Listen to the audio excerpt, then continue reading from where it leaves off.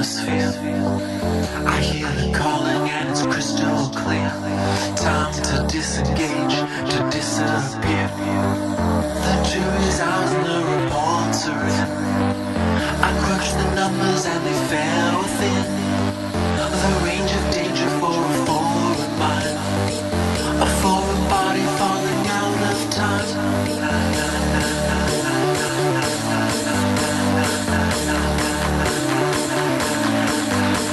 The crowd goes, my phone goes, the whole world goes, but you go.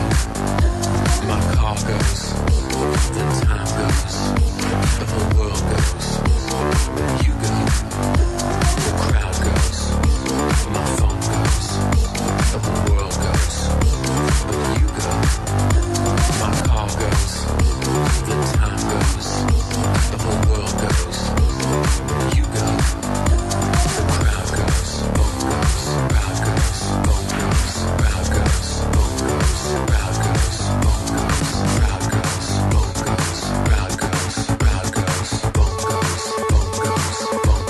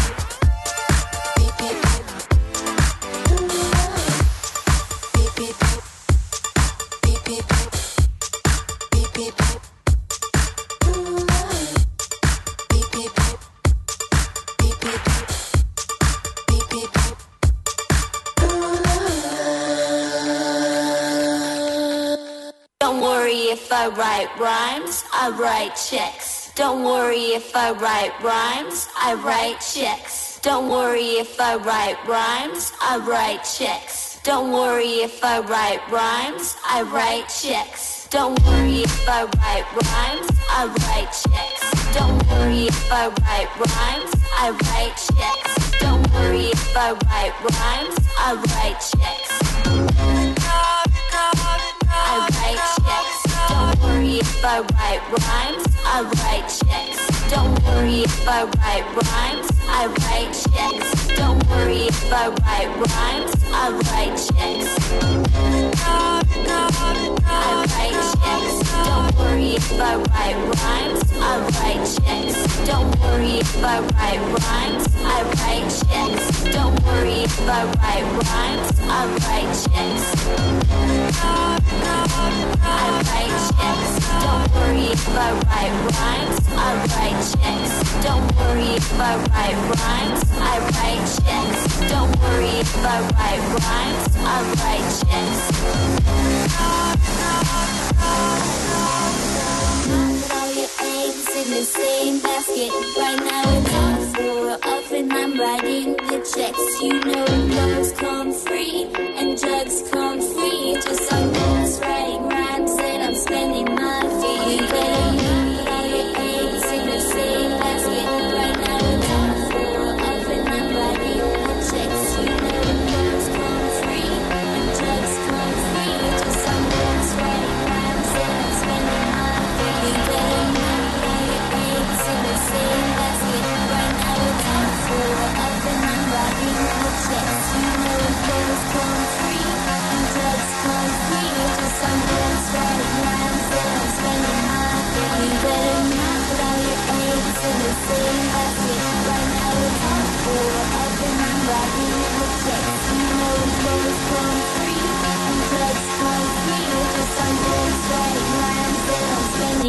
Noaphiel.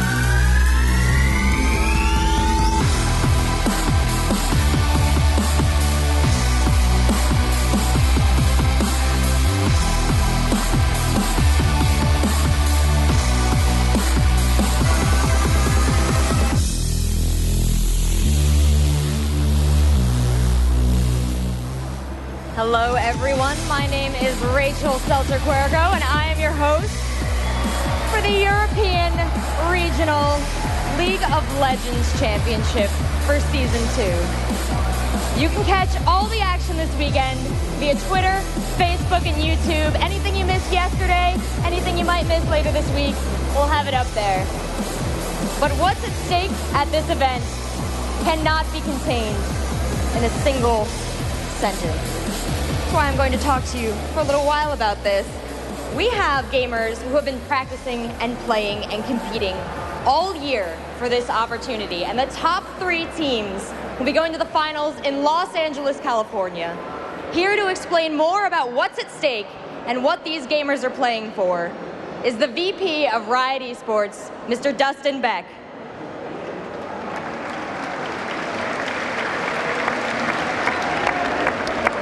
You didn't hit anybody that time.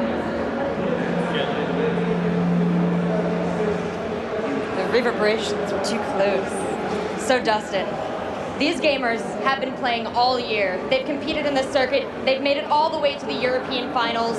What are they playing for? The stakes have never been higher. These guys, they're playing not only for this awesome tournament here at Gamescom, which has fantastic prize money, but the top 3 teams are going to be making their way to Los Angeles, which is going to be home to our World Finals event in October. It's going to have the 12 best teams from all over the world competing, and we think the competition level there is just going to be phenomenal. But that's not all. It's not just about the finals in Los Angeles. It's about Season 3. What can you tell us about these professional gamers as they take their game to the next level? Yeah, that's a great question. Season 3 is, we're extremely fired up about it. We announced last week that we're going to be making a championship series. It's going to be the top 8 teams in Europe, the top 8 teams in North America playing in weekly matches. You guys won't just be seeing them at these big tournaments here. They're going to be playing all the time, non-stop competitive action, salaried players, free HD streaming for all the fans. We're fired up about it at Riot. And these are all things that Riot is able to bring to you because you are such amazing fans of this game.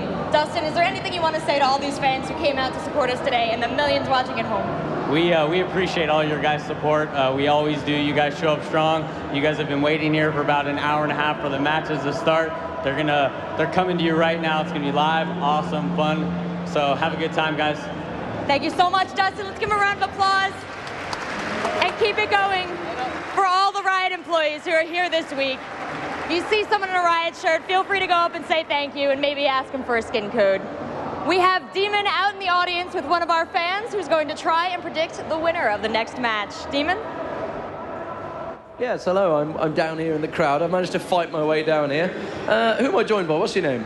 Hi, my name is Moritz. I think this will be a very exciting match. I think SK will win. I really hope it. I like to watch the Ocelote stream. Always, it's very funny, so I really hope they will win. You think Ocelote's going to beat Celaver in mid? Yes, it will. Holy moly. He's going to be loving that. I mean, okay, so you think for this t-shirt, you think SK Gaming? Yes, I think so. Well, I think he's with the rest of the crowd as well. We'll guess we'll see and find out. Let's go back to you guys. Thank you so much, sir. Now, without further ado, our real stars of today. First, we have SK Gaming.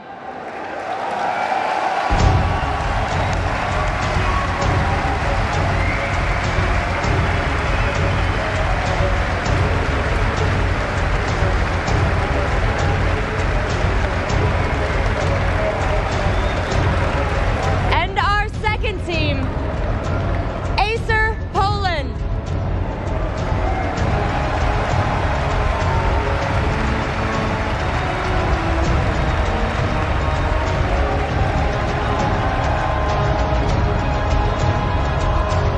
Yesterday we discussed how important it is that you cheer for the team that you want to win.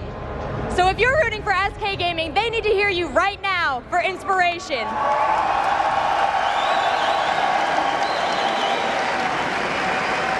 And if you're rooting for ACER Poland, they need your support at this moment. So let's hear it.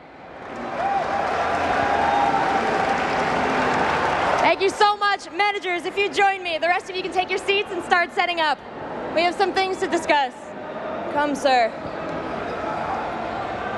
Now, you guys have already had a long road to this point. What has been your most memorable moment up till now? Every single tournament we played is like, it's a whole path, a one-year path. Every point, every season point earned in every single event we played. This is the end, no? This is the last rush we have to do, you know? This is not the end. This is only the beginning.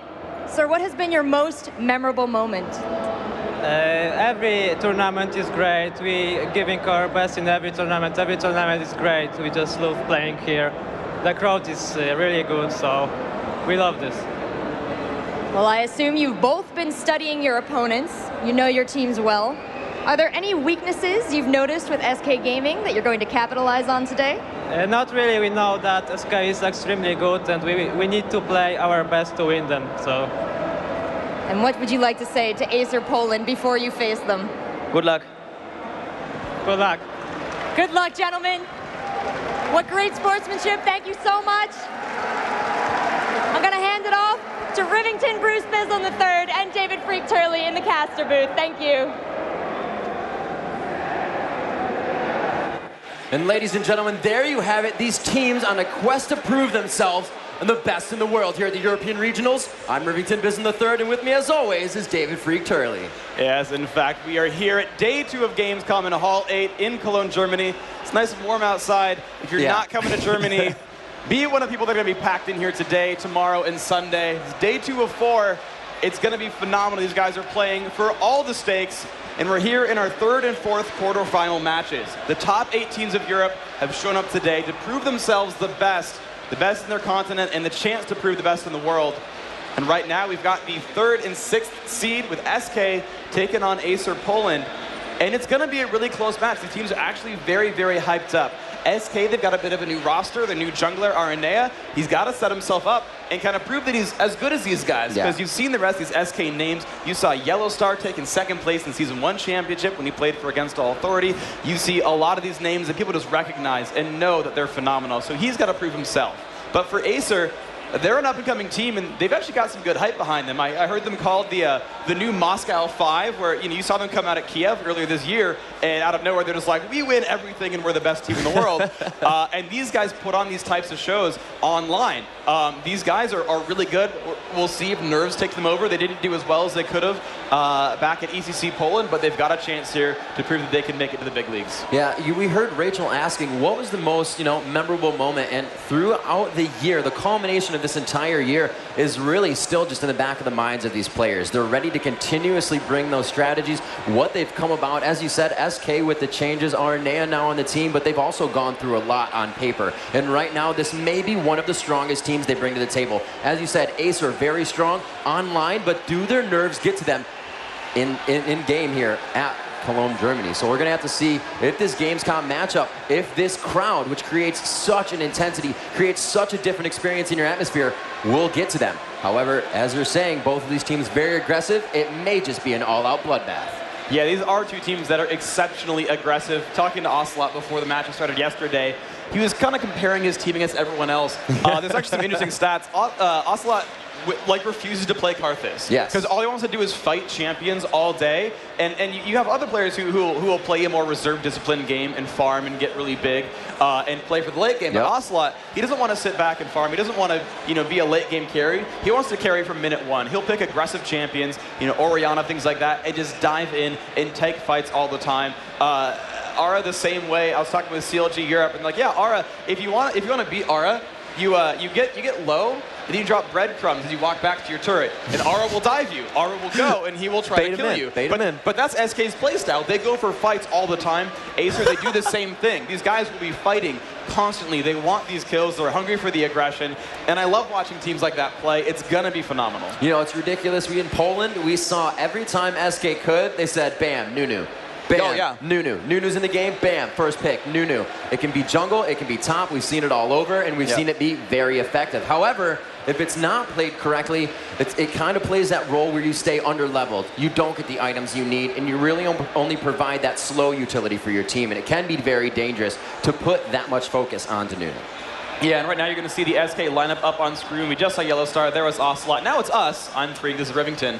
But so aside from giving the rundowns of their faces, we are actually getting the ready checks in from the players. ACER is ready to go. SK, we're waiting on them to make sure. We did see them smiling and waving at the camera, so they're not far off, of course. But you know, the game we casted yesterday between Fnatic and Curse, where, spoiler alert, happened yesterday, Fnatic won 2-0. This is going to be another crazy game. Those games were like 45, 50 minutes long, and it was brutal. It was crazy good. I expect this again this time as well. There's a lot of phenomenally talented players on both these teams, and it's single elimination. It's a best-of-3 single elimination, which means if you lose the series here, you're out. Your hopes are dashed. You're getting $10,000 for making it to the regionals, and congrats, 10 grand does not suck whatsoever. But your hopes for the auto-qualified in Season 3, your hopes for the World Championships, they're out.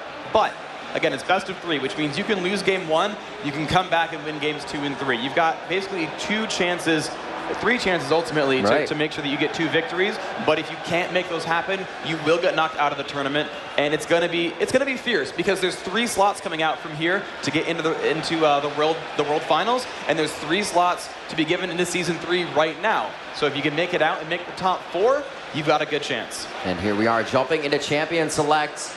There it is. Karthus banned out, as well as YellowStar. I think YellowStar almost 100% pick ban rate right now, and it's not picks, it's banned. So YellowStar really not seeing too much gameplay this tournament.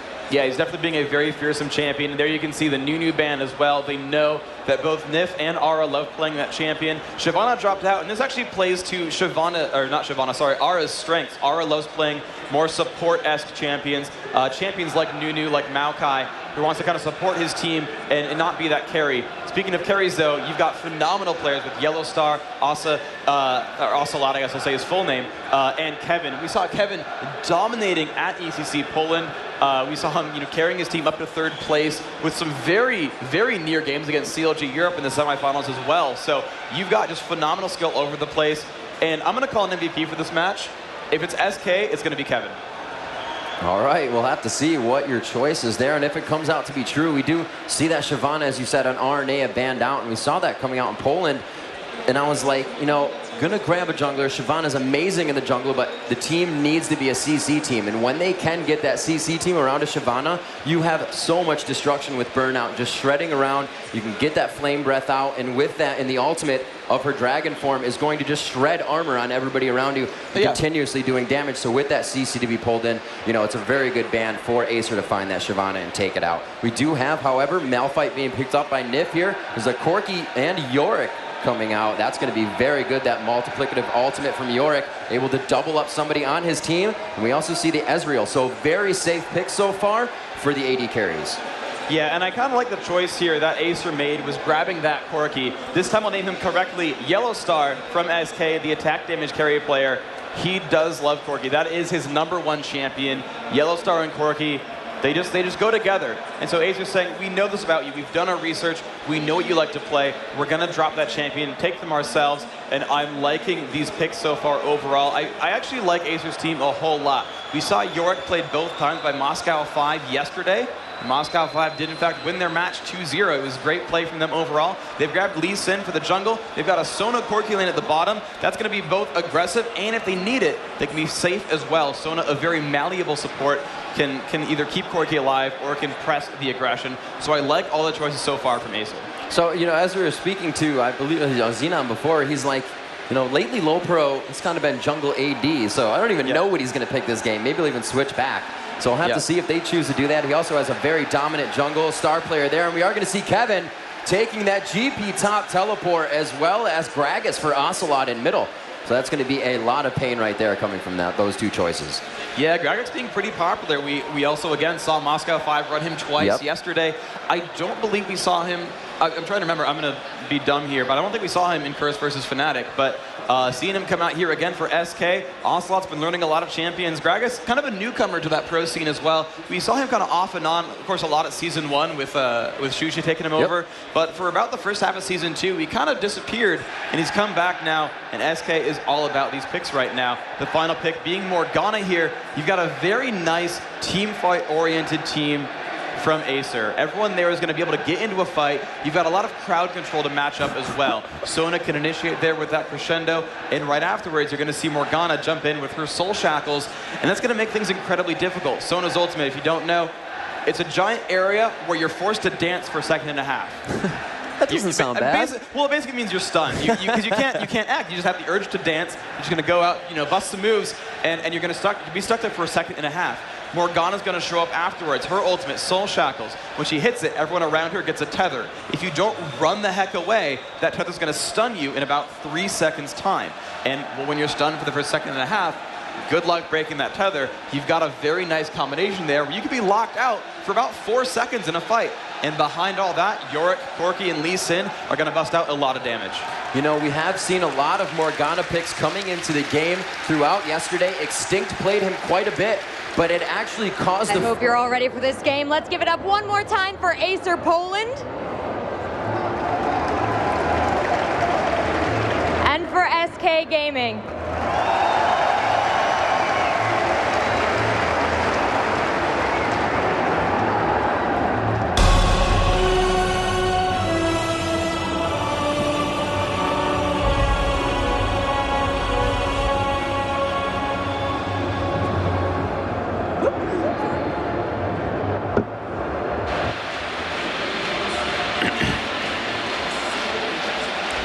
And here we are jumping into the game. We are checking out SK for on the blue side.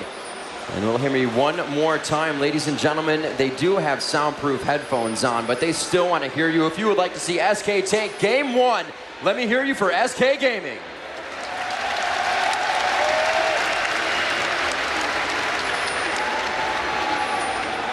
And on the flip side, on that red team, now you guys have been cheering pretty loud for SK, but I want to hear you double that up.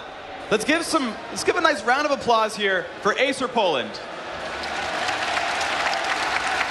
And both teams poised and ready, Phreak. They are playing a bit defensive here. As we said, the single elimination tournament completely unforgiving. You do have a few matches to come back in the best of 3, but that is going to be very strenuous on your mental gameplay, knowing that that could be the last game of the tournament. As you said, taking a little bit of money home, but that's not what they're looking for. These top 3 teams in this tournament are looking to punch their ticket to Los Angeles and represent Europe at the championship in October, and that's exactly what they're vying for right now. Everything is on the line in these matches in this best of 3 for SK and ACER Poland. Yeah, so SK already leading up with, it looks like a pretty default early start. These teams both putting down some early wards, making sure they don't get invaded upon, and just kind of standing around making sure their jungles are not invaded. And these teams are saying, you know what?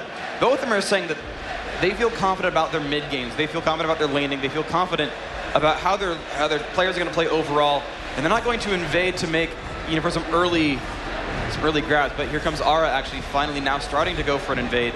Lee Sin up by the Raze. He's going to find Morgana in the brush, possibly. SK, they're going to look, and they're not going to catch up to Yorick. They've already gotten those golems taken away. Gangplank going to get his own golem buff, though. Kevin making a nice choice there. Going to have his golem and use that extra mana regeneration to make his laning a breeze. And here we go, SK also with a lane swap as YellowStar and Nyph are going to be taking that top lane by themselves. This is going to be great for him. It was something we used to see, I believe, TSM used to do, and giving Dyrus that blue buff when he was on GP. So we'll have to see how this affects them. Puki down bottom by himself, just happily farming away on those minions, getting his gold and CS up right now. Everybody's pretty much even all gold. We're only 2 minutes and 30 seconds in. And as I said, that cautious play already coming out. 760 getting a little bit of damage poked on him, and YellowStar and Nyph about to be aggressive. It really seems like they're going for that fast turret on this one. Yeah, and the weird thing is you normally see Yorick as an intentional 1 versus 2 champion. A lot of times teams will pick Yorick and send him bottom lane in order to crush out their opponent's top lane by swapping these champions. You can see here that top lane, the 2 versus 1, makes it so difficult for ACER to survive that battle. Of course, it's very, very difficult to fight against 2 champions when you're alone. But what SK did was genius.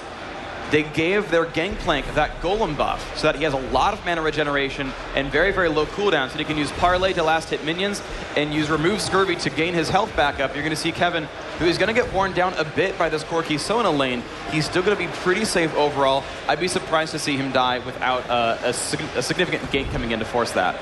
Yeah, and he's always going to be picking up more money if he gets those minions with Parlay, that Q ability, so he can really keep himself farmed up in that lane. As you said with the blue buff, he is chugging down the potions, and it does look like he's just gone ahead and done 1, 2, 3 in his skills on the level, keeping himself with that the cleanse of the crowd control with his Remove Scurvy, as well as that raised morale to keep himself mobile if he needs to. Yeah, so we're just seeing him trying to survive. Of course, he is pushed to the turret, but overall, you know he's going to work out in this lane. But here comes LOLpro. He's up at the top. Lee said might look for a gank. He's trying to hide behind that minion wave. Now that those opponent minions are dead, he can make his way forward. 760 could push up, but SK waiting in the corner of that brush. That poor Yorick. Now, they don't know Lee Sin is there, but Yorick is not in the best of places. Ignite goes off, taking so much damage. Lee Sin trying to come up and deal damage to Nyph, doing a lot of pain, but he's been pushed away just a little bit too much. Wow. That will not be a good gank for ACER. A great timing on the Howling Gale by Nyph, throwing it out, actually stopping Lee Sin on the Resonating Strike, and then the Sonic Wave into Resonating Strike and just stopped him right in the middle of the air. Beautiful job there.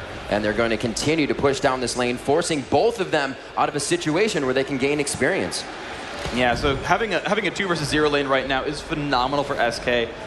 You know, this lane swap, it's always a little bit tenuous. You never know quite how well your players will do. As we saw at Poland, I think Moscow 5 tried the solo Gangplank, and Darian, I think, died like 4 times in a row, just to really, really good ganks from CLG Europe. But in this case, Kevin's holding his own pretty well. He's got 18 minions. You compare him to Yorick, who's the counterpart there, and Yorick is only at 15. So this lane swap is working for SK. His solo laner is doing a little bit better.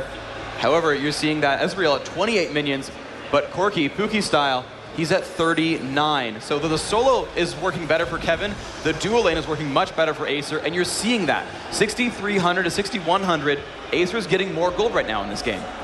It's really going to help them scale. They have a team that is going to be very strong late game. That Malphite is definitely going to be helping SK Gaming as they get into the late game as well. So we'll have to see how those two, battle it out in the team 5-on-5 team fights. We do see waiting off in the wing. LOLpro is just being very patient right now. Gragas, however, somebody who is actually quite hard to gank with that body slam, can get himself out. The Dark Binding just missing. Great job by Ocelote to kind of dodge that mentally and keep himself calm in the situation. Yeah, he's keeping his lane pretty safe. You can see 39 to 36, that minion score between Gragas and Morgana. And again, we're just seeing this game just neck and neck right now. Ara going to find LOLpro in the jungle, trying to push him away. Ocelote is there, waiting to go for the body slam. He's going to throw a barrel out, but no. A nice safeguard from Lee Sin's going to keep him from taking any damage. But he had already stolen that big wraith. That's what he wanted to do, and that's worked out for him. Great job. Bottom lane focusing on farming as well as zoning. They're really doubling up on the multitasking here. They're not just saying, hey, let's push it to the turret and let it go there. They're actually freeze farming the lane and zoning Kevin very hard. Yeah, Kevin cannot approach that brush without getting jumped on. And as I say that, he walks into the brush, so never mind. But generally speaking, unless you see Sona out in the lane, if you walk into that brush, you know you're going to get hit from the Fog of War, and you're going to take damage for free. You saw him just walk up there, and again, Corki harassed him and got some free damage. And LOLpro, again, he is just omnipresent on this map. He's waiting to see if he can get into a gank. Oh my gosh, Morgana coming in from behind as well. He's going to jump across, nice safeguard. This is going to be a 3 versus 2. 7 minutes in, they're going to go for a dive on this turret. Wow, quite a wave of minions. They quickly take out Tempest, or Ezreal with a Tempest. Looks like 760 may try to stay on Nyph. And there we Kevin also on bottom taking down Sona. So in both lanes, quite a bit of aggression coming out. The junglers coming out to show their dominance and really give a lot of help. 4-man focus onto top, and that was a perfect time for Malphite to go bottom. Yeah, that 1-to-1 trade, just neck and neck. And of course, at the bottom lane, you saw Ara and Kevin got their own kill. So when ready for the replay, we do have that ready. And here we go. All right, it's a SuperAze and Puki right at the turret, and Ara coming in from behind. The gameplay ultimate goes down, and Kevin just diving in because much damage. Oh, a fail flash from SuperAze keeps him locked up. There's no way Kevin's going to give up that kill. Parlay in the back, one more strike, and there's the kill, forcing the Valkyrie away from Puki. He's going to survive that, though there is a slow for Malphite. A great 1-for-1 trade overall. Very nice job as we continue to the lane. Everybody returning back to their normal positions. It's like Lol Pro just going ahead and getting his own wraiths as he has been between both jungles, trying to go back and forth and really deny experience to Malphite. Araneae did not have blue buff in the beginning, so his jungle was a little bit slower, but his presence in lane is going to start making up for that. And here we go, more damage onto the turret. We see a lot of the Korean teams going for the fast turret and the fast roam in the game, and that looks like it's what SK is trying to do here. Yeah, that turret is down to 1/3 health right now. 760, though he's still farming okay. He's got 40 minions.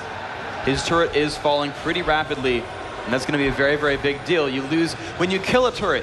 When you kill a turret that your enemy team controls, everyone on your team gets 150 gold. If you look at the top scoreboard, you can see these teams at about 10,000 apiece.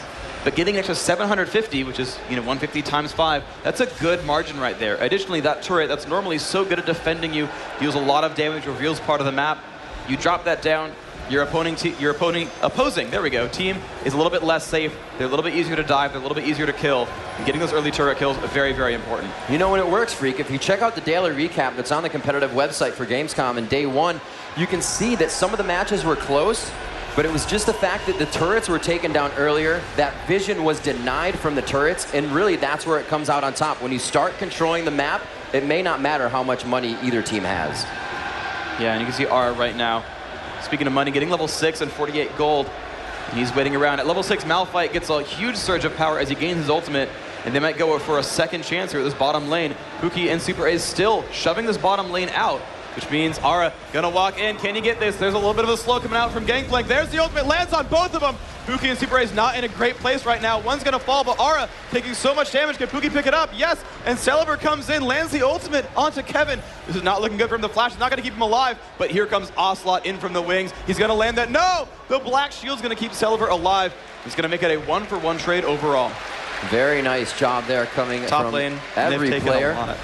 In top lane, we do see Nyph getting hit pretty hard. 764's back with the Ignite on him, and he does get the Arcane Shift in. A slow goal out, or a health goal rather. A good shield, giving Ezreal a little bit of damage. Like we said, this game is going to be a bloodbath, both in every lane rather. Neck and neck right now. We can see the teams, the intensity of Ocelote on the camera. Low Pro with the Ignite on. Does he have safeguarding? He did not. Ocelote finding a kill for himself and grabbing double buff. Yeah, that was awesome right there. Basically, Ocelote just kind of walked in and started fighting him. Both had full health, but Ocelote was low on mana.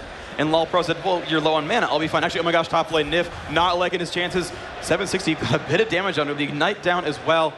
And Nyph, one tick from dead, will just barely survive that encounter, but that was rather close. Yeah, on that mid lane, Ocelote just kind of went in, face checked him and said, this Golem buff's gonna give me enough mana regen that I'll kill you in the end. He saved his Ignite for the last second, and when he realized he had one body slam left, he just chunked it all onto him, and he picked up that kill when I don't think Lol Pro was really ready for it. And here we go. We may get the first turret down in the game. It is quite a wave, and he is going to keep battering down on that. 11 minutes and 15 seconds in, we have our first turret. 3-2 is your kill score in favor of SK Gaming, and they're just up by 1.6 thousand gold. All right, so now we're going to see what these teams can do with each other. So look at the minion kills. You're going to see who's the big carry right now. Well, right now, actually, Kevin does have 2 champion kills, but Ocelote, top scorer in minions, has a kill as well. This Gragas is going to be a phenomenal sort of playmaker here for SK. Ara almost coming in to get this gank on a Celaver. Nyph going to move off to the side, make sure they don't lose these minions to turrets as they pick up the kills themselves.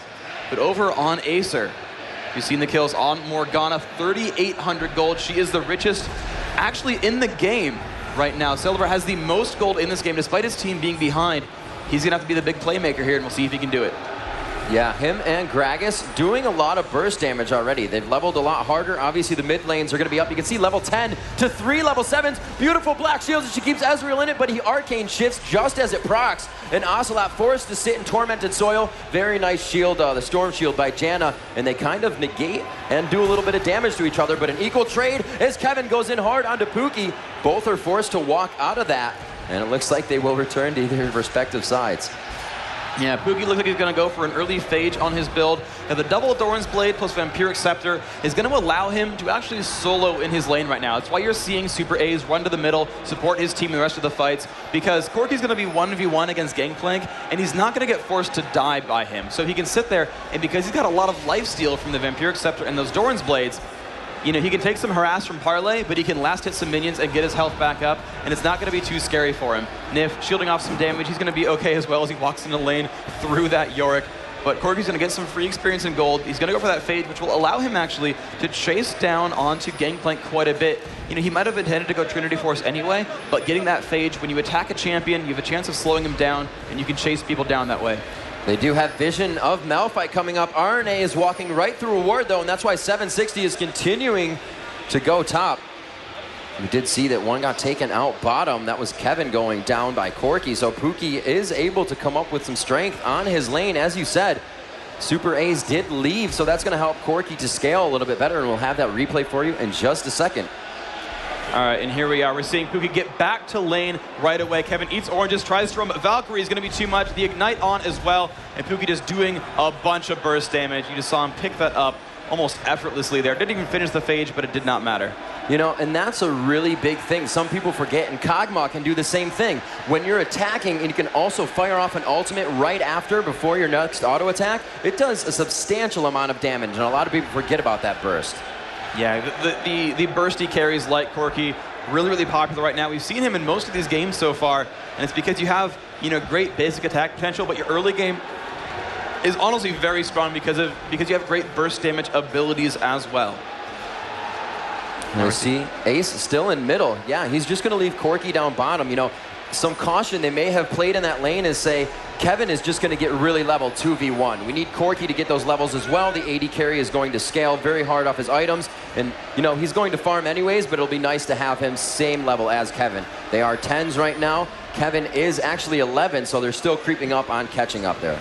Yeah, right now some more damage coming off, and the ultimate in from Araneae is going to jump in on SuperAze. A great Kragus barrel, locks him up for a few more seconds, flash away from Sona. Corki trying to run, Lulpro in there, Celaver taking a bunch of damage. Kevin teleports in from behind, Celaver left alone almost, and the flank is on. There was one going down, Lulpro trying to run away, but they're going to keep chasing. Kevin flashes for the parlay, and he's going to pick up that kill as well, putting SK up 5-3.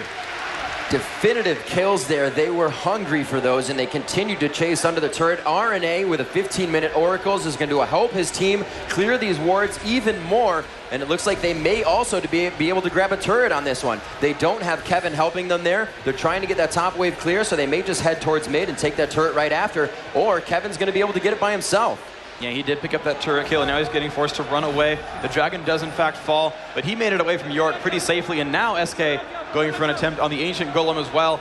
And ACER's not ready. They've only got 3 nearby, but SK doesn't know this. They've got more members, but they're not going to fight this right now.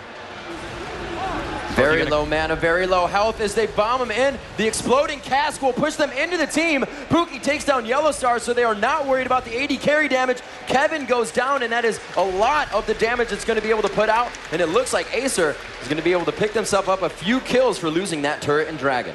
Wow, and that was a full-on 4 versus 5. Lee Sin was nowhere to be found in that fight, but it did not matter. They got great crowd control. They locked up Ezreal, then they locked up Gangplank. The oranges were not enough to save him. It was not K overall for you.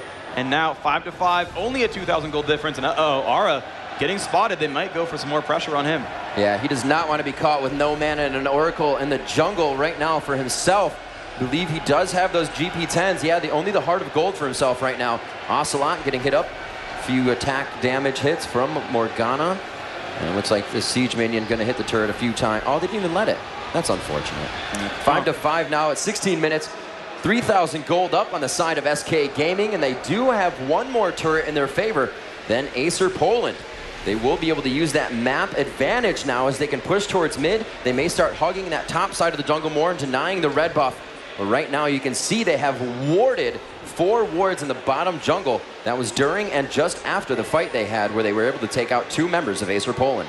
Yeah, well, thankfully for SK though, they still know that they have their own oracles, right? They are sweeping around those wards. They're going to be dropped out pretty quickly.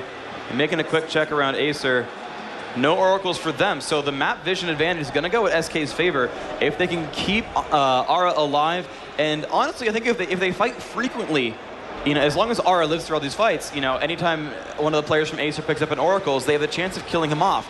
That Oracle's Elixir, if you see that pink eye over someone's head, what that means is they can see invisible things around them. Now, none of these champions turn invisible, but wards, these things, these little red and blue blips you're going to see on the mini-map, they're going to reveal the area around them. You can see one just in that last scene there, revealing that brush. And that's very, very important because there's so much mobility that's involved in this game that if you run from one lane to another, flank behind somebody, that's where you're going to get a lot of these kills. We saw the first blood gank as Morgana came around that turret from the fog of war, unseen, picked up that first blood. That's how these fights often happen. And when you have the ability to sweep for wards and reveal them and kill them off, that's when you leave your opponents in the dark.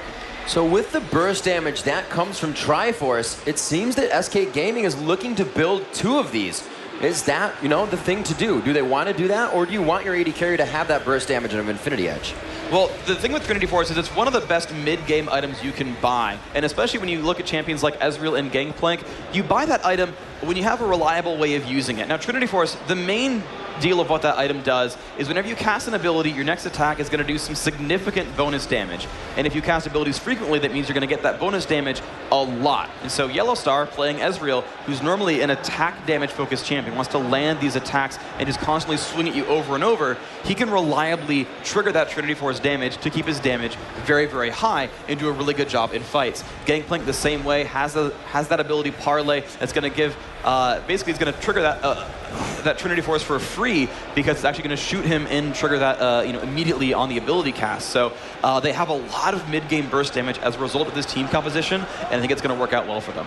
Very nice, and yeah, they are utilizing it a little bit, as we did see YellowStar was caught out for a second. Araneae, however, trying to get out so he doesn't lose that Oracle. The Phage proc coming into play as it slowed him. They do have LawPro here. LawPro with a beautiful kickback will throw the team up as Ocelote comes from that north side. And it looks like they're going to just kind of sit back here, gather their numbers in 4 here, power in numbers that is.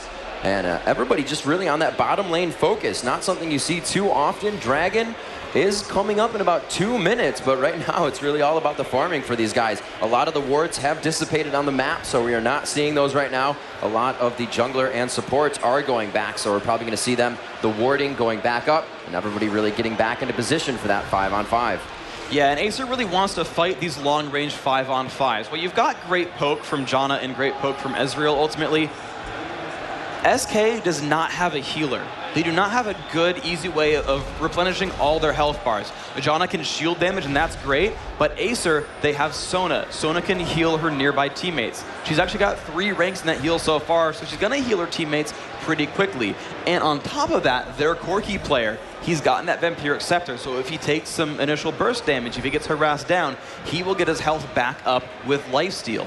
YellowStar did not do that. YellowStar, in fact, has a Phage and a Sheen. He's got a little bit of lifesteal because he's got a couple of Doran's Blades, but he does not have nearly that same level of sustain. You saw when YellowStar took that Dark Binding to the face earlier, he just stayed low. He never got his health bar back up. Whereas you saw Acer kind of at full health the entire time. And SK, they're really, really smart players. They know that health bars matter when they were like, it's a 5-on-5, but we're all at half.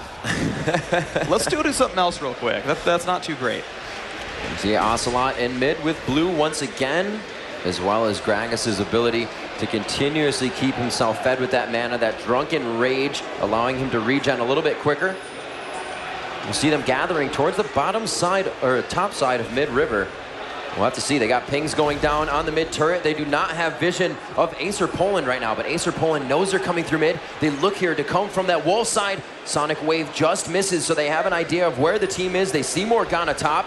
Morgana also using teleport along with Kevin, so they can get themselves right into the fight if necessary. Howling Gale goes out to shut down some minions and slow that wave, but it looks like they're going to initiate here. They were thrown back. Pro said, I want to go in, but not so much just yet. And it looks like they will hold off on this fight for now, Phreak. Yeah, Ara was tanky enough to take a little bit of that burst damage, but survive it overall. So Acer didn't really want to dive in. If Malphite had been down to maybe 10% health, he would have said, yeah, let's go for it. Let's pick up a free kill. But ultimately, Malphite is one of the tankier champions on that lineup. If you waste a lot of your initial damage on a tank, it means that your cooldowns aren't up for when the fight really begins and you want to kill the squishier champions. Generally speaking, sometimes you have to fight what's in front, but you really want to kill what's going to die fast. If you spend like 30 seconds in a fight trying to take down something tanky, and the rest of your team has died because you've not killed anything as a result, that's really, really bad for you. And you want to try to get around those champions and fight something else if you can. And the Dragon timer for ACER, as they were not able to get it last time, they did have to give it up and lose mid-turret, but looks like this time it will be contested by SK Gaming. The Howling Gale goes up to knock him out. The Dragon was grabbed by Lee Sin. Nice job by Lowpro on the smite. And the thing that I've seen here is Celaver is forced to play top. He does not have as much AoE as Gragas does on Morgana. Ara's still blue. Ara just stole the golem buff away. Nice job, dude. So the wards once again coming into play. And as I was stating before... Oh my gosh, top lane YellowStar getting owned right now by Celaver, just jumping in there. Dark Binding hits. That's one kill. Kevin's going to dive this turret. Can Celaver tank this for long enough? Kevin getting low. There's the kill with Parley. Going to run back through, and he will survive that. Nice job there by Kevin, but nice kill from Celaver. Yeah, will be able to help his team, though. They are in a 3v2 situation, 4v2. As Corki starts to come around the corner there, nice body slam through the wall. They will meet together back in middle. And they've been doing a very good job until then of keeping Morgana top, keeping that AoE ability power damage out of the fight. And it's really got them a lot of kills for themselves. They were able to contest that Dragon. However, Morgana just doing what she needs to do. Celaver playing very smart, getting himself a kill. However, dying in the process is going to be getting the items he needs. 76,000 or 7,600 gold right now, and he is almost tied for the top amount of gold with Kevin. Yeah, but right up there, man. 8,100, very, very big deal. He went for a lot of early economy items. If you look over at Kevin's items now, you're going to see he's got that Philosopher's Stone, and that allowed him to generate a lot of gold as he sat there in lane and just tried to just generate 478 gold so far. Yeah, it's pretty much already paid for itself. If he sells it, he still comes out ahead. Of course, it provided a lot of regeneration and whatnot, so he is getting very, very big. Parley as well, the tooltip of Parley as well will tell us how much he's earned from that ability. And we're seeing ACER right now go in for a push. 354 gold, so yeah, about 800 gold has been gained right now just from sort of surplus sources. Their beautiful turret takedown in mid. They're kind of closing now that gap of losing the map vision. It's 3 turrets to 3. We're 15 seconds off of 25 minutes, and we have a mid-engage on Lowpro. He does have to safeguard to Sona. Looks like Exploding Cast comes out. Will they be able to do enough damage? A few ultis have been used, but nobody can really get a full initiation on the fight. Yeah, that was a perfect safeguard. Gragas, also, he dove in with body slam, tossed the explosive casket, would have knocked Lee Sin back into his team, but at that second, he safeguarded to Morgana and got to safety and got knocked out of the fight instead of into it. Malphite taking a good amount of damage from Yorick there, 760, making sure he keeps himself in the game, and he's still a formidable opponent.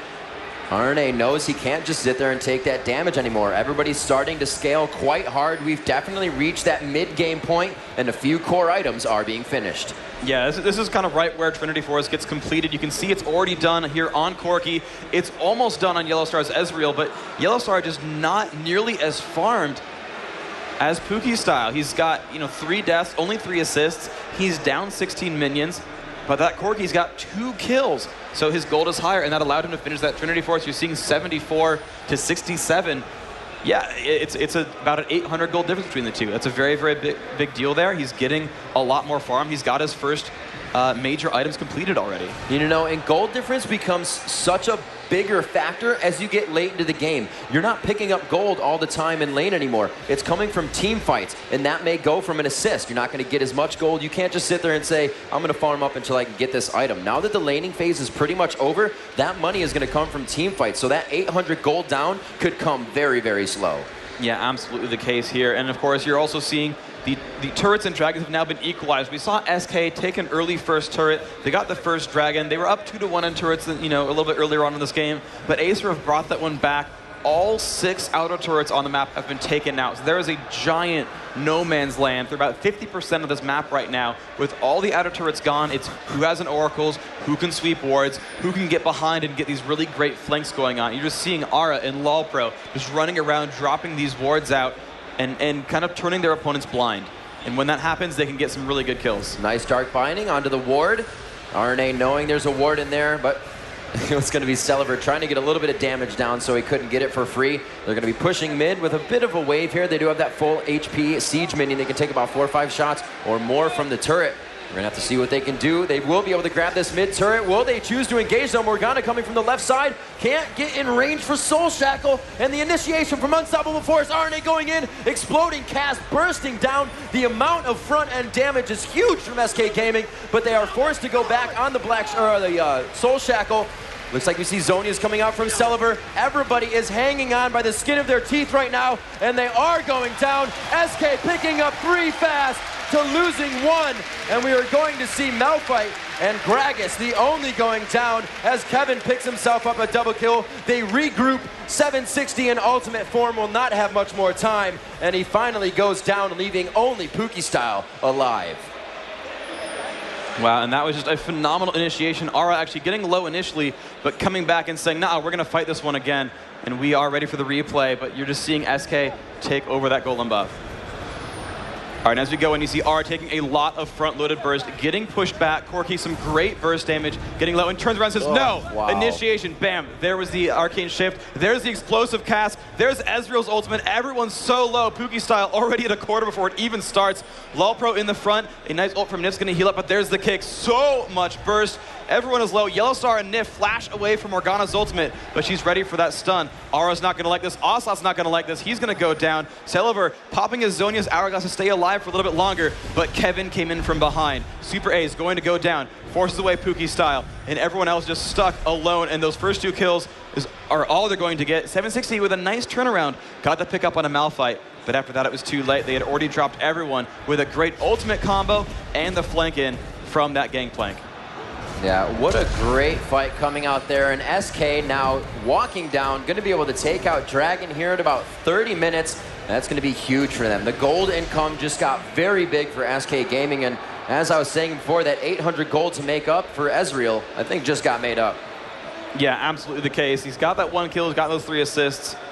He's going to have some nice items for himself. You're seeing the sort of the item sort of battle down here at the bottom. Now, the 2 mage players went for different overall builds. We saw them both go for Abyssal Scepter that lowers the magic resist of nearby enemies so that they can combo and just deal more damage with their abilities overall. But while the Morgana went for Zhonya's Hourglass, which is what you're going to go for on Morgana. That item is amazing. When you pop Soul Shackles, you know, they have to run away from you, but they can also try to kill you. And so when you buy a Zhonya's, you activate that, you become invulnerable, you can't move, but that's okay. They're already slowed, you can generally make that still work, and so it prevents them from counterattacking you. You can dive in the front and get that stun off without much worry.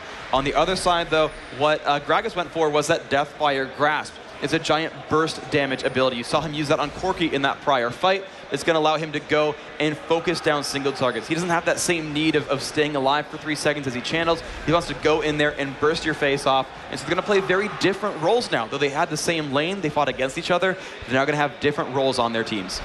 Coming into this late game, looking at both of these team compositions, I feel that ACER Poland lacks a bit of area of effect ability damage. So much can come from exploding cast, so much can come from GP's ultimate, and then Unstoppable Force. Again, the Soul Shackle as she gets it up just again, breaking all the chains. Looks like this fight will be stopped for a second. A huge Unstoppable Force at max range, and it looks like they will initiate this fight on the turret. Araneae taking all the cooldowns for himself, and he will go down eventually. It looks like we do have one also going down that was going to be Lulpro. So in the 1-for-1 trade, everybody quite low on mana here. Looks like they are going to start poking back and forth from the other side. Ocelote still able to do damage.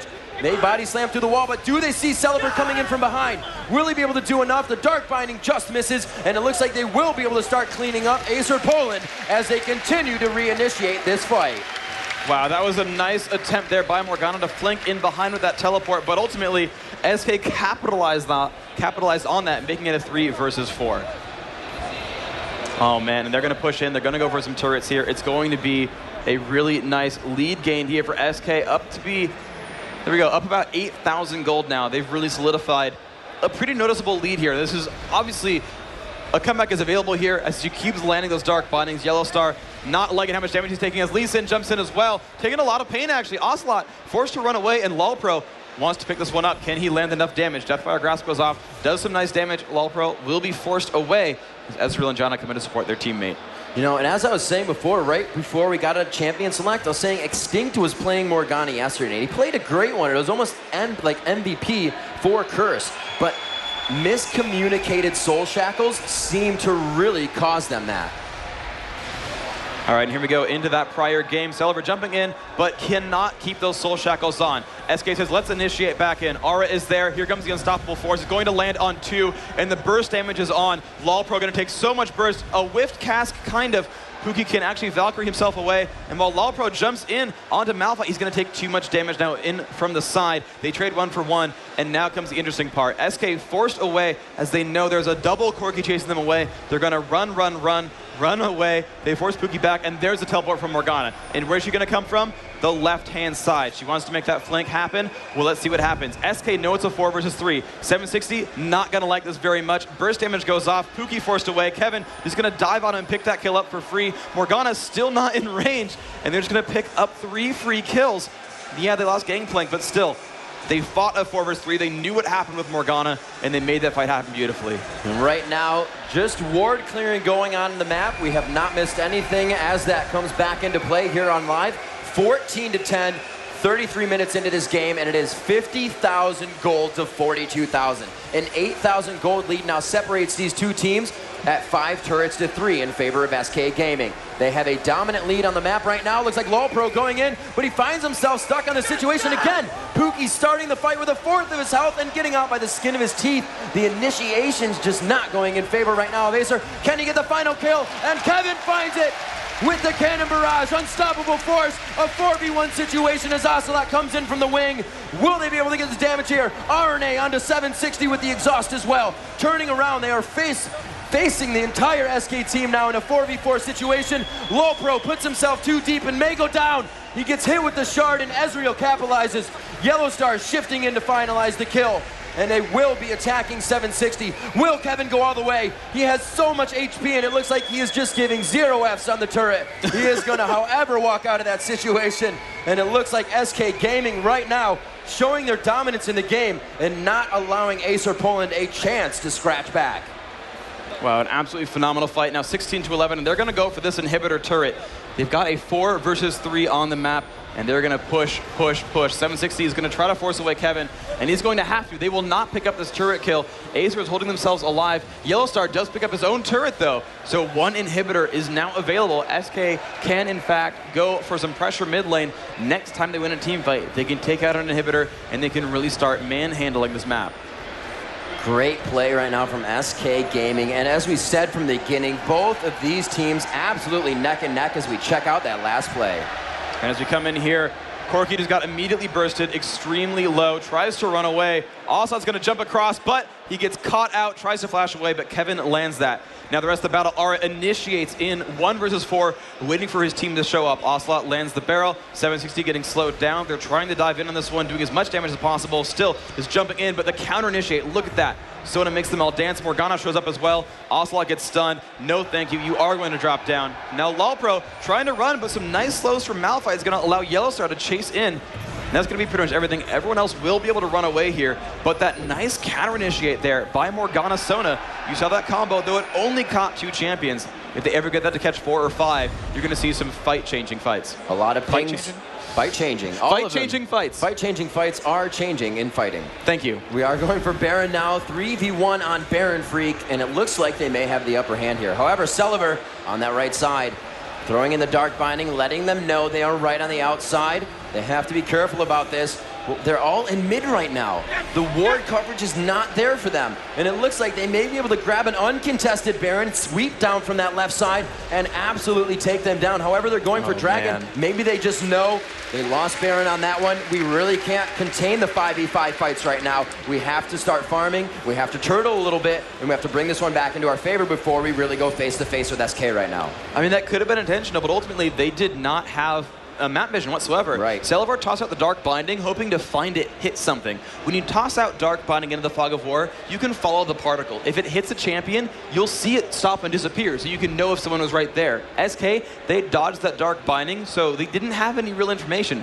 They still might have suspected they were there, but they didn't know for sure. They saw 2 members of SK, both Kevin and Aura, were in mid lane. They're like, well, okay, maybe they're not doing it. Oh my gosh, Baron buff. Yeah, that's something you really got to watch out for. And all 5 of them have it as well. Only grabbing it with 3 allowed them to keep ACER Poland occupied in middle. Now with that open inhibitor, they can choose to go on this. ACER Poland has to put up some defense. Will they be able to hit a nice soul shackle here? She is looking for it, but Kevin trying to keep her out of the fight. 760 is the focus of the fight right now. He's taking quite a bit of damage. There's the soul shackle. Not really grabbing anybody but Kevin, the unstoppable force, and the reinitiation once again from SK Gaming. They picked up 1 kill so far, and they're not done. 760 getting bursted out. There are 3 kills in a row. Now Lolpro left. Oh, a nice jump back on Ozona is going to keep him alive, but it is still a 5 versus 2. The inhibitor has fallen down, and SK are not showing signs of stopping. They're going to move. They've pinged the bottom turret. No, they're going to go for the Nexus turrets right now. This could be the game-winning push as the first turret falls down. They've got 35 seconds until the respawns. SK up onto the Nexus, and game 1 is going to be theirs. And ACER needs to find the strength to come back for game 2.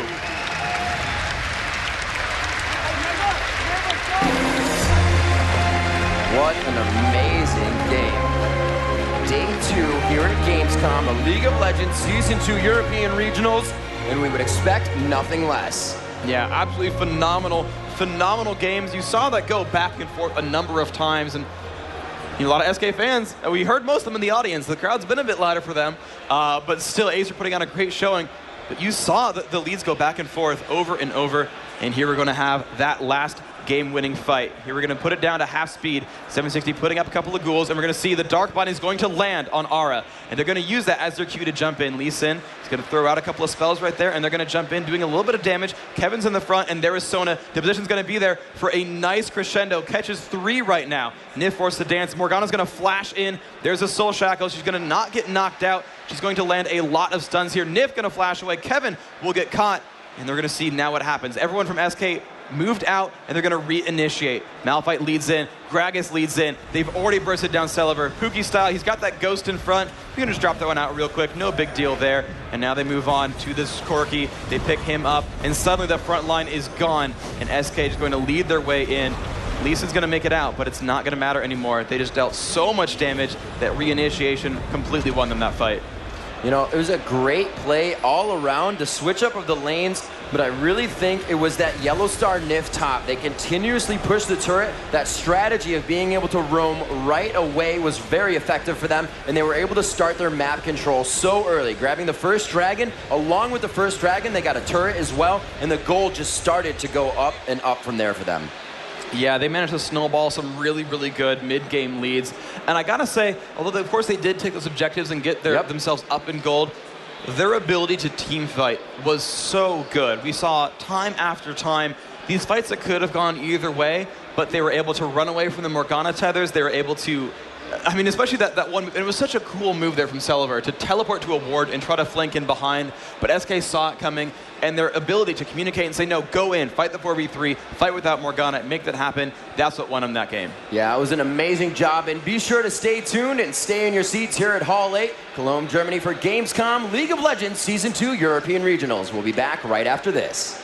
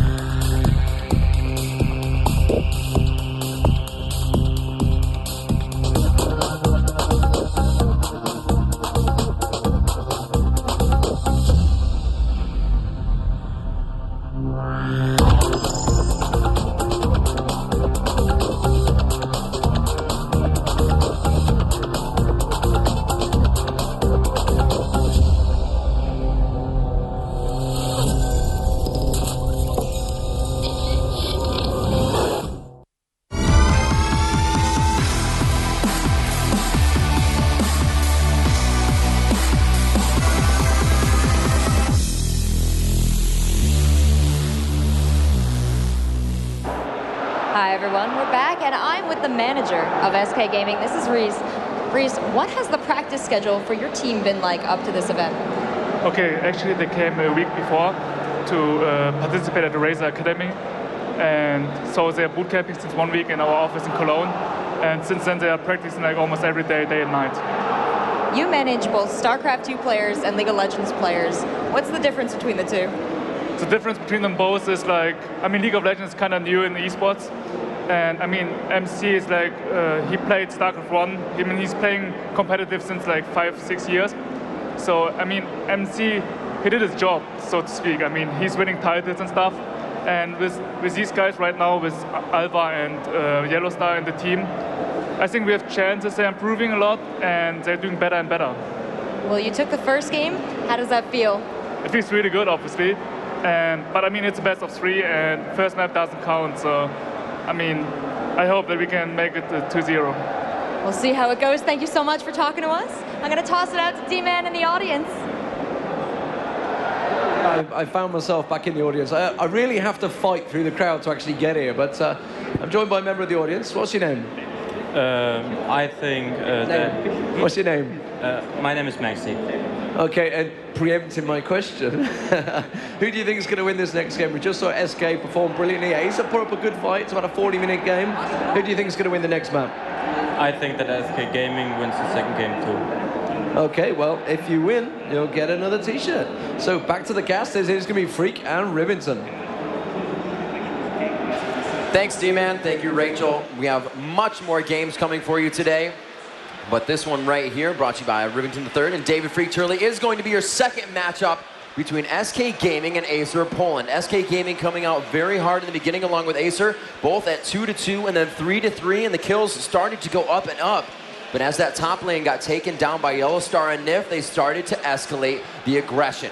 SK just came out too strong in the match, was really able to take it with a 10,000 gold lead by the end, and really just 2 Triforces on the map, too much global presence from Gangplank's ultimate, beautiful unstoppable forces from Araneae. Can ACER Poland stop it this time around? I think they can. I think there were just a couple of small mistakes they made that ultimately they showed their mechanics are just as good, if not better. They were winning in minion kills. They were winning in gold early on. Before any kills happened, they were in the lead. They got first blood. But the only things that faltered early on were they lost the first turret and they lost the first dragon.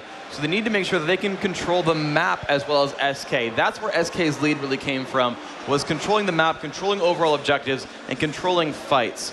And now, I don't know if you can learn how to team fight amazingly in a game, but I know that ACER can pull themselves an early game lead. Controlling Dragon is something that any team can do. Yes. They do know how that works. They do know how towers work. I feel like if the gold were maybe another 500, maybe 2,000 in their favor, the team fights would have still went their way. They ultimately would have went ACER's way, and I think they need to rely on their early game right now. Because their early game was better, and if I'm going to coach a team and say, here's how you win game 2, it's harp on your advantages. Use them to cover weaknesses. If you can't control them in one game, just overburden what you're going to do against them, what worked against them, and do it twice as well. And if you do that, you smother them, and you keep SK from doing anything. The manager just said, first game doesn't count. The slate isn't wiped clean. ACER needs to win 2-0 from here, but they are not out. Right, and as you said before, it might have to be their early game. As we saw into late game, missing wards. They were forgetting those mechanics, those tiny things that will keep you in the game, that will allow you to get those 1-kill pickoffs and make the fight you need a 5v4. They lost to an uncontested Baron at one point as they were going for Dragon. That ward coverage just wasn't enough for them, and if it does go into late game, they have to make sure they keep that mentality. Yeah, absolutely. That really sneak Baron was what lost in that late game. It was still close. Yeah, they were down in gold a little bit. Yeah, their inhibitor was available, but they were still fighting close. Their initiations were amazing. Sona, Morgana jumping in there. It was just unfortunate, just a little bit, because SK were just barely able to get out of those fights. We saw Flashes fully mitigate Morgana ultimates, but Flash has a much longer cooldown than Soul Shackles, and so if they were able to reinitiate within the next 2 minutes, SK's Flashes are down, they're gonna make those fights work. And so they have a couple of options here, of course. They can choose a different team fight setup where they don't get countered so much. They can ban out champions that could escape Morgana, or they just find another composition that works for them. But ACER definitely have what it takes to make those fights happen. Yeah, and it's going to be big. Everybody just kind of milling about. And this is great for the teams here. They get a second to talk. They get a second to chat it up and what happened, what went wrong.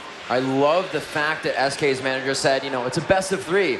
Game 1 doesn't count. You know, it really is the factor. Game 2 comes in and you have another game, and that's the game it comes down to. And everybody wants to see that Game 3 today. This single elimination, unforgiving tournament really plays on your mindset. We were talking before, ACER Poland, that M5 online. So aggressive, taking everybody out by storm. But in person, that atmosphere really gets to your nerves. And even at professional level play, it can bring you down to 50%, even if you feel like you're playing at your top best. All those nerves, everything going into everything you do. And as you said, you know, very good point about the Morgana Soul Shackle coming in. The timing of Flash to the ultimate, if they were able to get that reinitiation, it would have been huge for them. But it seemed like, just as Curse had trouble with, not so much communication during the initiation of the Soul Shackle. Everybody was able to get out. Nobody was really saying, hey, you know, I should throw a slow ghoul on them so they can't get out. So the Flash isn't as effective.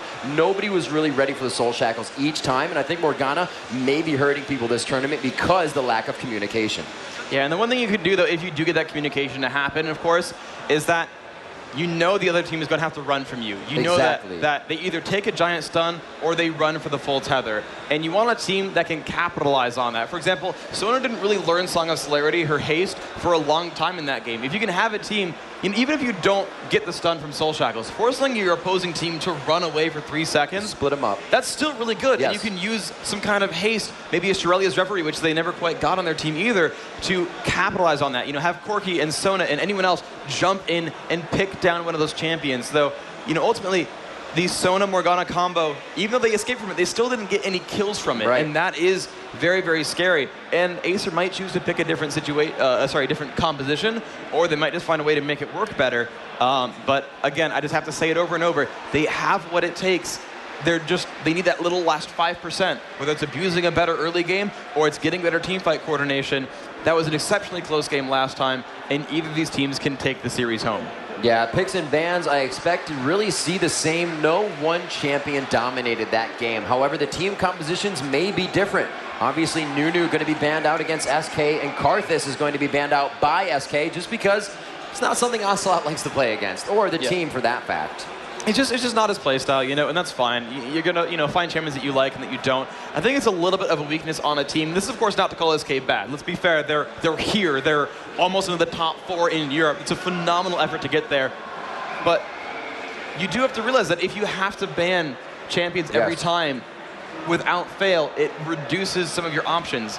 You know, they're not able to spend 3 bans saying, you know, let's get rid of all the good 1v2 top laners, right? They can't like ban Yorick and Gangplank, and I'm trying to think of like the other, like Morgana could do. I'm trying to think of like the other really common 1v2s. Malphite, I think, is a big one there, right? They can't spend all their bans on that sort of, you know, in that section, so that, you know, because they're banning Karthus every time, you know, they're not able to deny some of the options that other teams might do if they're comfortable with all the roles. So, but of course, it's worked for them so far, right? They're banning Karthus, but they're still winning. I can't hate on that too much. We'll see how that pans out. And Phreak, let's talk a little bit what's at stake here. These teams eat, sleep, and breathe circuit points. They want these points. These top 3 teams, and as we said before, match 1 and 2 is just as important as that 3rd and 4th place match. That chance to go into the Season 3 championship, that chance at representing Europe in the championship in Los Angeles in October. So these teams, head-to-head, are trying to really make a name for themselves.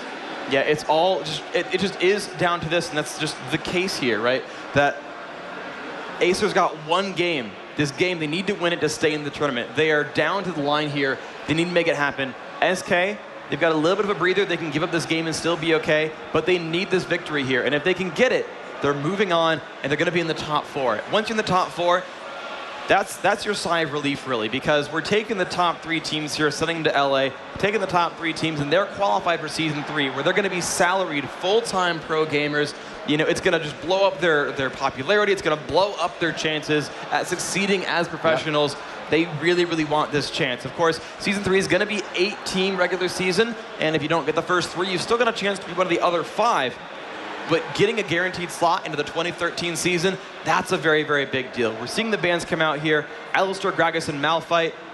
They just really don't want to play YellowStar, apparently, but Gragas and Malphite, we saw them play so phenomenally last time. SK Gaming really took those over and made them their own. We're seeing SK really pick similar bans as well, and they're actually going to be afraid of Nunu. Normally, they will first pick the heck out of that champion, but they're like, respect to Nunu. I really like what they did there. They forced that Nunu ban onto SK and almost wasting one of SK's bans there. So now Low Pro more than happy to pick up Shen, possibly just going to go ahead and stay in the jungle. Yeah, they could jungle, they could top lane that. There's a lot of options here. And now we're seeing SK and the insta-lock Corki for YellowStar. I like that. There's a little bit of a cheeky battle between YellowStar and Puki saying, well, this is my favorite champion. What's your favorite champion? I'll take him this time. You can go ahead and play your second best.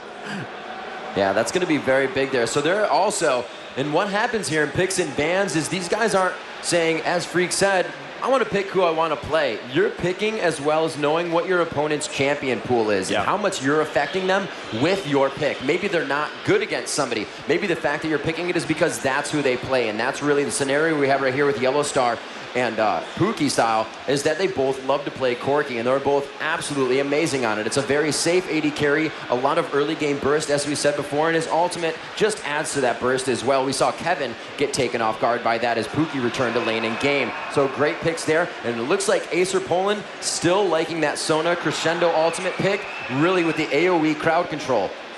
Wow, and they're actually right now picking a very similar lineup to before. Morgana and Sona both in that group. And again, if they can just work out that last 10% of their communication, those combined ultimates are going to dominate fights. But the worrisome thing here for SK is they've still got a highly mobile attack damage carry. Corki, just like Ezreal, can escape from fights at a moment's notice.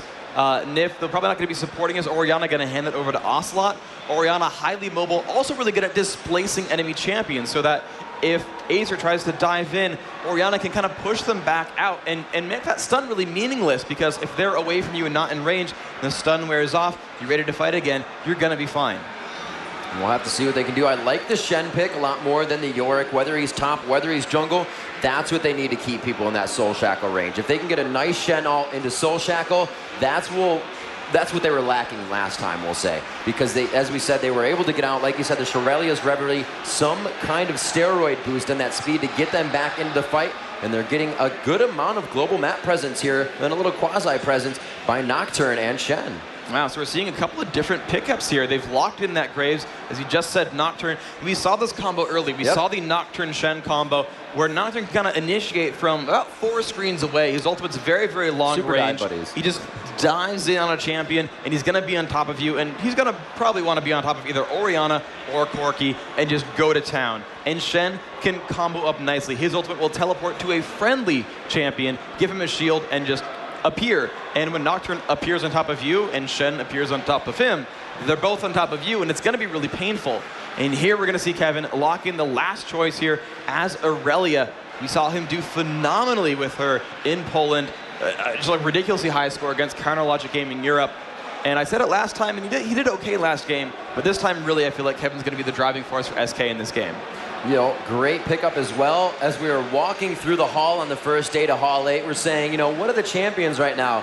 And we're all saying, Maokai's probably going to be banned out pretty much all tournament. He's very strong. He has double crowd control on himself, twisted advance into arcane smash, and he can mitigate the amount of incoming damage for the ultimate. And he has pretty much a free ward to throw around. So very good to utilize in this matchup with the amount of map control SK wants. That's a beautiful pickup. Yeah, and this is the type of champion that Aura really likes to play. He is a more support jungler. You're kind of seeing the picks that LOLPro's running out. He grabbed Nocturne. Last game, he grabbed Lee Sin. He was picking these fighters, these big damage dealers. But Aura liked to be a little bit more support-oriented with his Maokai. But Rachel's got more information up on the stage. Thank you, guys. I just want to let all you gamers know that M5 BenQ will be doing an autograph signing at the booth behind you, the Intel booth. And now, for Game 2 between SK Gaming and ACER Poland.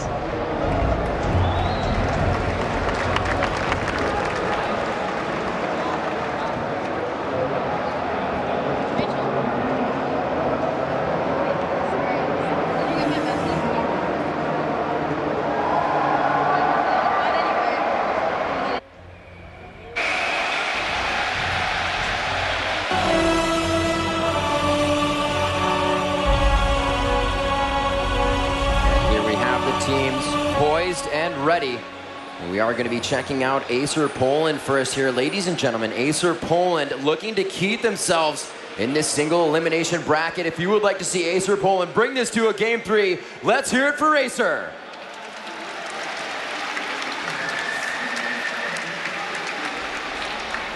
Alrighty, and if you're looking for a 2-0 sweep, if you want to see SK take this one on and make it to Saturday's games in the semifinals, let me hear you cheer for SK Gaming.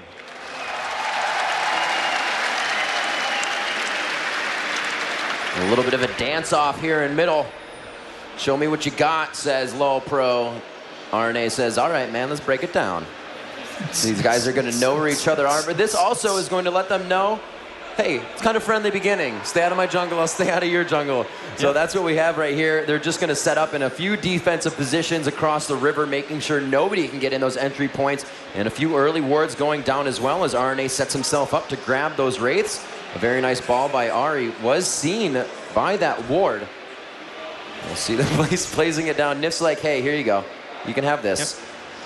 So they're spawning for Long Pro's early Wraith camp. Now, Ocelote might choose to try to steal one of those because he's got vision in there. He can toss out the ball in a basic attack and try to steal away some experience or gold, but it's risky to do so. You're seeing he's not sure he wants to go for it. Oh, YellowStar's there. They are going to go for a little bit of a stab here on LolPro, but both teams know that everyone's there, but they're wasting a lot of time there. LolPro's not able to start anything, and YellowStar is in fact going to get a steal here on this giant Wraith. A nice early move here from SK Gaming, stealing away some gold and experience from the opposing jungler. Yeah, that works really great as well because mid lane is right there, or bottom lane is right there. The minions are just meeting, and they can still help him with a pull on blue. Very nice timing there as all the lanes going to be respective AD support bots. We are going to have your mages mid, and that top bruiser, Shen versus Aurelia. So it looks like LolPro taking the rest of his wraiths after he did lose the big one, the one worth the most. And we are going to see a little bit of harassment coming here from Ocelote. Now, we did see Shushay playing Evelyn in mid late yesterday, and he was actually able to go 9-0 versus Ocelote's Orianna. So we'll have to see what Celaver can do on Morgana. Yeah, it's basically just a story from an earlier online match. These guys did not face that often this tournament. Unfortunately, Elo Hell knocked out of this group. Ocelote did have a bad time fighting Orianna earlier online. We'll see how he does against Celaver. Now, one thing I am predicting here is the minion kills to go in Celaver's favor. Generally speaking, Morgana has a very easy time of destroying minions in lane. You can see that Tormented Soil going out right there, that black and blue puddle. Just deals damage to everything above it, and you can just cast that a few times and use it to drop out these minions and pick up kills pretty easily, whereas Ocelote has less ability to do so. His area of effect damage, a little bit more expensive, a little bit less reliable, and you're going to see him relying more on basic attacks to last hit, and you're going to see the difference build up ever so slowly as this lane wears on. A lot of damage bottom on to Sona. Looks like ACE is going to try to get out of this one alive. He does have the Ignite on. It's going to leave him about 75 HP as he just gets out of the bush. Wow, so the one good thing about Sony here is that she can sustain herself. Has about half a mana bar still left, so can just keep using the Aria of Perseverance to keep her health back up. Puki, of course, very, very healthy. And again, even though ACE took a lot of damage early on, this is a healer lane versus a non-healer lane. We saw this last game where Nyph is unable to replenish the health of his teammates. And so if they take damage, it's going to stick. And Ara actually going for some early pressure here, and he's not been warded. They do not know that Ara is coming. He's going to get in right behind them. This is going to be very, very deadly. He's now in sight. He's going to come in behind Graves. Sona's already safe. Going to lock him up right there. The knock up into the air. Puki trying to run away. Exhaust is on. Getting chased out by Corki. Can he survive? Yes, he will, just barely. But he burned his flash. He burned his quick draw. And just Ignite left.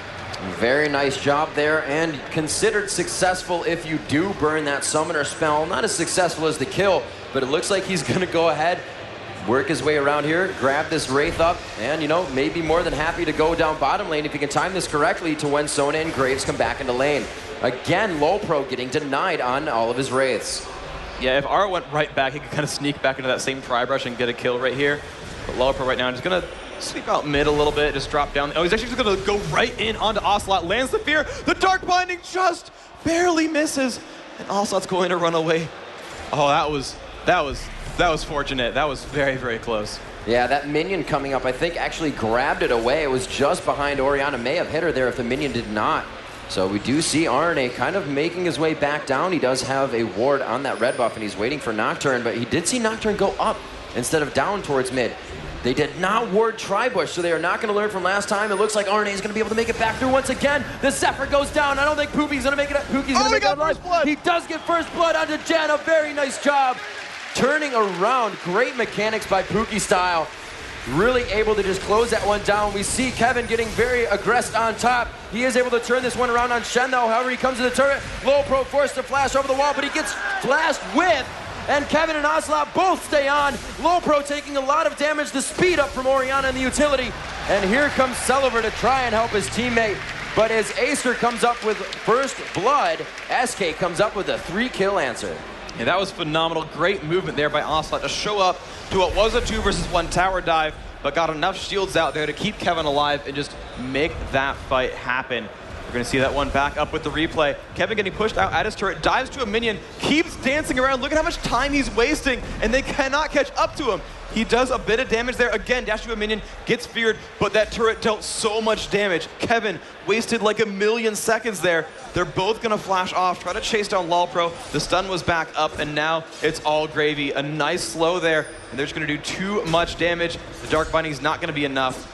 Celaver unable to keep him alive. Amazing play there by Kevin.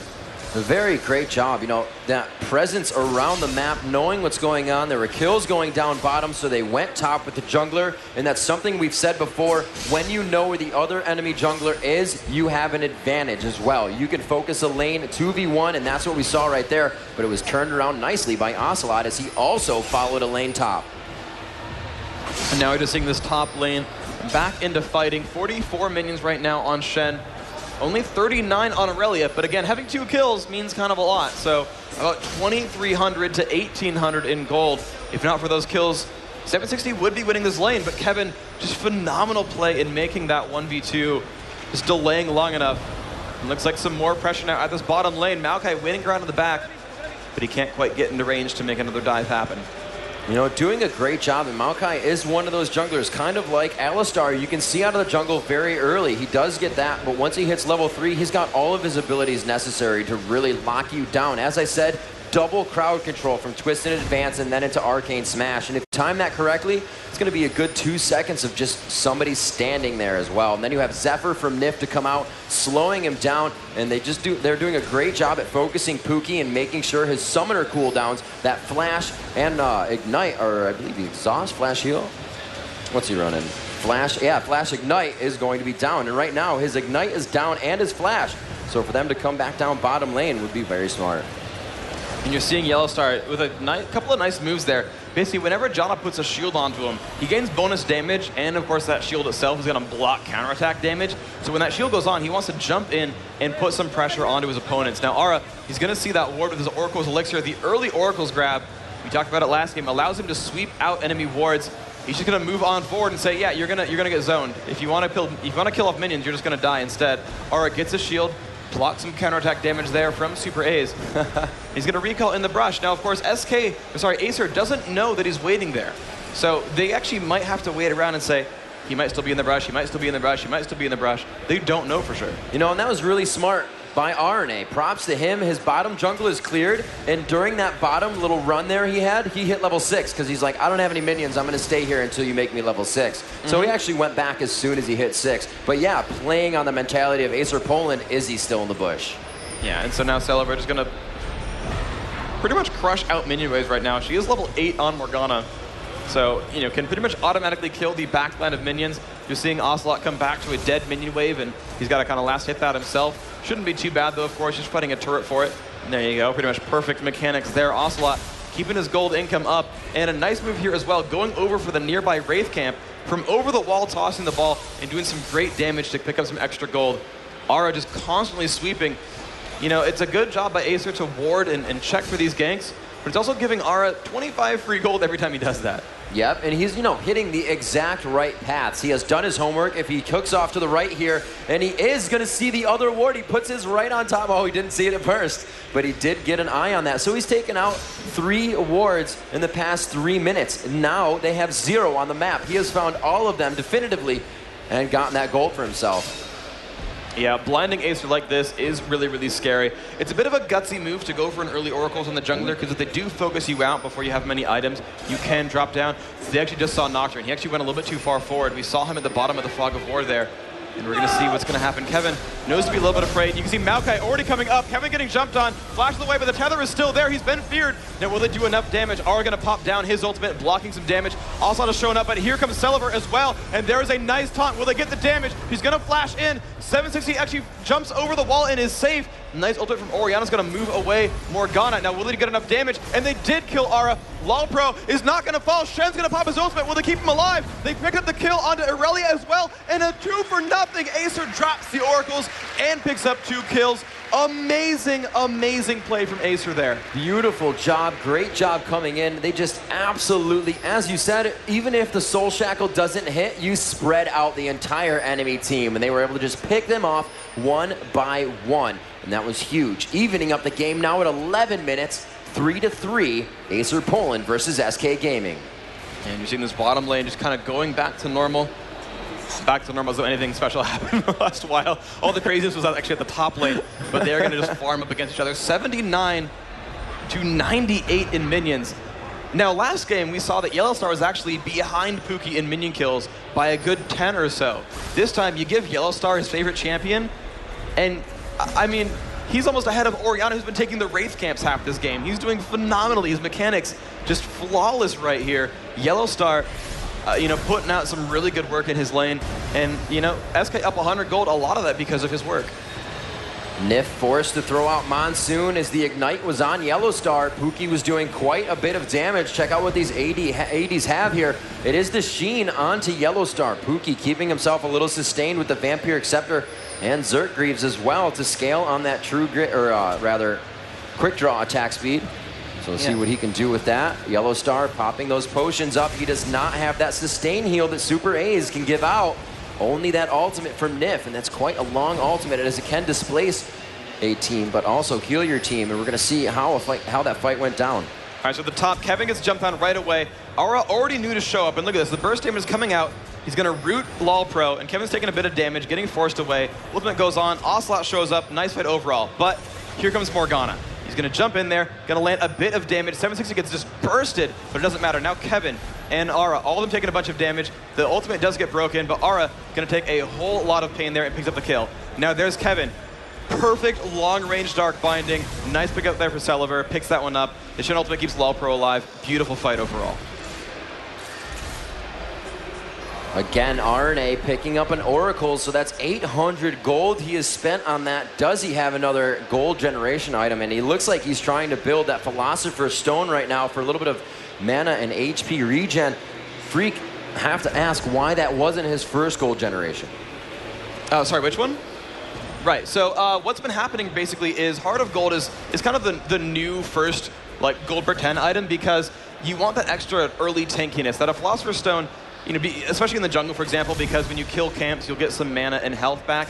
You don't need the Philosopher's Stone to jungle effectively. Your health and mana regeneration is going to be fine, but by getting that Heart of Gold, your ability to survive in a fight is much better. Now, you did see him die in that prior fight at the top lane, but it was very, very close. He got away with like one, or I mean, he died, but like just barely, barely, barely. If he hadn't got the Heart of Gold, he would have died much sooner in that battle. And again, it was very close. It almost made the difference between living and dying in that battle, and that's generally why you pick up that Heart of Gold. It's 50% of the time, it's going to keep you alive, and you can get that Philosopher's Stone a little bit later.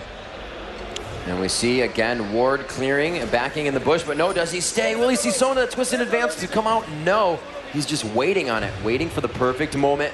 Celaver taking a lot of damage as Ocelote being very aggressive in mid with the blue buff, and that mid turret actually has a lot of damage. The sapling goes out. He's going to double up on damage there as he throws out the Maokai ultimate as well to mitigate damage. A beautiful Monsoon will throw it back as they saw 760 coming in very fast on Shen. And that is going to leave that mid lane to push now. Aurelia has come down on, or Kevin has come down on Aurelia. They are going to be able to get 150 gold from that. And what was even all gold is now up by 1,000, still even in kills at 15 minutes. Wow, and I don't know if SK did this on purpose, but it was really phenomenal if they did. Aurelia actually pushed out the top lane. Kevin went up there and shoved all the minions to the turret and then went mid, knowing that his team was going to pressure on that bottom lane. It forced Shen to get over to the bottom lane himself. and miss out on all that golden experience he would have gotten from the top. Now, that might have been a happy coincidence, but I want to believe that SK is that good that they pushed another lane knowing they're going to send someone away.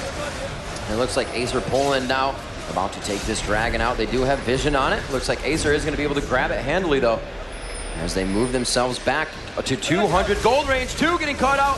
4v2 here, and they are going to get the attack down from Shen's taunt. Beautiful dash in as Puki finds himself a kill. Aurelia trades back. Poland now on their heels as SK continues to initiate. Looking for the damage from Corki here. ACER 760. One more shot takes him out as he finds him through the tri-brush. They are now chasing down Celaver. Celaver now between Kevin and Nyph. The Zephyr could still go down for the slow. It looks like he wants to get down on this one as the Soul Shackle. No, that was a Dark Binding, rather, to come out. Oh my gosh, 400 damage from Dissonance. So much coming out. She did not have the shield to mitigate that, and YellowStar going to take a few shots as he gets some damage on the turret. Yeah, it's going to be a nice little set of farm right there. And SK, they're looking for some turret pressure. You just see them waiting. He's like, yeah, I got a shield. I can tank 2 turret shots. Okay, now I'll wait for the minions. Okay, now we'll do some more damage. That's just great mechanics there. YellowStar knowing it's just free damage. You might as well take it. Not even talking about Puki right now. Just going for the damage output on the turret. Put a little bit of pressure back. Actually, if he has a friend to show up, they got some good damage back on a YellowStar. But I think SK is just going to recall, and they're going to be safe there. Yeah, without that mana, they definitely wanted to take down YellowStar. But like you said, without somebody there, they weren't able to do it. Let's check out that last dragon fight. All right, so the dragon just went down. They're like, oh crap, we're in a 2v5. Kevin gets jumped on, Aura gets jumped on. A lot of burst damage. They're just diving in, and Nocturne makes that one happen, but they're still outnumbered. Morgana just can't keep her team quite alive. The flashes do allow them to escape from Orianna, but 760, that last attack will pick him up. It's a 2-for-1 overall, but still, it's worth getting the dragon kill. Of course, then they get that 3rd kill onto Morgana. So it ends up being a wash. That dragon, all that gold, really just kind of canceled out here. Celaver's going to try to run away. The flash is good, but Ocelote's going to flash himself, and just so much damage coming out. And a great kill picked up by him as well. So there's some pings now going down by Baron. Looks like they really just want to get some wards over there, and there it is. Nyph putting one down. ACER going on to YellowStar, seeing Nyph leave lane. A very good trade and damage there, but ACER gets himself a little too caught up trying to get a hit on the Vorpal Blade, and he probably should have just gone in, hit Vorpal, and made his way out. But the damage trade about equal on that. We see Graves coming top 2 as well. They're going to focus 4 onto this. If they are still there, this is not going to be good for YellowStar and Nyph. Yeah, right now it's going to be a lot of pressure right now for this top turret. They're happy to get some more pressure here. Puki and LolPro, they could probably 2v2 this, and you're seeing SK back off as a result. But now you're going to see a lot of different things happen because a lot of early turrets have fallen 2-to-1 in turret kills. Half of the outer turrets are gone on this map so far. You're going to see a lot of different movements. We just saw the attack damage carry and support play at the top lane. We're seeing them invade now by the jungle, trying to get behind someone. You're seeing all of SK kind of near this golem brush, waiting on Aura to be their 5th member, and they're now pushing in for this 2nd turret in the mid lane. And ACER's got to react to this. They've lost half the health so far. They're still pressing in, actually, but YellowStar picking up turret aggro, forced to run away. And they're not going to get caught out of position. They will be safe for now, but that turret getting lower and lower. It's down to 1/4. And SK, looks like they will move right now and maybe switch for something else. That Shen was alone pushing in the bottom lane. They might react to that. So there's been no real definitive lead in this game. Right now it's 2,000 gold and 2 kills with 1 turn advantage to SK Gaming. Everything in their favor, but each fight seems to level this game out. It is going to have to be that early game where ACER Poland starts to come out on top of this. That team is going to scale very hard on SK right now if they continue to be on top of kills. Now, ACER Poland rather, does have a team that's going to scale very well. Morgana scales well in the late game. Graves is probably one of the almost the best AD carries scaling into late game because of that passive, because of the damage he can output and how much he can stay in the fight, as well as Shen can be one of the tankiest that you have on your team. And with that global presence of that and Nocturne as well, if Nocturne starts building something, you know, Frozen Mallet style or something that's going to give him HP and make him tanky as well, they are going to have a very formidable late team. But if they're always down by 2 or 3 kills, a few thousand gold, SK is going to be able to keep that advantage in every team fight. Yeah, and we're going to see what they can do with that right now. That front line of Shen, I can't really say Aurelia right now. Aurelia has not built a ton of durability for herself right now, but Shen Maokai is going to be that big front line that's going to be hard for ACER. Wait, Shen Maokai, they're on different teams. I'm amazing at this game. But yeah, Shen on the front line, Maokai on the front line, a lot of good tanks here, but Ocelote right now getting caught out. way too much damage for him to deal with. And ACER's going to turn this into a Baron attempt. This is going to be the comeback that they were looking for right now. We'll see if they can do the damage. It's going to be a bit difficult. Sona left alone in a 1v2 at the bottom lane. SK, they might pick up some kills here, but I think they're going to just give up Baron. SuperAze going to fall down. Yes, indeed, Kevin's going to pick that one up. But back at the Baron, can Ara steal it? That's the only attempt they have. Araneae waiting. They do have an Oracle, so it's not going to work every time for him to get in. Can he get in there? The smite is not ready yet, and they do not get the steal. ACER Poland comes up with a Baron, trying to equalize the game. 6 and 7 is the score. They're still down by 2,000, but that puts a 4-minute pause button on SK Gaming. But they are getting a turret out of this on the inhibitor. That is huge. Being able to open up your enemy team's base at any point in time, they can push that inhibitor. As I said, they have been winning in fights, and now the core items at this point in the game are going to be coming into play. Nobody's really too tanky. Nobody really has too much damage. It's going to take the best use of every ability and the best use of every utility that these teams have to win this next team fight. Yep, and we're going to see just what happened at the bottom lane here. So they're going for the turret. SuperAze just walks a little bit too far forward. Gets completely caught out. A nice stun from Kevin. Her own ultimate's not going to be enough. The Ignite tick will pick up that kill at the very end there. And it was just them patiently waiting. Turret damage, turret damage, turret damage, go. He picked up that kill on Sona beautifully. Very nice job. You can see them gathering together in middle here. We do have a ping from SK Gaming on that top lane. They said, you know, we have bottom down. Maybe we send somebody bottom and we push that top lane. It looks like that is going to be Ocelote to do that for himself. He's going to go over there. Orianna has a very good wave clearing ability. ACER just grabbing Baron, looks to grab the second dragon of the match, and they have done so.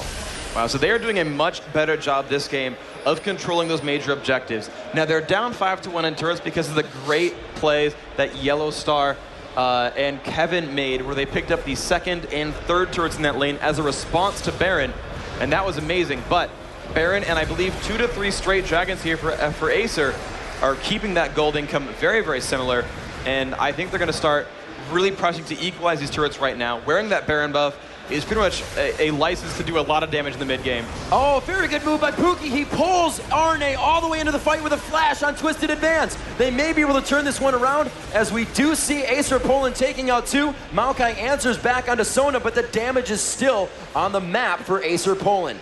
That was an amazing move by Puki style to quick draw and then flash and pull Araneae all the way into his team.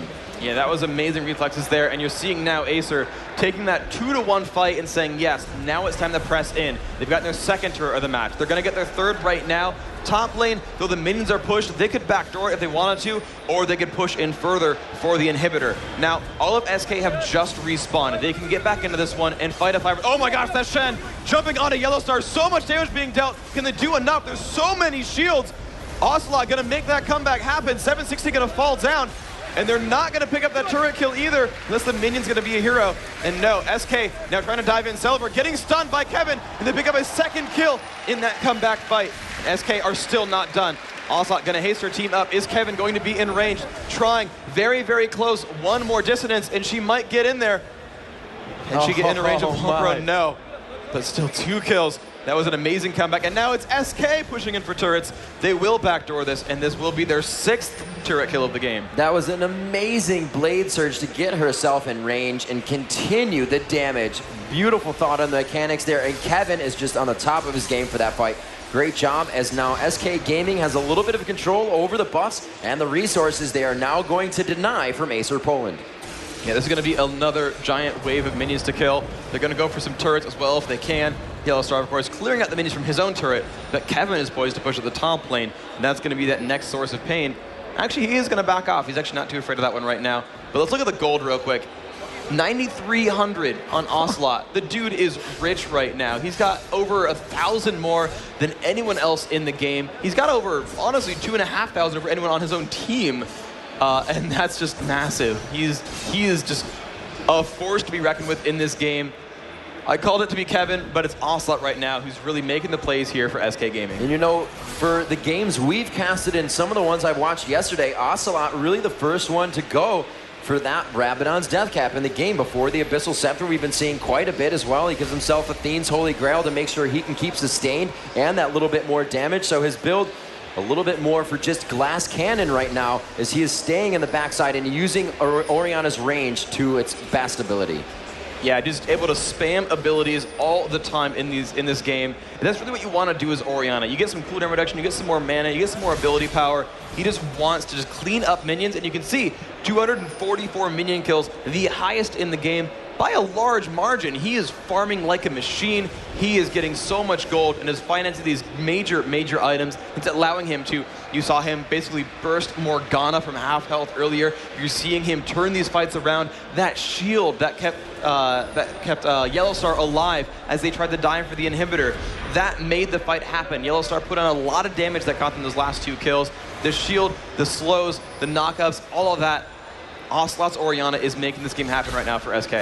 Yes, and Poland keeping themselves there on the edge, just down by 2s all the time at 25 minutes. Again, it's 10-8. They're only down by 2 in kills, down by 2,000 in gold, down by 3 turrets, but they're keeping themselves at that margin. So the Barons, if they can continuously happen, ACER can make those pushes, they are going to be able to trample down on the door of SK. We saw what happened last time. The only thing that went wrong is 760 initiated a little too much, and here we go, going on to YellowStar. They may be able to shut down Corky, and he goes down instantly. Puki throwing out so much damage with the rest of his team. Focus now down into Kevin, and a beautiful Orianna ultimate will close out that fight and secure only 1 kill for Poland.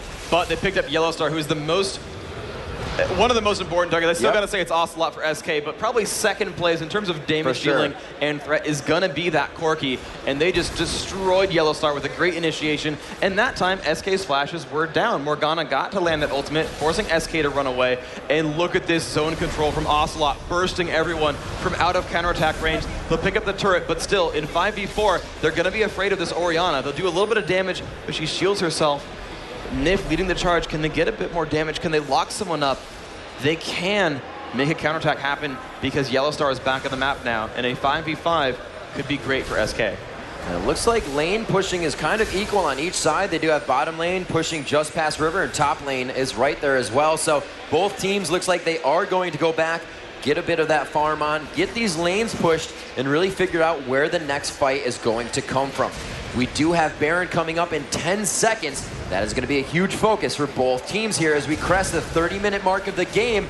I'd say just about now we're leaving that mid-game, entering our late game, and a lot of the core items are coming into play here for every champion. Oh yeah, these guys are definitely getting gigantic. They're getting farmed, they're getting their big item builds. You're seeing Corky has his Trinity Force already. That was the item of choice last game. You're going to see the corollary here for this Graves here, played by Puki style. He's got Bloodthirster and Phantom Dancer. 5 kills, 207 minions. He's now got another BF sword, meaning he's going for an Infinity Edge next. The guy's going to do so much damage. And the thing is, there's not a lot of armor on this SK team. You look at Aurelia. She's got a Wit's End, okay, a Doran's Shield, and going for a Trinity Force. You're looking for what Maokai has. Aegis of the Legion, not too bad, but he's going for Shirelia's Reverie next. He's got that Kindle Gem right there on top of that Philosopher's Stone. It's gonna be a while until he gets a big armor item. And so this Graves does not need a Last Whisper. He doesn't need to worry about armor tanks. He just needs as much pure damage as possible. And he's going to start shredding members of SK, especially when you're seeing ACER's initiations just blow up YellowStar and remove that attack damage carry from SK's lineup. And very nice job by Ocelote. Knowing he's not needed by his team, he's going to go ahead and just sit in the bush and say, guys, don't worry about it. The ball is in Baron Den. We can sit here for as long as we want. And now as he runs away, that will come back to him. ACER making sure if they do go for Baron, they want their lanes pushed. As you push down your enemy team's lane, your minions are going to start acting like wards, telling you how far the enemy team is in their base and where they are. So if you have all your minions at their inhibitor, it's going to be a great time to take down Baron. We see YellowStar taking out Dragon, and the thing that Poland is continuing to do now as we come to the 30-minute mark is they are keeping their wards up this game. It's really helping them out, and it looks like they are going to be able to get a nice contest on Baron if it comes down to it. You know, right now, Celaver going to sweep out some of these saplings. And that's one of the good things that SK has. You mentioned the sapling ward, in the pregame, but also Orianna, which you mentioned a second ago as well. SK have 2 members of their team who can basically drop down makeshift wards for a short time. And we saw it last game where Celaver tried to check with the Dark Binding and didn't hit anything, so she didn't know. SK can check with 2 of their members and figure out, yes, are you or are you not doing Baron? It's going to make it much harder for ACER to sneak one out. You see those few finished core items, as we were saying. Orianna with the Rabadons. 2 Triforces finished on one, Aurelia and the other YellowStar. on Corki. And it looks like the Oracles as well on Nocturne, going over the edge, giving a hit onto Baron. And it looks like they are going to try to clear out this ward without taking too much damage. It's going to be the Baron dance here, Phreak. Both teams, like I said, those core items coming into play. It's going to be all about how these abilities are used. The smoke bomb goes out. That is going to deny vision, but Graves will not have that for another few seconds. It's Kevin that gets caught out, but do they want to initiate onto him? Ocelote makes sure he is out of range. Soul Shackle is not broken, and he grabs 4 members of SK. So much damage coming out from ACER Poland. It looks like they may be able to capitalize on this fight as Maokai falls second. They absolutely wipe up SK Gaming in that fight, and they may be able to turn this one around to take Baron for the second time. Well, they picked up 2 kills. Oh, the rest of SK is low. They could turn back and say, let's go Baron, or they could kind of try their chances against Ocelote, who's been playing a phenomenal Orianna so far. Honestly, I love how ACER is playing, but Ocelote is really, really scary right now. And I don't want to fanboy, but the dude is crushing, and he's keeping SK aloft, doing a bunch of damage right here. They are going to get the inhibitor, but he's poking down ACER little by little. But no, they said, we've got a little bit more time, and they can come back for a Baron right now. They could kill it in time. That Graves has a lot of damage output. Yep. They are all still together. SuperAze kind of leading the way. They're going to pick up a couple of Wraiths, but they are moving towards Baron. SK's pinging it. SK knows what's happening here. LawPro's going to initiate. 760 is there as well. They are going for the Baron attempt. This is going to be a very much a game-deciding fight. This will be Acer's first gold lead, or a very crushing defeat if SK can show up in time. But Baron out at 600 health. That's going to be theirs. Can SK capitalize on their slightly low health and low mana state? A lot of damage from YellowStar. 760 not liking this one whatsoever. A lot of pain. He's trying to get away. YellowStar's going to get that kill. And now it's a 5 versus 4 for 50 seconds. And SK are ready to push in. As I said before, Phreak, if ACER Poland can continue to do that, keep themselves down by 2 kills, keep themselves down by 2,000 gold, they will eventually be on top. Right now, 11-11. It is pretty much all even at 47,000 gold. Just with that kill that YellowStar got and the assists on the team, brought SK back to about 600 gold more, but ACER Poland has managed to tie this game up, in which it looked like they were on their heels the entire time. These 2 Barons have really given them a strike. And now on this bottom lane, we saw this go down so much earlier when Sona got taken down, that SuperAze, when the attack from Corki and Janna, that turret is now, or that inhibitor rather, is now open for them. But SK has to be careful against this Baron. They also have an open inhibitor, and this could be a very big fight for Poland if they come out on top. Yeah, Celaver trying to keep his top turret alive. That inhibitor very, very low. This is going to be another make or break fight in the making, because inhibitors being open is one of the surest ways to suddenly find yourself in a very bad situation. If you drop inhibitors, that's the only thing really standing between you and blowing up the other team's Nexus. SK got a good chance here to take away a lot of that jungle. You can see how many red dots are in the minimap. Those are wards that SK have, and those wards mean a whole lot. So now let's check out that prior fight right at Baron, and Kevin taking initial burst. Aura jumps in, but Celaver already black shielded, and there is the Soul Shackles, the Nocturne ultimate. They're going to dive in. YellowStar breaks the tether, but no one else is really able to, and there's the stun. But unfortunately, it's layered on top of by Sona. So that stun from Sona is actually wasted. But of course, Kevin taking so much damage, he's going to drop down pretty quickly. 760 up in the mix, doing so much damage. Aura drops down. YellowStar able to flash away and survive, and everyone else running away. But Acer with a great initiation from Morgana. Not enough members of SK were able to break those tethers, and they got 2 free kills out of it. Here we are, gathering back together in mid, still warding Dragon. I like it, Araneae. Continuously making sure they have the objectives, they have everything they need. And you know, right now, sometimes in this late in the game, you say Dragon is just there for there. It's a little extra gold if we need it, but it could mean the factor of some completed items for SK Gaming to get themselves back in this game. Nobody is out of it, it's still anybody's, but with that Baron right now, Poland is more than happy to engage in a fight. They are more than happy to be all around the map. They have control of the objectives right now, and they are going to be able to take out top turret, as we do see 760 being very aggressive. And this is what we see from a late game Shen. He has that team teleport, and he can get into the fight if he needs to. He will be pushing by himself. Yeah, and he's the only one who's missing the Baron buff right now. Everyone else on Acer happy to run around and use that. And it's making the 4v5. You know, SK can't initiate. Even though they have a 5-on-4 there, they're not able to dive in onto Acer, because Acer can just say, well, Sona ultimate, Morgana ultimate, and that's a team fight, thank you very much. Aurelia trying to stop Shen's push. He's now going to be running right back down. Said, okay, I'll make my presence known. Now I'm going to get back there before they initiate on our turret. But Shen's going to be left alone to push the top lane. That's going to be scary. Super Minions causing problems, not allowing Kevin to be with his team, which means more turrets will go down. They do not have the positioning to put the defense where they need it right now. They all have to be in different positions, and that's what taking inhibitors does for your team. It allows those Super Minions to push. Someone has to focus on them. With it being Kevin, that's a lot of damage and sustain in the fight that SK is losing.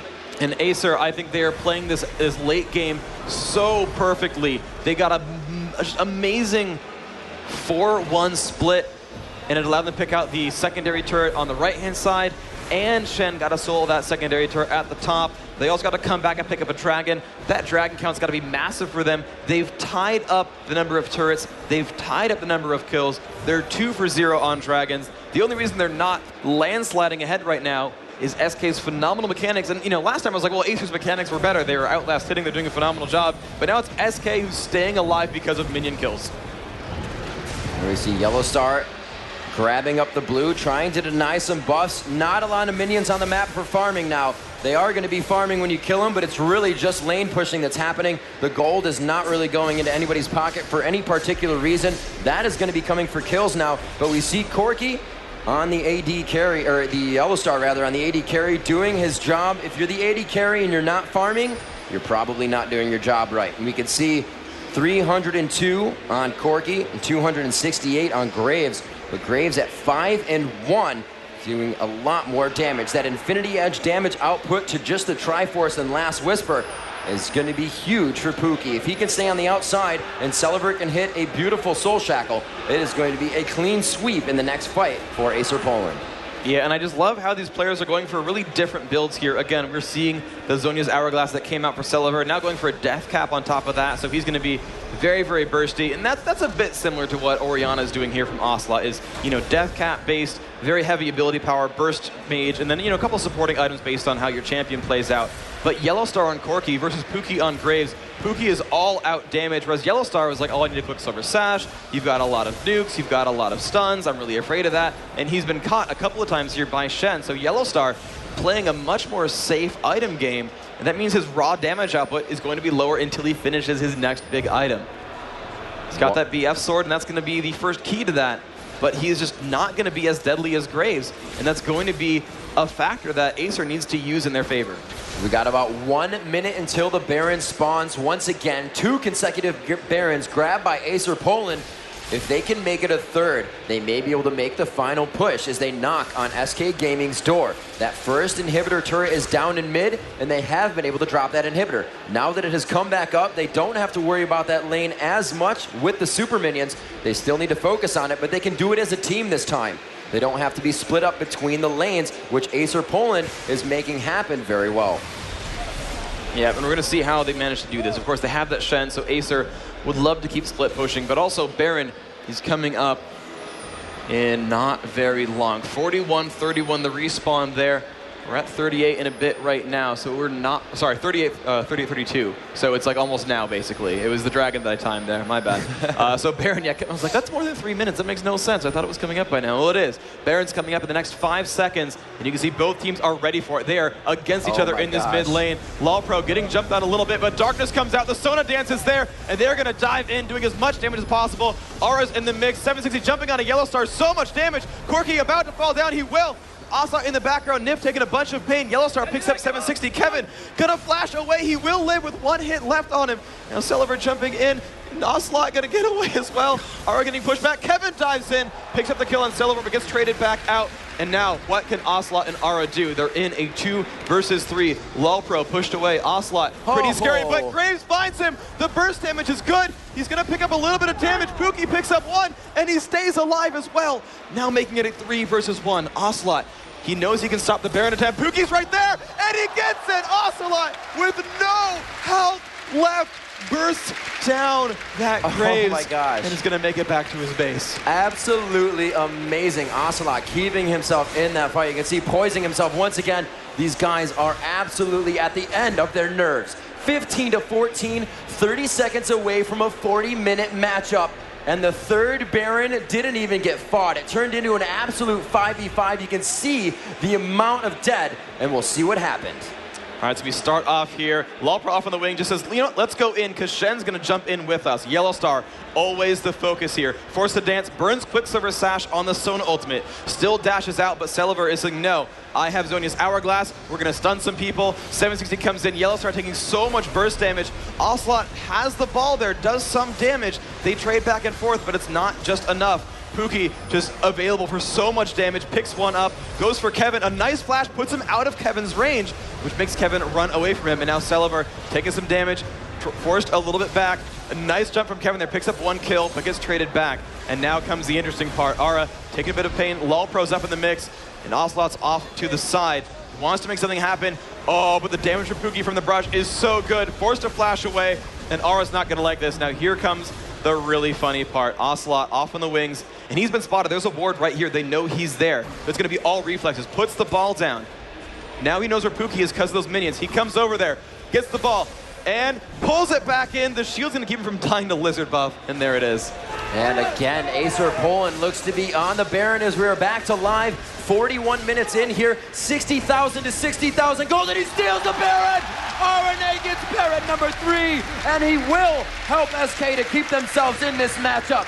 YellowStar now backing up, keeping himself safe. All the caution to be played right now by SK Gaming. ACER Poland thwarted on their 3rd consecutive Baron. A beautiful job by Araneae, and he goes down valiantly for his team. 16 to 14 is the kill score, as the gold is just about even. SK looking to keep themselves in this one as they take a 2-0, or does ACER Poland say no, we are bringing this to a game 3. They feel comfortable taking the inhibitor. They're going to move down to the bottom, and it looks like they aren't even going to want minions for this one. Yeah, well, when you've got a 5 versus 4, Baron buff doesn't matter. It is not a 5th member of your team. And 760 with that Sunfire Cape, definitely tanky enough to just survive on that. Once again, 760 flash taunting, and he misses the flash taunt, and it seems to cause the team problems. 760 once again getting too antsy in the fight, and it looks like ACER is forced to run out of the base here. They are being chased on their heels on this one. Kevin right on the backside. A full health Aurelia is not something you want to see. And they are going to continue to drag it. No, Kevin continues to go for Tribrush. He does not want to give up this chase. Valkyrie over the wall from Corki, and they may be able to find him. The Deathbringer goes down, giving only Lolpro movement, and I don't think they're going to be able to make it. He does take out down a minion. They do stop Lolpro. The attack, and he takes out. Oh no, Puki goes down. They take down Lolpro. They have the inhibitor. The Nexus turrets will be open, but they don't have a minion wave. Do they have what it takes? Going on to the Nexus turrets, they are beating down the front door of ACER Poland. 4 members are down. Morgana in 16 seconds. Shen in 17 seconds. SK with a stolen Baron trying to make the comeback. And they have what it takes to take ACER Poland out of the tournament. The Nexus goes down for game number 2. SK Gaming takes it home. Oh my gosh, what a series of comebacks into comebacks into comebacks. ACER behind so much of that game, but clawing through it. That 3rd Baron attempt. Ara dying, but it doesn't matter. He picked up the Baron for it. Yeah, they lost an inhibitor, but ACER just slightly overreaching. And SK came back in what was a full-on 4 versus 5, but they picked up the kills in that one, and they dove all the way in for the base, picked up a couple more, and they were just in for it. Phenomenal play by both these teams. So incredibly close that game. Dude, Riv, we're getting really good luck in having phenomenal just yell matches, aren't we? Oh my, that is, I think I actually blew a few vocal cords on that, but it was absolutely worth it. I have never seen a more back and forth game. And Araneae really getting a thumbs up on the Baron steal. So much it helped out. You can see SK Gaming showing the love to the crowd as Ocelote thanking and about to hop out of mousepad. But coming into that, Puki style, a huge factor for ACER Poland. 760 though, just a few too many mistakes on Shenton's, getting a little too antsy, and they really had a lot of momentum going into that last fight. Yeah, and they just made it happen. Once they had outnumbered ACER from picking up those couple of kills, they just kept going for it. So good. So good by SK. I don't even know what to say other than so good. So good. Just so good. What can you say? Both these teams fought phenomenally, and of course we have to give props to ACER. They came through only the 6th seed in this tournament, fighting against the 3rd seed. Yeah. Right? Arguably the 3rd or better, team in Europe. 3rd place at Poland, 3rd place in the standings right here. 2 really, really amazing games. SK definitely proving their worth as they come through. You can just see how animated Ara is. That's him in the background right there, hugging onto YellowStar. Just, oh man, that game. And he's like, YellowStar, you're welcome for the carry, bro. And you can just tell from the get-go, we said these games were going to be an absolute bloodbath. Both of these teams coming out of the closet with straight aggression, and that's what we saw the entire time. Huge aggression coming out of both of the mids. Ocelote playing as strong as he has in many, many weeks on Orianna and just showing us how much you can zone with that champion. Yeah, just phenomenal play. Refused to die for the most part. So few deaths on a few core members of the SK lineup. Ara actually had 7 deaths that game. He died a whole lot. They liked focusing him, but doesn't matter how often you die. If you steal that Baron, you kind of deserve the victory at that point. And he made it happen. You saw some great plays from everyone in this game. Puki style was gigantic on Graves. So many items, so much damage.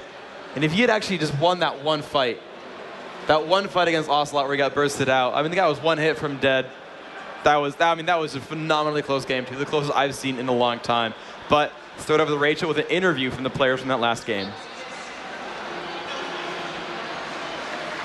Thank you so much, guys. That was an incredible game. I know you guys didn't have the opportunity to observe this, but did you know that you were within 1 kill and 100 gold of each other before that Baron steal? It was amazing, and you had Riot staff in the back clutching their hearts in terror and in excitement. So is there anything that you want to take away from this game into your future? We should just stop taking Baron at 2k health, so he was just flashing around and we killed him and then just take Baron. We did bad, basically. So humble. Did not do bad. It was an excellent game, and you, sir, you guys played brilliantly as well. What is the feeling? It feels so good because you see how these guys train along me, like the whole weeks and stuff, like training like 10 hours a day and stuff. Like they deserve it, They played so well. Araneae, YellowStar, Kevin, Nyph, they're all bees, And I feel so great for them. A generous captain.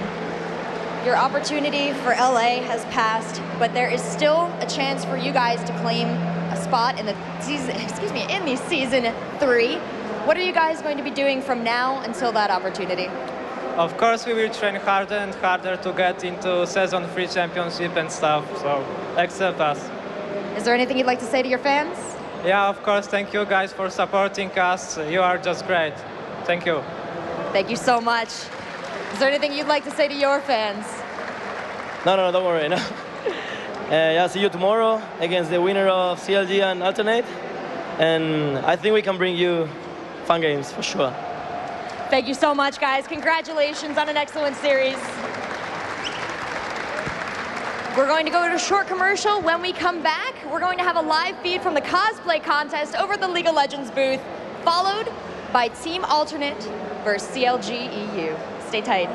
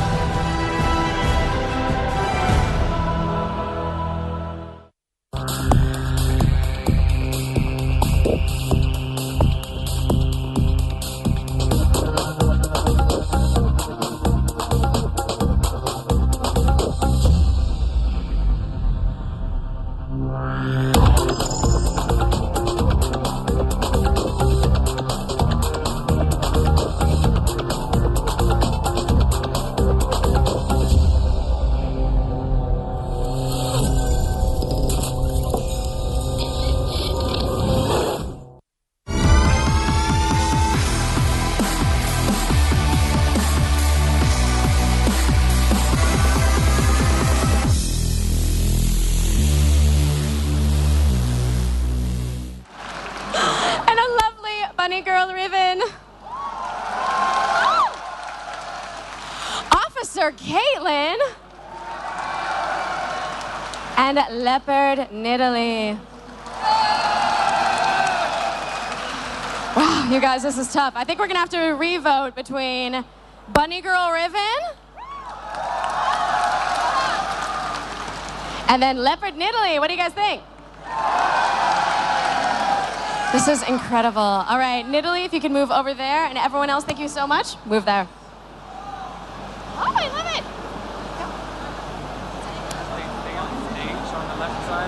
I don't think so.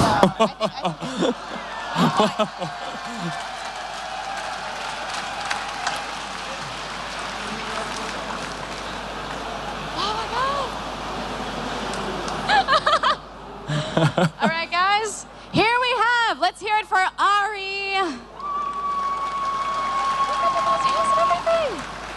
What about Soccer Ezreal? The wonderful Malzahar. And get ready, because here we have Renekton. That, I love you, is what I'm saying. Thank you so much, Renekton. If you could move over that way. Thank you all so much, and come over here. Ja, Renekton jetzt hier zur rechten Seite und die anderen drei weiter zur linken. Jo, Renekton hier, Renekton. Wait, go that way. You go that way. Das kann man bestimmt nicht viel sehen in dem Ding, kann man mir vorstellen. Just over there. No. Okay, let's go. Wow. Oh my God. All right, let's hear it for Tango Twisted Fate. Ooh. What about Nottingham Ezreal? And the stoic Riven. And here we also have the beautiful Sona. Incredible. You guys are all amazing. Sona, if you could please move over there. And everyone else, exit right over here. No, wait. No. Warte, ihr drei, weiter auf die Seite. Genau, richtig. Yep.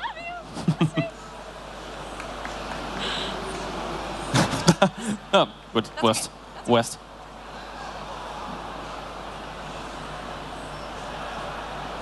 Because every competition needs more than one Bunny Girl Riven and Ari. This is incredible. All right, everyone, let's hear it for Morgana.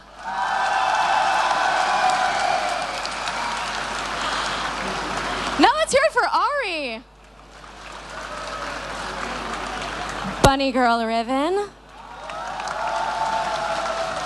Kitty Cat Katarina.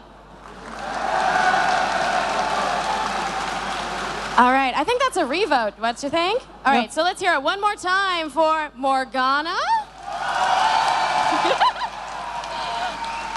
And Kitty Cat Katarina. All right, Morgana, darling, if you could move over there, and everyone else, step right here. Morgana? Hier drüben, genau, hier, genau. It's very confusing, I apologize. He's got that swagger on already, look at him. Straight up in character. All right, awesome. All right, are you ready? Let's hear it for Twisted Fate. Here we also have Ari. We also have Soccer Katarina. Red card Katarina, that's it. And a homemade version of Spider Queen.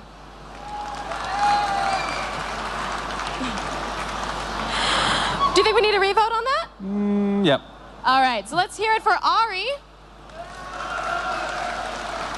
And Spider Queen. All right, it sounds like Ari to me. So Ari, if you could step that way, and everyone else, that direction.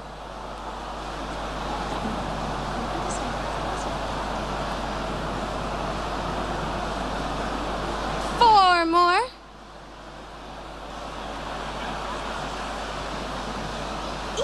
I get it. All right, lovely. All right, let's hear it for Twisted Fate. How could you forget Imumu. Here we have a lovely Ari costume. And Snow Leopard Nidalee. I have to agree. Snow Leopard Nidalee, please step over here, and everyone else come with me. Come this way. Nidalee, ja, genau. I love it, it's beautiful. And that is all for right now. So we're going to bring up the final 10 contestants, starting in groups of 5. So the first 5, would you come up Also here? die ersten 5 von den weiterkommenden, genau, wieder einfach auf die Bühne. Morgana, Sona, genau, wieder auf die Bühne. Dann können wir direkt mal die nächste Runde starten. Oh, you guys, this is going to be hard. Ich weiß gar nicht, wie der überhaupt was sehen kann. I love them all. I don't want them to lose. All right, we're going to do a revote of these guys. Let's hear it for Snow Leopard Nidalee. Beautiful job. How about that Ari? And the lovely Morgana. And Sona. And Renekton. All right, you 3, would you mind stepping back a little bit? And you 2, thank you so much, and come this way. Come with me. You step back over here. All right, and the final 5, bring them back up. Oh, this is so wonderful. They all look beautiful. Except for the guys, they look handsome. That's what I meant to say.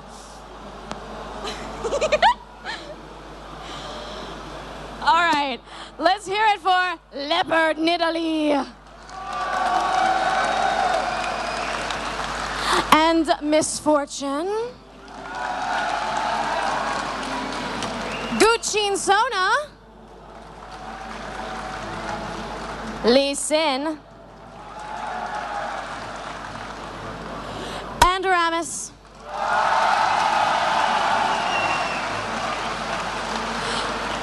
I think I'm going to need to get a revote between these 2 amazing ladies here. So let's hear it one more time for Leopard Nidalee. And how about for Misfortune as well? All right, which one do you think? I don't know. All right, Lisa, please come this way. Sorry, you're a blind monk. I'll help you. What? Come with me. And I think I'm sorry. I'm sorry. You have to leave the stage. I'm sorry, Liz. All right, so now we have our final 6 contestants. Can everyone please step forward? All right, everybody. I'm not sure we all fit. This is a very big stage. Kommt einfach weiter rüber. Alle 6 costumes. müssen irgendwie versuchen, alle 6 in eine Reihe zu bekommen. Also Renekton ein bisschen weiter rüber. Bisschen, ja. Hier ungefähr hin. Renekton. Here, yep. Good. So we are picking the top 3 for incredible prizes. Are you ready? Yes, the answer is yes. Oh. All right, let's hear it for Leopard Nidalee. And of course, Gucci Sona. So beautiful. Ramis.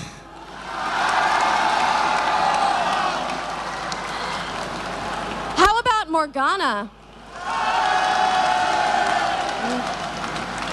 The beautiful Sona. And Renekton.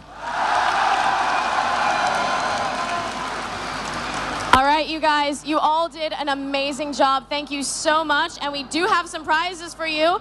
I believe 3rd place would be you, Madame. You look gorgeous. We do. Oh, I'm so sorry. I stepped on you. I love you so much.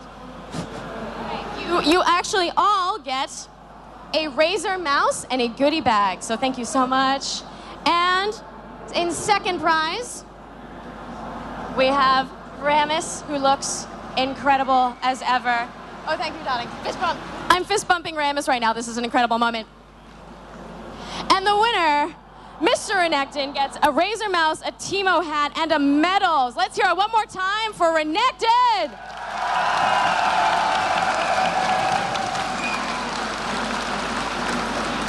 You guys, this was amazing. Thank you all for being here. Thank you all for cosplaying. We're actually going to bring you over to the other stage so everyone over there can see how amazing you are. And we're going to be back here again tomorrow at 3 p.m. for another cosplay show. So I hope you guys don't miss it, and we'll see you then. Thank you so much. Einmal noch Applaus für die Gewinner hier. You look great. Worry about it later. Ja, wie Nika gerade gesagt hat, wir werden hier die Gewinner auch nochmal da drüben bei der ESL-Bühne zeigen, dass auch wirklich jeder sieht, wie großartig diese Cosplay-Kostüme aussehen. Oh, well, they're all going that way. I'm sorry.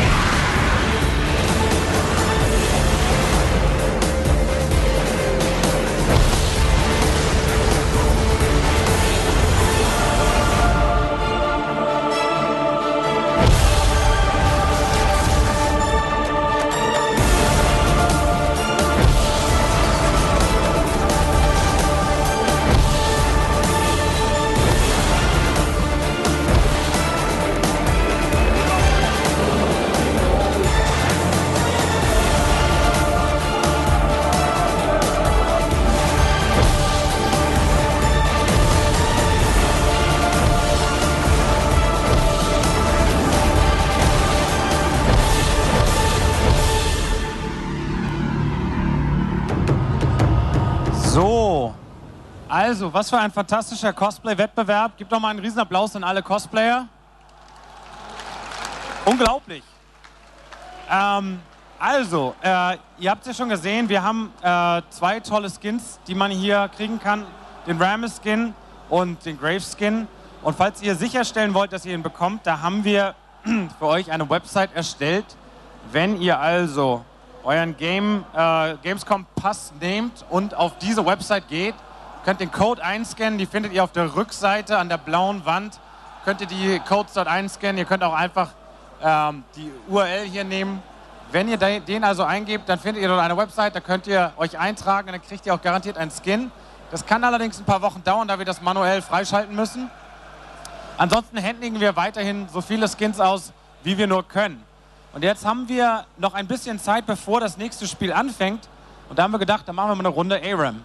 Absolut. Das heißt, werden wir jetzt hier Rioter gegen Community wieder spielen? Rioter gegen Community.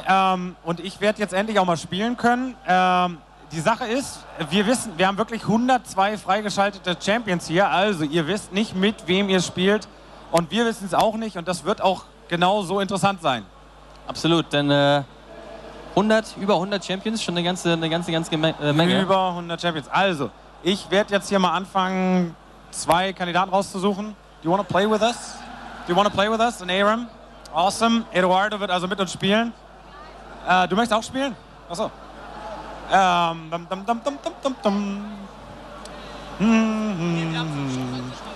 Komm du doch mal zu uns, dankeschön. Da musst du Alex, ich such mir mal hier von der Seite 2 raus.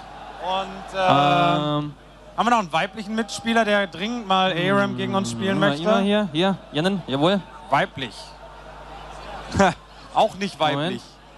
Ja, komm mal mit. Weiblicher Mitspieler. Ah ja, da. Kannst dich dann hier schon reinsetzen? Komm doch mal zu uns hier. Wie viel hast du jetzt, Alex? Ich habe 2. Okay, soll ich jetzt mir noch einen hier ansuchen? Ja. Wie bekomme ich denn euch da durch? Das kriege ich da gar nicht hin. Nee, wir klettern da nicht rüber. Ihr könnt hier schon mal Platz nehmen. Wer will denn hier nochmal ARAM mitspielen? ARAM. Nehmen wir doch mal ihn hier. Jo. Okay.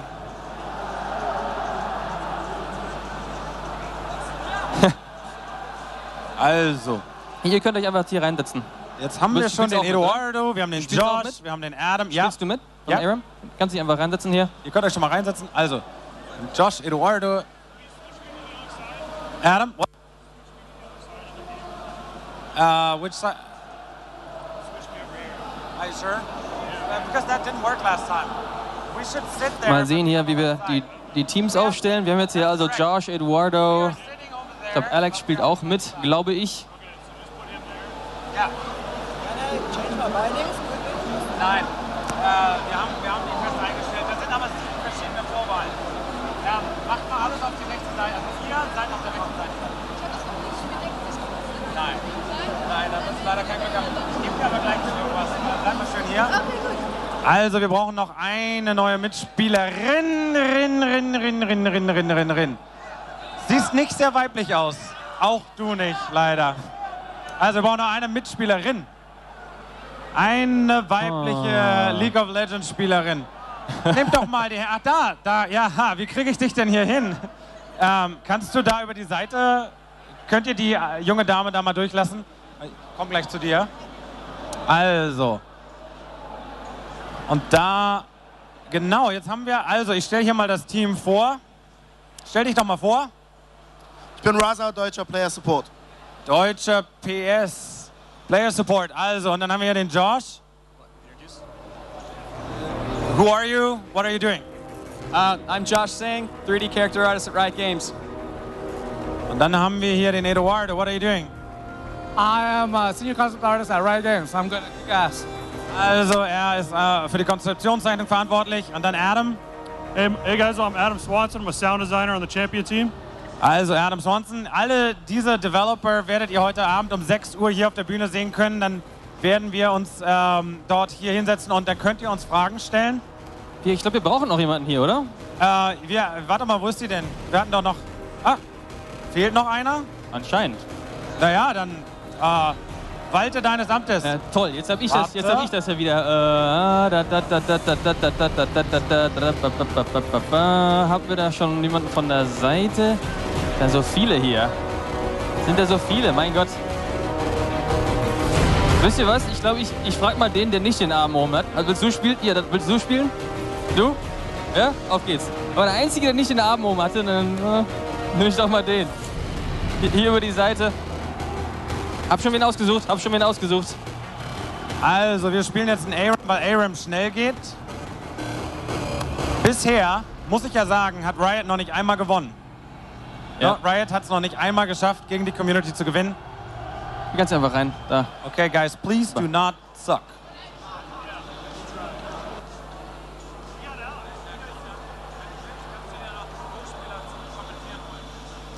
Dann suche ich mir mal hier wen zum Kommentieren. Wen haben wir denn hier so, der mal so mit mir kommentieren könnte? Mal schauen. Haben wir hier irgendwen?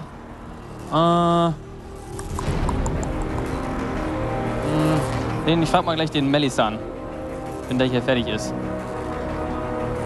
Melissan, willst du mit mir gleich ein bisschen das Spiel shoutcasten?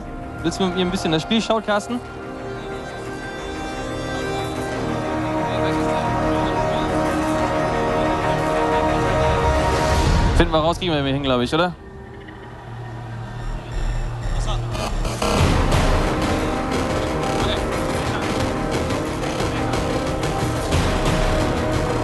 So, jetzt haben wir hier sogar einen richtig guten Spieler dabei. Alex, hast du noch ein Mikro da?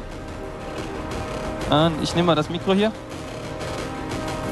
So, jetzt haben wir hier den Melissan. Ey, den kennt ihr vielleicht auch noch von Fnatic. Der recht lange bei Fnatic gespielt, ne? Bisschen Applaus für Melissan. Der hat ja auch die erste Saison, die Season 1 gewonnen mit Fnatic. Sorry, aber ich verstehe irgendwie nichts, was du sagst. Ja, ich versuche mal sehr deutlich zu sprechen. Du hast ja auch mit Fnatic auch ein paar Spiele gewonnen. Dann. Ja. Zum Beispiel die Season 1. Ja. Sehr gut. Sind wir auf einem gemeinsamen Nenner. Jetzt kriegt er sogar noch so ein Hörding ins Ohr. Und dann werden wir hier gleich mal loslegen. Mal kurz hier den Client aufsetzen. Hier werden schon irgendwelche Sachen eingestellt. Meisterschaften und sowas. Hier drüben wird schon diskutiert, wie wir denn am besten verlieren.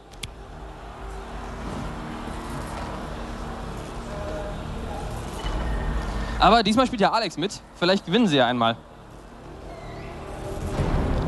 Wobei das Problem ist, dass wir nach wie vor Adam im Team haben und wahrscheinlich werden wir dann trotzdem verlieren. Wo ist denn jetzt gerade der Melissan hin? Ah, okay, der kriegt gerade was ins Ohr gestöpselt. So, are we ready? Okay, let me ask. Seid ihr alle bereit?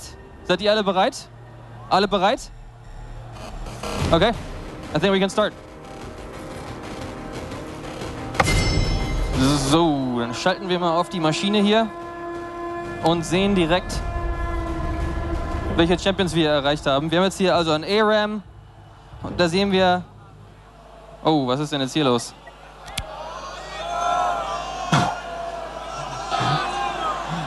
Hä? Oh, Alex hat gefehlt. Der muss da wieder... Hörst du mich jetzt gut? Ja. Hervorragend. Verstehe dich jetzt auch. Jetzt haben wir hier... Oh, und Alex kriegt auch sofort...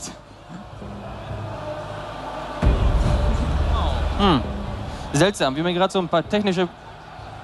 We have some technical difficulties. We cannot see the one game does not really join in. We have some IT issues right now. Mal gerade hier wen ranholen.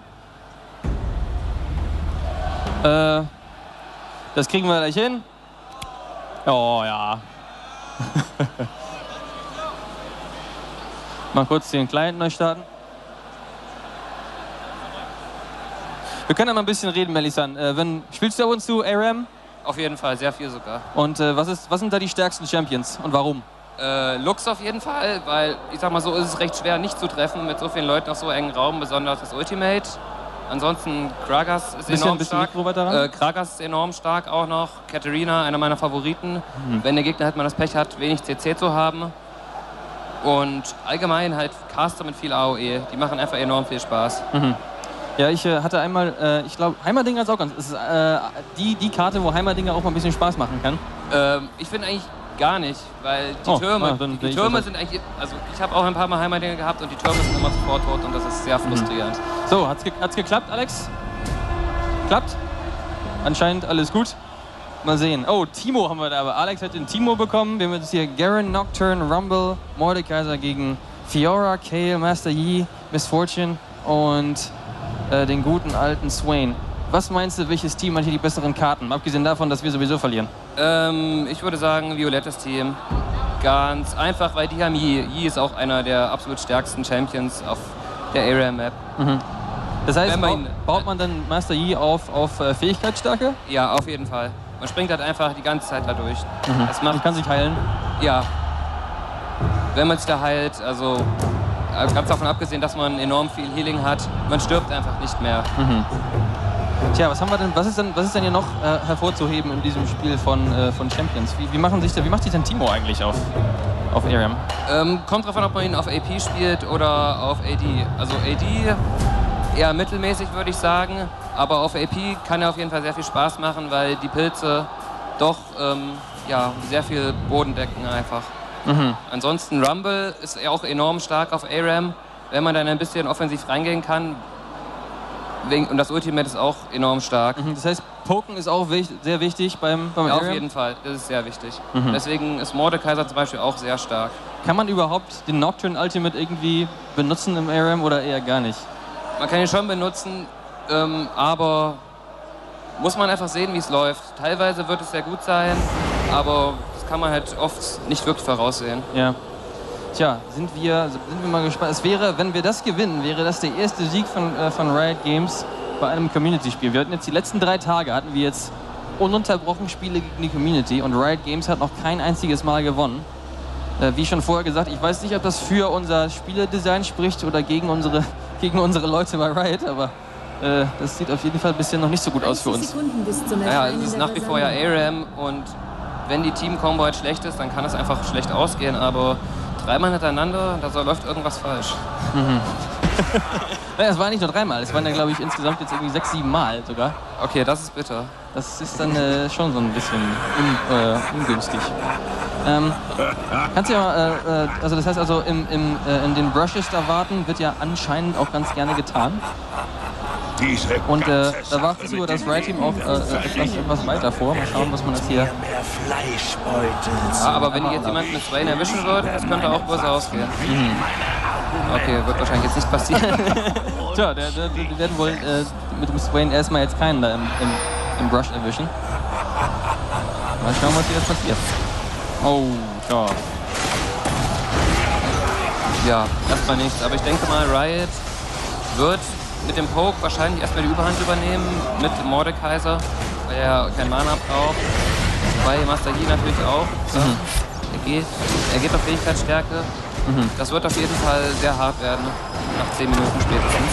Ja, wir sehen jetzt schon, dass das Swain schon nur noch bei 50% ist. Timo immer nur am Rumpoken. Fiora wachtet ein bisschen zu weit raus, muss jetzt ja auch wieder zurücklaufen. Garen hat auch sehr viel Schaden. Gerade in den niedrigen Leveln nimmt man eben sehr viel Schaden von den Türmen. Und da scheint im Moment das Riot-Team nicht so wirklich die besten Entscheidungen zu haben, weil sie alle bisher eigentlich nur von den Türmen heruntergeballert wurden. Captain Alex. Aber sie übernehmen auf jeden Fall schon mal die Überhand und wenn in einer Minute dann die kleinen Heil-Power-Ups kommen, so wie es jetzt aussieht, könnten sie beide dann kontrollieren, dass das ihnen auf jeden Fall einen Vorteil geben würde. Mhm. Die spawnen wann genau? Bei 3 Minuten 10. Der Nocturne schon sehr niedrig von seiner HP. Captain Alex ist da vom Poken her noch bisher sehr erfolgreich, schafft immer wieder mit seiner Q-Fähigkeit da Schaden zu verursachen. Und da geht es auch schon Nocturne down. Oh, nicht so schön. Wer hätte ich vielleicht angebrüllt? Mann. Und wir haben auch direkt den zweiten Fehler verpasst auf Garen. 2:0 natürlich nicht für das Riot-Team. Wer hätte das gedacht? Sondern für das andere Team. Da wird jetzt gerade ein Exhaust gezündet. Timo nimmt hier noch ein bisschen Schaden von Fiora. Kann noch nicht so. Fiora versucht immer wieder reinzugehen. Kommt nicht wirklich zum Zug. Wir sehen hier Timo, Mordekaiser. Wow, und ein super Engage von Swain kann hier sofort 2 erreichen und jetzt der dritte, also bisher 5:0. Wer hätte das erwartet? Und Nocturne geht hier wohl auch noch dran. Wow, 6:0. Sie haben einfach einen Fehler gemacht, was halt sehr oft in Arian passiert. Man sollte nicht, also immer nur als ganzes Team kämpfen. Wenn immer die Leute nacheinander reinrennen, dann wird man das Spiel auf jeden Fall verlieren. Weil wenn wir Gegner alle 5 leben, dann sind die auch alle 5 zusammen. Haben wir irgendwelche neuen Items, die ein bisschen helfen können? Wir sehen hier bei Nocturne geht ja eigentlich nur auf Schaden, Garen geht es ein bisschen defensiver an. Während wir bei dem Community-Team, also bei dem roten Team, eigentlich bisher auch nur offensive Items sehen. Scheint bisher besser zu funktionieren. Abwarten, was der Mordecai da machen kann, denn Alex konnte bisher an sich ganz guten Schaden verursachen, aber bisher... Oh, jetzt... Nur noch ein Tor fürs Riot-Team. Mal schauen, wir können ja mal sehen... Oh. Nein. Noch nicht. Keine Ahnung, was da los ist, aber geht ja auf jeden Fall weiter hier. Ich muss wohl irgendwie mal weiter darüber gucken, damit wir das mal mitbekommen. Aber auf jeden Fall, für das Riot-Team sollte langsam auch sollte es auf jeden Fall ein bisschen besser werden jetzt, weil das Community-Team ist auf jeden Fall, alle sind ein bisschen low und das Riot-Team hat jetzt auch Items. Ja, absolut. Das Riot-Team konnte sich jetzt schon Items kaufen, die wir unten sehen. Das Community-Team konnte bisher noch nicht wirklich zurück. Steht also immer noch da mit den, so ziemlich mit den startenden Items. Und ja, Swain ist zum Beispiel auch fast tot. Oh, wieder sehr gute Initiative von Swain. Fiora kann hier sofort reingehen mit dem Ultimate und kann auch sofort Mordekaiser ausschalten. Rumble geht hier auch ein bisschen zu weit vorne rein, stirbt hier jetzt auch. Nocturne geht hier auch wieder. Das sieht auf jeden Fall nicht gut aus für das Riot-Team. Sieht im Moment nicht gut aus. Wir hören eine schöne Sprechchöre fürs Riot-Team. 10:0. Macht mal ein bisschen Lärm fürs Riot-Team. Macht mal ein bisschen Lärm hier, wenn ihr wollt, dass Riot gewinnt. Toll. Das klingt nicht nach viel. Danke, Community. Wollt ihr, dass das Community-Team gewinnt? Undankbares Pack. Aber also ich muss es sagen, das Team spielt sehr, sehr gut zusammen. Auf jeden Fall. Kale hier auch direkt vorne drin. Ich glaube, das war Absicht. Der erste Kill fürs Riot-Team. Jetzt hatte da jemand Mitleid oder wollte unbedingt was shoppen gehen. Comeback Time. Jetzt wird der Spieß umgedreht.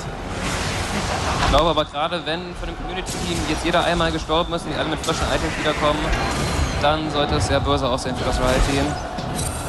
Oh, Swain nimmt hier sehr viel Schaden, muss es sich auch zurückziehen. Garen geht ein bisschen zu weit rein, schafft aber, wow. Schafft sogar noch Fiora zu erwischen. Mordekaiser bringt auch noch Swain zu Fall. Jetzt fängt das Tower-Diven an. Mann, sind wir bei diesem Punkt angekommen. Rumble auch zu weit drinne. Aber 13:5. Aber auch wenn das Community-Team jetzt alle einmal gestorben sind, ich glaube, jetzt wird es trotzdem auch umso schwerer für Riot, weil alle mit frischen Items da sind. Die haben alle sehr viel Geld. Zum Beispiel Miss Fortune gerade einen Black Cleaver schon gekauft hat.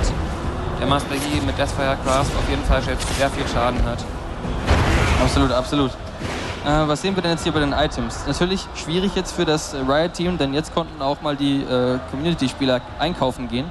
Da sehen wir jetzt auch schon die F-Sword und so weiter bei Fiora. Master Yi jetzt ein Deathfire Grasp. Das heißt, er wird also auch sehr, sehr viel Schaden verursachen können. Timo wird jetzt hier auch sofort von Fiora zerlegt.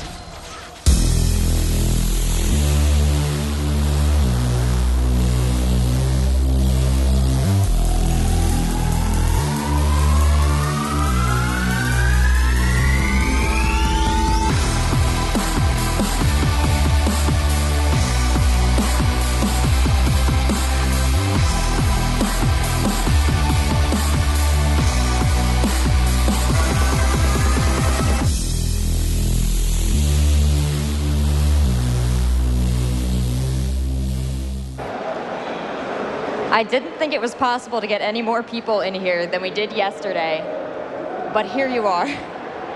In case you missed our incredible games yesterday, we've prepared a 6-minute clip of all the highlights. So please, I hope you enjoy this, and I hope it gets you excited for the games to come. We'll be starting soon, and in the meantime, enjoy.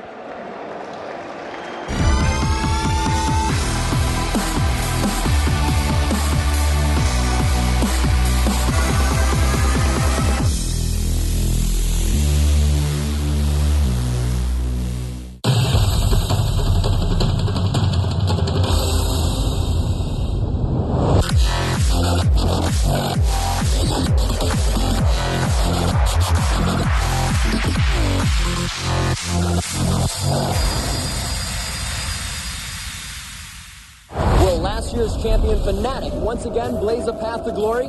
Will M5 BenQ continue to roll the barrel on their competition? I'm Rivington Bisson III. From Cologne, Germany, it's Gamescom 2012, where the League of Legends Season 2 European Regionals are underway with amazing action. In Game 1, Fnatic Raid Call picked up Jace, a champion we rarely get to see in competitive play. 10 minutes in, SuperAze gets Fnatic Raid Call on the board when he dives Shen under the tower to pick up the kill with the help from Xpeke on Ahri. SuperAze on Jace gets a little bit of help from Cyanide on Malphite as they go after Shen again. This time, he needs to chase him down to get his second kill. At 33 minutes, Curse held less than a 1,000 gold lead over Fnatic Raid Call. They would extend that lead when Ezreal carried Curse to an ace with an unofficial quadra kill. Less than 3 minutes later, Fnatic would turn it around with a near ace for themselves, picking up a 4-for-1 exchange after an Ahri double kill and Jace shutting down Extinct on Morgana. There would be no comeback for Curse as Fnatic Raid Call takes game number 1. Taking a look at SuperAze's performance on Jace, he had 7 kills, 1 death, and 13 assists, which really put a stamp on this game. Fnatic Raid Call's momentum would carry over into Game 2.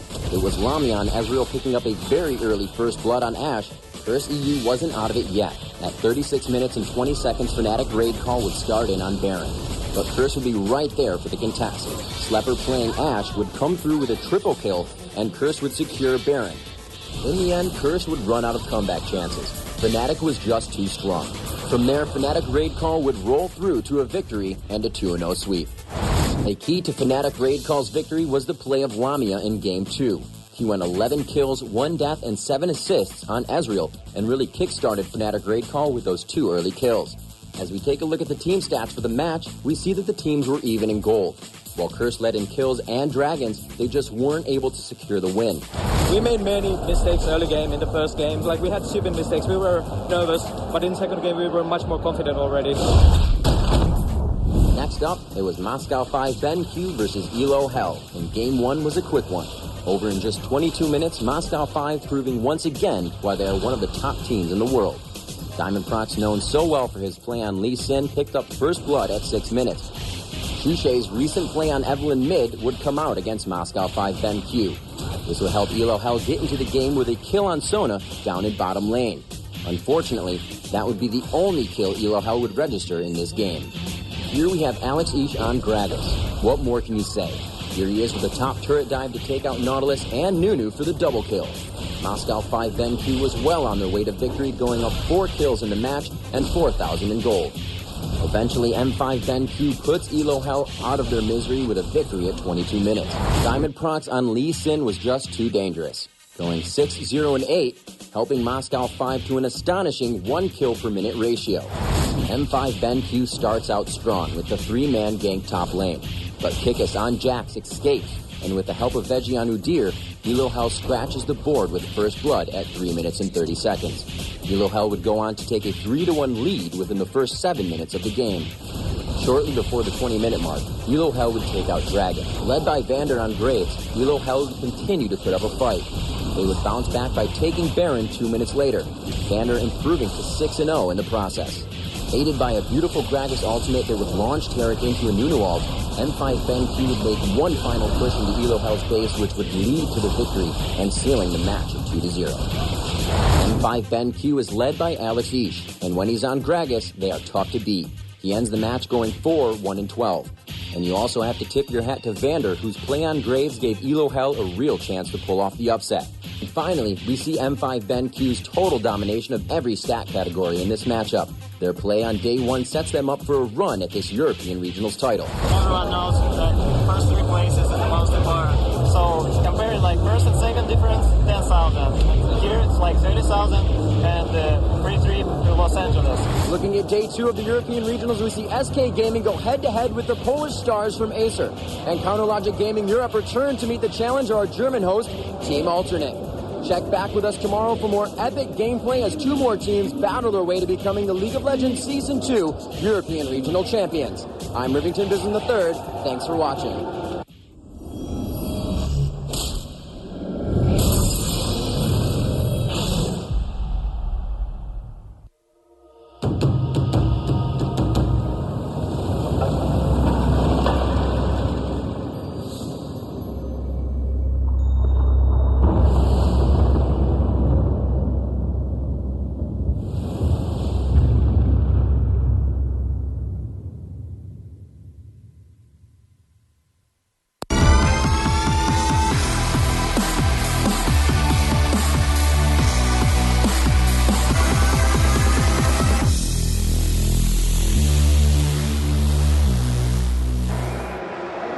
Hi, everyone. Are you excited for another round of League of Legends? You're a little bit excited. Understandable. But if we're going to start this game, the players need to hear you. This is the last match of the day. And these guys have been playing all year long to get here. So please don't disappoint them, and please make them feel welcome. So can we practice the cheer one more time? And I'm sorry, everyone at home, you're just gonna have to deal with this. Everyone in the audience, please, can I hear you cheer? I want them to hear you backstage. Well, thank you so much. Planted in the audience, there's a Phreak. Where is he? Hey everybody, I am here in the audience and I'm joined with the lovely German players here at Gamescom. This man to my left. You have a chance to win a shirt, and it says carry only, which is all I know how to play. So I have a question for you. First, what is your name? Philip. What is your favorite color? Yellow. What is the name of the team that's going to win the next game? CLG, for sure. Really? All right then. Well, if you're right, you're winning the carry-only shirt. If CLG loses, he's not winning it. Anyways, that's the stakes. We'll see if you're right. We'll see if alternate can dethrone them. But we're going to send it back over to the commentators, and we'll see what happens. Good afternoon, ladies and gentlemen. Here we are. This is the second match of the day, the Season 2 Regional Finals. I mean, there's $150,000 up for grabs, but that's just nothing. It's a drop in the ocean. These guys are playing for $2 million. I mean, that is a huge prize pool over in America. And Jason, I mean, this is your first big event. Yes, it is. And this is a pretty big game, alternate CLG. Yeah, thanks for, bringing know, the no nerves pressure, in. man, no pressure. I'm not gonna, throw up or something like that. I didn't eat today, so I'm good. That's all good. We've had issues with players doing that before. I distinctly remember Solsi last year for CLG, but I mean CLG, they've flown in from Korea. They're busy in the OGN right now, and they're into the semi-finals, which actually is happening right now as well. And they've got so much pressure. I know for a fact they've had 4 or 5 days without even playing the game. And I was speaking to Snoopeh last night. He was so worried. He was like, we really need to get in early. We need to just practice, just do something. Because, alternate, the German team, they're going to be well ready for this one. They're going to be so up for it. They've got ForellenLord in the mid, the highest elo player in the world, not just in Europe, the world, by a mile. They really need to worry about it. Snoopeh said he's going to unleash his 2009 elo on us. I mean, we have so many experienced players from CLG, though. I mean, they've had their lineup for quite a while now, and as you've been saying, they've been in Korea practicing against some of the best teams in the world, and they've also been kind of mixing their own style into the game, having the Korean meta, the EU meta all into one. And to be honest, alternate really has a lot cut out for them. I mean, they have a really hard job coming up. And it's interesting you talk about the Korean meta. I mean, we saw it last week. The Azubu Blaze just absolutely stomping through in that Korean meta. They were very aggressive. I thought maybe this tournament we're going to see some of that. I thought we're going to see some really early towers. I know SK started pushing those towers a little bit earlier, but ACER put up a really good fight for them, which for me immediately just said, right, alternate are going to be watching this and think, if ACER can put up this sort of fight against SK, we can do the same against CLG. Yeah, you have to go into the mindset of, we can win. You can't have a defeated You can't attitude. come in, You can't come in just saying, okay, if we get there, we lose. I saw you guys interviewed Curse, and they said, if we come up against Moscow 5, we're not going to win. And immediately they had that defeatist mindset, which may be why Fnatic beat them in the first place. Yeah, you can't ever do that. And even if you lose the first map, you have to go into it saying, hey, let's just take a second, take a breath, let's go into this next game, try hard. And you know what? Honestly, underdogs can win. Anything could happen here at Gamescom. They can, and alternate are no noobs to this. They got 5th and 6th last year at Gamescom. They've been in the ESL Pro Series, so they've been on stage. It's nothing new for them. Granted, it's a slightly bigger stage. There's a lot of lights. But these guys have all got to prepare for this, and it's how well they've prepared. Whether they've sat. Even the stage format right now, they're in a half moon, a semicircle. Yeah. So this is something that probably they've never sat at. I mean, they either have the booths they've sat in before, or I know Gamescom last year we've had straight stage. CBIT was a huge stage. There was Sun, so they've been on the stage, but it's just a different layout. But we're going to get over to Rachel, so let's get these teams on the stage. Thank you so much, guys, and great shirts. You guys look awesome. If you guys are interested, they're back there at the merch booth. But anyway, what you're really here for are our players. It is my pleasure to introduce, and please make them feel welcome, Team Alternates.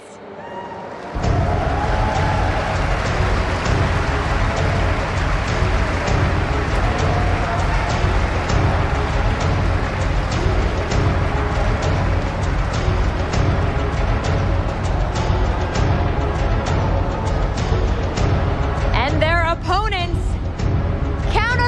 Gaming.EU.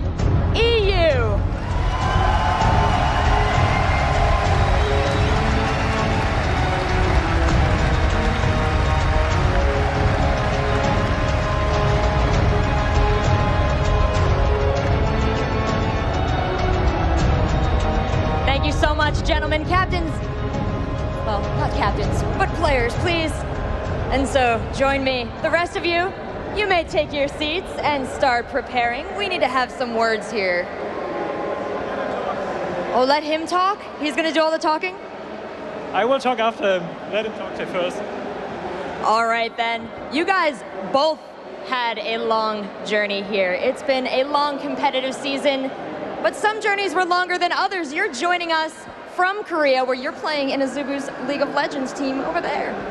How has your travel affected your preparedness for this event? Oh, it's been definitely be a great experience over in Korea. We've been practicing a lot against a lot of good teams, and I feel we're kind of prepared for this. And sir, what is the mood like on your team approaching this event? Are you excited? Are you buoyant? Or are you terrified? We are all excited. We are so confident to win this game, and I think it will be 2-0. We don't give them some comebacks. We try to win this. 2-0. How do you respond?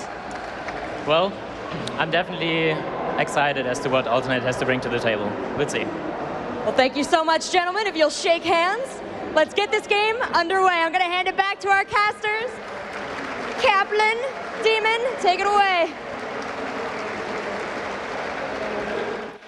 You managed to avoid it this time. I did. But I love you. Oh, no, thanks. Thanks.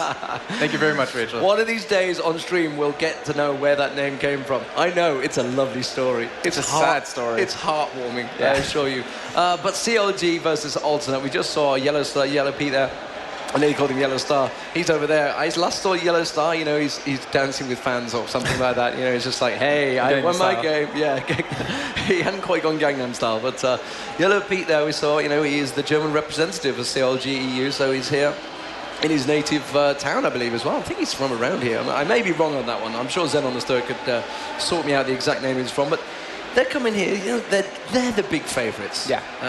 They lost to Moscow 5 just the other week in Poland, so they've got it. So they're up against it again. Moscow 5 is sort of on top again. Now, but those two are the predicted 1 and 2.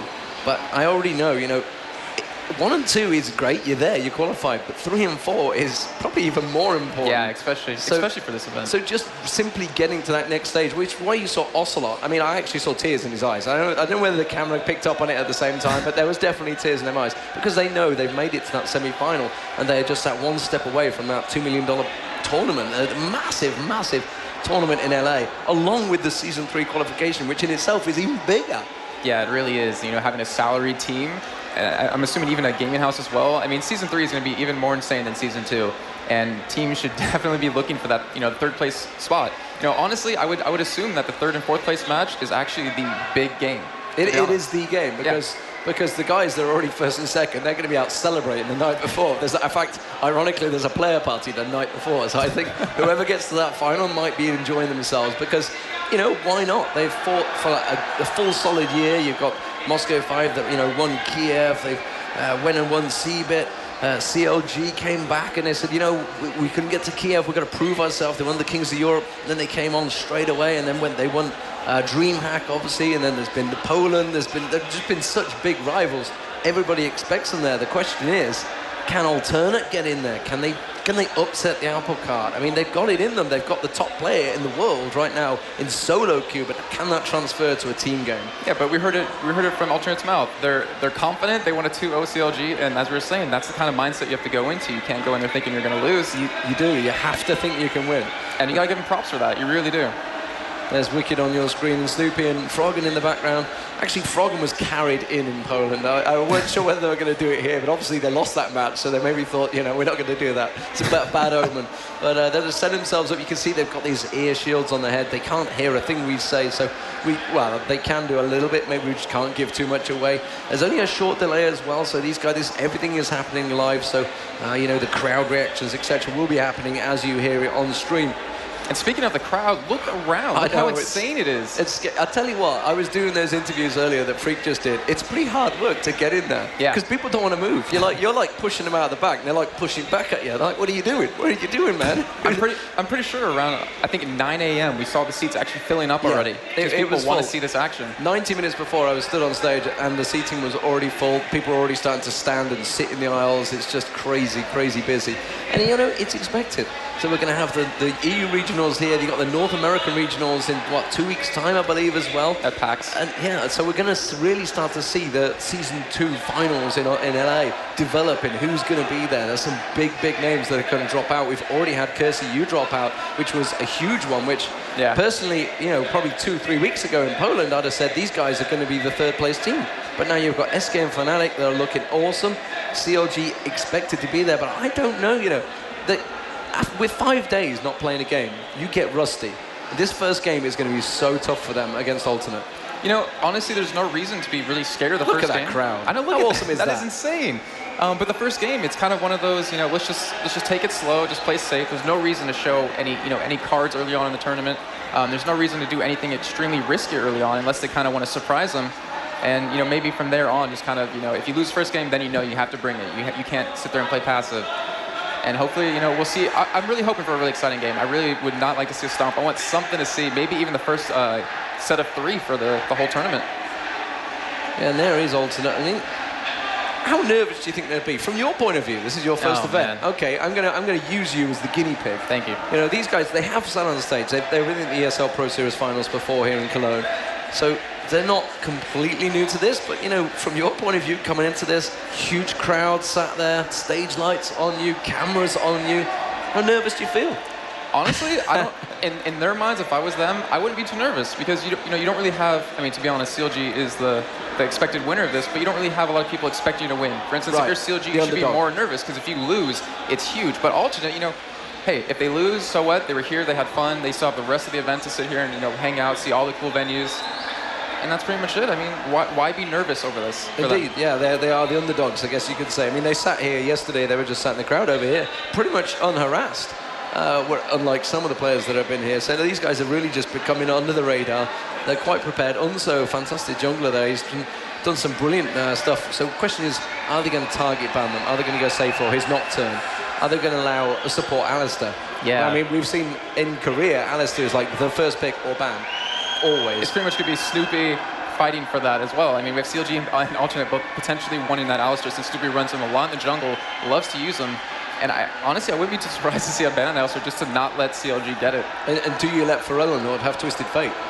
That's true. I mean, do you let him have some of his solo champs that he's absolutely awesome in? But, they would certainly be prepared to deal with Twisted Fate or anything like that, some sort of crazy AP strat. But then again, he's against Froggen in mid, who many consider. In fact, even Instinct, while I was in Poland, we were out partying, and Alex. As you do. While I was listening to Alex Hicks and Froggen talk, and at a level that was way over my head, I was just absorbing their information. Instinct walked past, goes, Alex, you're the best solo mid in the world. After Froggen. It's just burn. I mean, if you're known for a champion like a Nyph, as Froggen is, it's kind of a big deal. It is a big deal. But then again, I mean, it really shows the other team, hey, he's really good at Nyph, we could ban him out and just shut him out, kind of, even though Froggen is still extremely good at other APs. As we do see some more oranges coming at us. I feel bad for Phreak, who got hit day 1, but he played it off pretty well. I was hoping for him to say, I got hit in the head, but it's K. It's K. He missed an opportunity. Yeah. It really did. But yeah, I mean, you talk about Froggen and the Nyph. I mean, Moscow 5 allowed it, and they showed the world how you play against as a Nyph. Right. They were quite fine with it. And actually, Gragas and Kassadin has kind of come back into their own again lately. Yeah. So, a lot of bursty AP champions coming back, which... Defy, Grasp, stacking constantly. Exactly. DFG just got so strong with that extra AP on it from that Blasting Wand. And because the meta kind of changed to more sustained AP damage. You know, you had Ryze who just did sustained damage, or if you go Morgana for kind of a certain composition. But yeah, Gragas, I mean, we saw Alex Ich yesterday just doing an insane job. His mobility going from mid lane to top and bottom to interact consistently. And he was 4-0, not to mention, I think it was about 10, 12 minutes into the game. It's really hard to compete against. I mean, even Shushe did pretty well in Cassidy, but just, you know, in the end he got overwhelmed. Absolutely, the teams are just sorting themselves out, pretty much ready to go here. There is ForellenLord on your screen, and we are indeed going to move into the picks and bans. So, what will they go with? That's the question. I mean, what would you ban against CLG? I mean, well, there's the Twisted Fate ban, actually. We have to go for that, but... That's a given, because ForellenLord is playing, so immediately it had to be... And a Karthus, you know, Karthus was one of those big champions that Froggen snuck under the radar in DreamHack. He absolutely stomped through. Yeah. And because nobody really watched them in the Open tournament, because they had to qualify through the Open bracket, their fans paid for them to be there. It was absolutely awesome. But he just completely dominated with Karthus, and then just carried it through into the Invite tournament. So no surprise there. Ari, pretty much a given lately, has become very strong. I thought PK was playing it with Fnatic earlier on in the tournament. And Malphite, these are pretty standard bans, and there's the Alistair ban. So alternate, like, no, you're not going to have that to start with. But there is a couple of things available here. Could they go with Rumble? I mean, I know Rumble's been nerfed a little bit lately, but still, it's still very heavily used by CLG. Yeah, Wickd loves using him top lane, especially even against the Malphite. And the thing is that with Wickd, he always gets camped in that top lane by jungles. So maybe he wants to play something a little safe just for the first map, then maybe the second map come out a little more aggressive. Well, that's it. And from Alternate's point of view, how many replays they've been watching in CLG? There's a hell of a lot out there. You could watch a lot of games. So do they think, okay, we're going to go the Curse style against CLG? Curse generally do pretty well against CLG. They like to say they have, I think it's a 100% record on the blue side. But they generally 2v1 Wickd, maybe 3v1 him sometimes. They will always be all over him. Meanwhile, I can see, I think it's Dusty Beck throwing. No, it's not. It's just people throwing out oranges. That's what you can see in your background over our shoulder. But there is the first pick. It is going to be Ezreal down that bottom. Of course, Yellowpete is a fantastic Ezreal player. We saw him dominating on that one. But Sona Maokai. I heard Phreak and Rivington talking about Maokai earlier. You know how strong he is. He has that double CC. Anti-major, as it were. He can really lock things down. Even with Baron, you can, like, if people are trying to gather around the Baron, just throw a sapling in there. Yeah, not to mention his ultimate, which is so strong against CLG, because CLG loves running that guaranteed late game team. You know, just turtle, if they are losing at all, they just turtle up, as we might see in Aurelia. And I'm actually... Wickid's Aurelia. Yeah, Wickid's Aurelia. Wickid's Aurelia. It's something we've not seen for a while. He's been playing Renekton up there. He's been playing Rumble up there. We've not seen him on Aurelia for so long. We saw some absolutely amazing Aurelia play early from Kevin. Yeah. Wow, how good was that, dashing around that tower? He's actually at ECC Poland. He played an amazing Aurelia against Curse. Oh, and now we're seeing the Leona. And we know where that's going to go to if they actually lock it in. I'll say. So this is going to be Krepo being very aggressive down that bottom lane alongside Yellowpete with that Leona. So expect some hardcore fighting down that bottom lane. How are they going to counter it? Corki is a good counter. You can use that Valkyrie, get the hell out of there. Sona as well will be useful. You missed, man. If you're going to throw an orange at me, you got to hit me. Can I throw it back? Oh, that's probably not the right thing to say. He said it, not me. It's like, but yeah, Corki, perfect pick. I mean, at ECC Poland, I said this yesterday, he had like an 80% win rate against Ezreal, just because Ezreal's so just good at reducing attack speed, you know, with his Essence Flux. And Corki, like we're saying, doesn't really need that. And we're seeing actually a cleanse on him as well. And which actually Yorick is a strong pick in top lane. That's something we've seen quite pretty heavily used throughout. If you recall back to the Moscow 5 or Elo Hell in Poland, the crazy Yorick along with all those Guardian Angels, it was like an epic fight. Will we transcend to that way? I mean, Krepo's already tweeted today saying, you know what, don't expect a quick game because we play it slow. Yeah. I mean, to be honest, from the people's perspective, CLG should win this game quite easily as I'm squeezing the stress ball. And I hope it's not a really long game. You know, what's the point of dragging it out if you think you can win it kind of early? But then again, that's CLG's playstyle. Just kind of, you know, wait to that late game. They love running these late game comps. And from a spectator point of view, I love to see comebacks. So I'd like to see alternate. See, when ACER were coming into it, they nearly managed to pull it off. They were so close, and then some epic plays by SK quickly countered it. Could we see? Not sure about Cho'Gath in the jungle, but you never know. Actually, Snoopeh might go that route. I'm a big fan of Cho'Gath in the jungle, to be honest. You run some attack speed runes on him, build that Wit's End kind of build. Oh, and we're seeing the Anivia. Well, there's no shock on that one, I don't think. I think they're happy with it. And it is going to be Snoopeh with Cho'Gath in the jungle. Wow. Do you think he's been having some discussions with Hotshot lately? Hotshot is pretty well known, but he's known for his like iron Cho'Gath build where he goes like straight armor in that top lane. But we haven't seen Cho'Gath in forever because of the meta switching between really heavy damage, but then going back to Malphite, which is extremely tanky. You know, you run a Shen as well. And I mean, to be honest, a jungle Cho'Gath is pretty good. He clears pretty quickly with attack speed runes. He does some good damage with his E. And then not to mention the CC he provides on a lane. If you have someone with a stun like we have Wickd, or even Froggen, or even bot lane with Leona, he can follow it up with a Rupture and then a Feral Scream and pretty much just lock someone down. You know, without checking my stats, I'd have to have a look, but I'm pretty sure this is very close to Moscow 5's team against CLG in the Poland finals. They've got the Gragas in the mid. They've definitely got the Yorick in there. This is a very, very close game. And we could see that DFG Gragas, like Alex Itch that ForellenLord certainly is very capable of using. Yeah, and one thing I love right now, I'm trying to look at team comps right now, and CLG, what they have is, they love doing this, where they have a Nivea and they wall someone off, and then they follow it up with a silence, like Soraka or even Cho'Gath now. You follow up with a silence, they can't escape, and it's like a guaranteed pick-off, which is obviously really effective. Yeah, so, super effective. So it's going to be a very, very tense game. CLG have got nice picks. Not sure how Snoopeh's going to work out without Cho'Gath in the jungle, but Alternate have got a good team. I think they've got a very nice pick here. And then we're actually seeing the Yorick with teleport, so we might even see a 1v2 with Yorick bot lane, and then you'll have that quirky Sona top lane. Indeed, both top lanes with those teleports as well. I mean, Yellowpete, sorry. So, well, I don't know. I don't know how this one's going to turn out, but we are going to go back over to Rachel on the main stage. Thank you, gentlemen. And now, for what you've been waiting for, let's hear it for Team Alternates and for CLG.EU.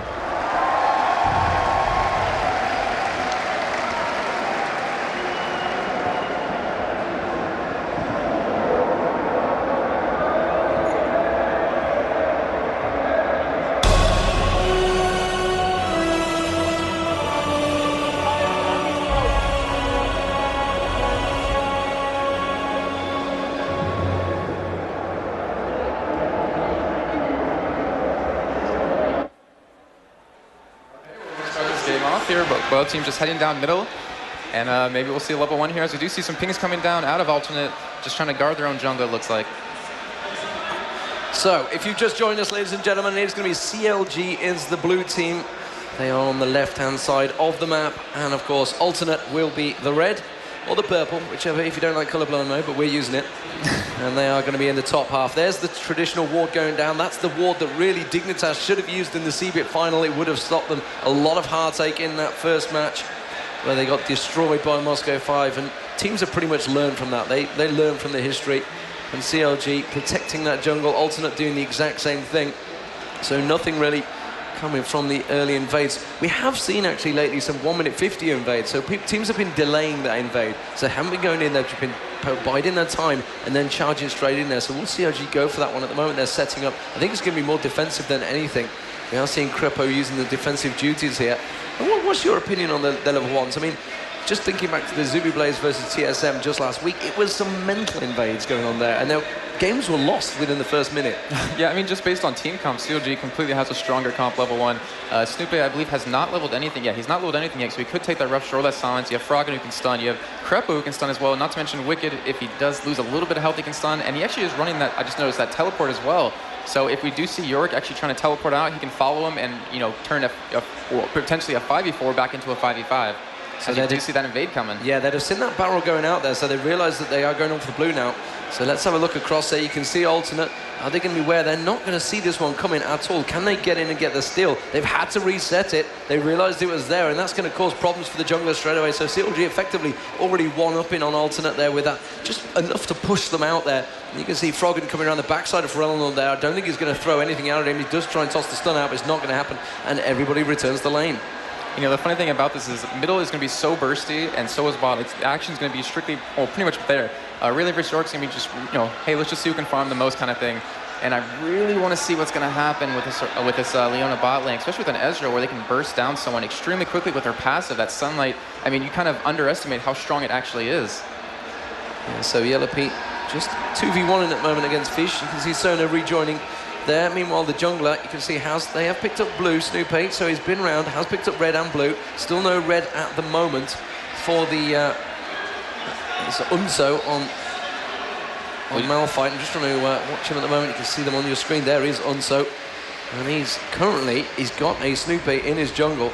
And I think Unso is well aware of this. Yeah, he throws the sapling straight towards Snoopeh. That's just going to go, yeah, okay, I know you're there, just go away. Froggen very low in the middle there.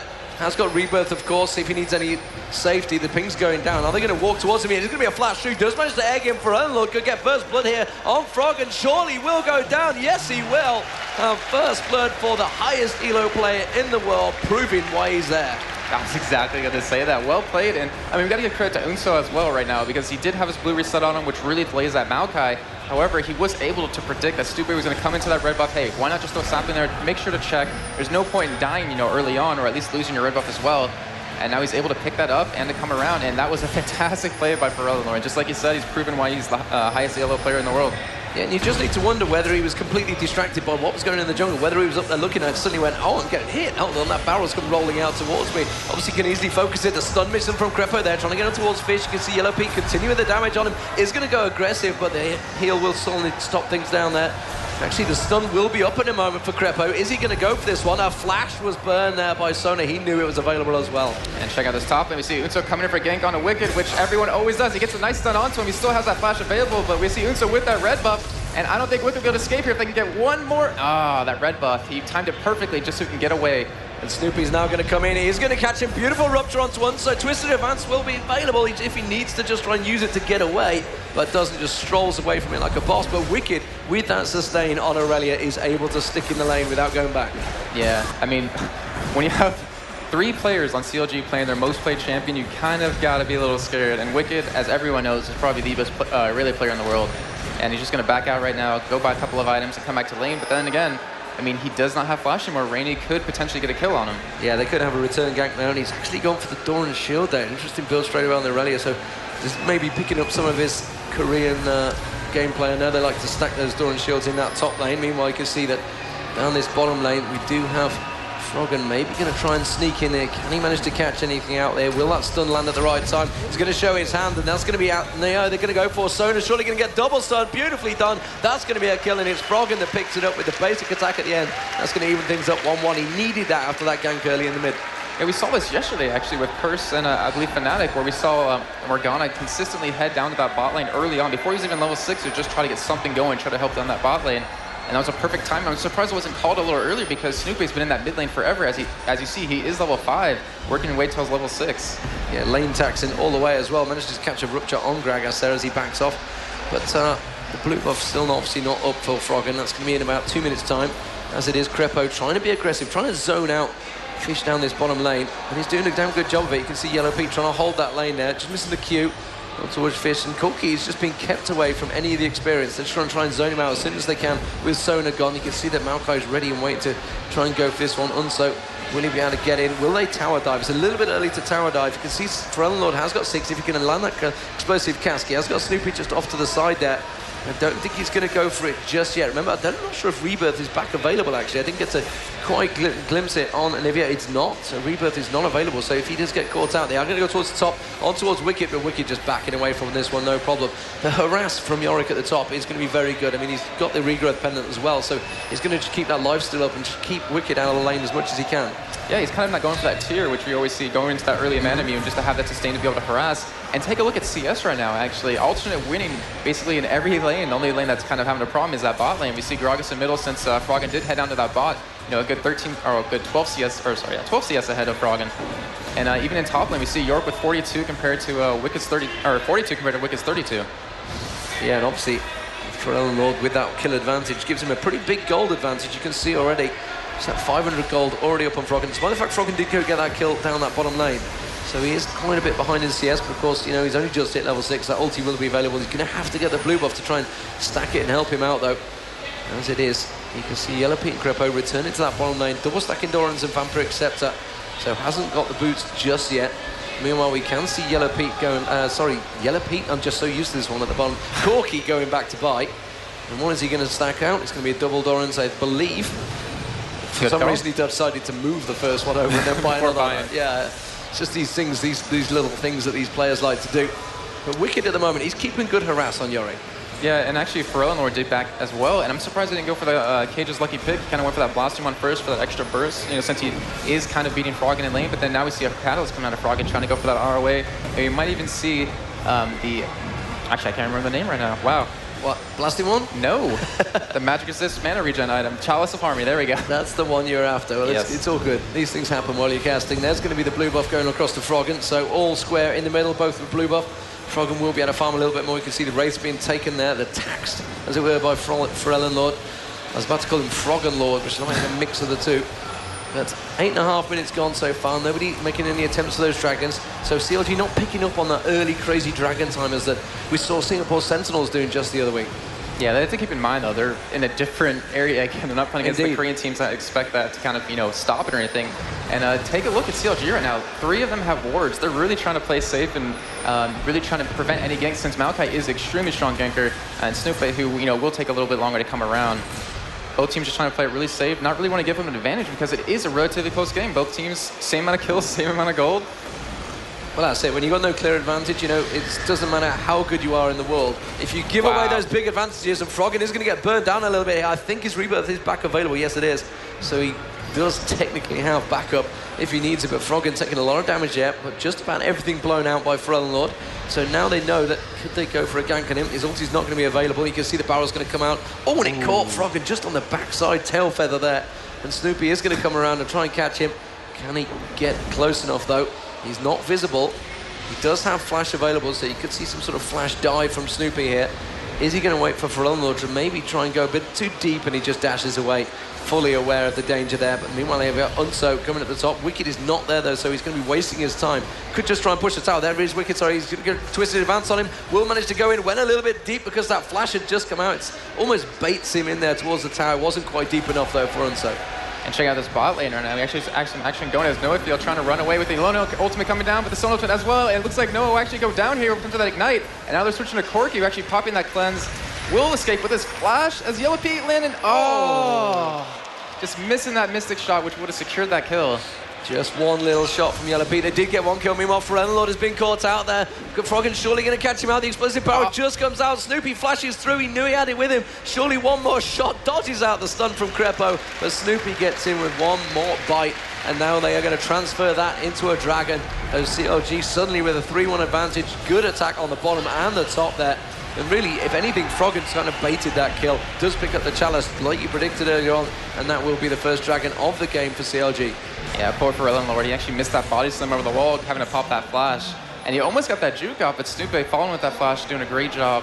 And that gentleman Shogout definitely doing work. And we're going to go to this replay real quick as we see ForellenLord chasing Froggen away. And Snoopeh actually coming in from the back. ForellenLord trying to jump over that wraith wall.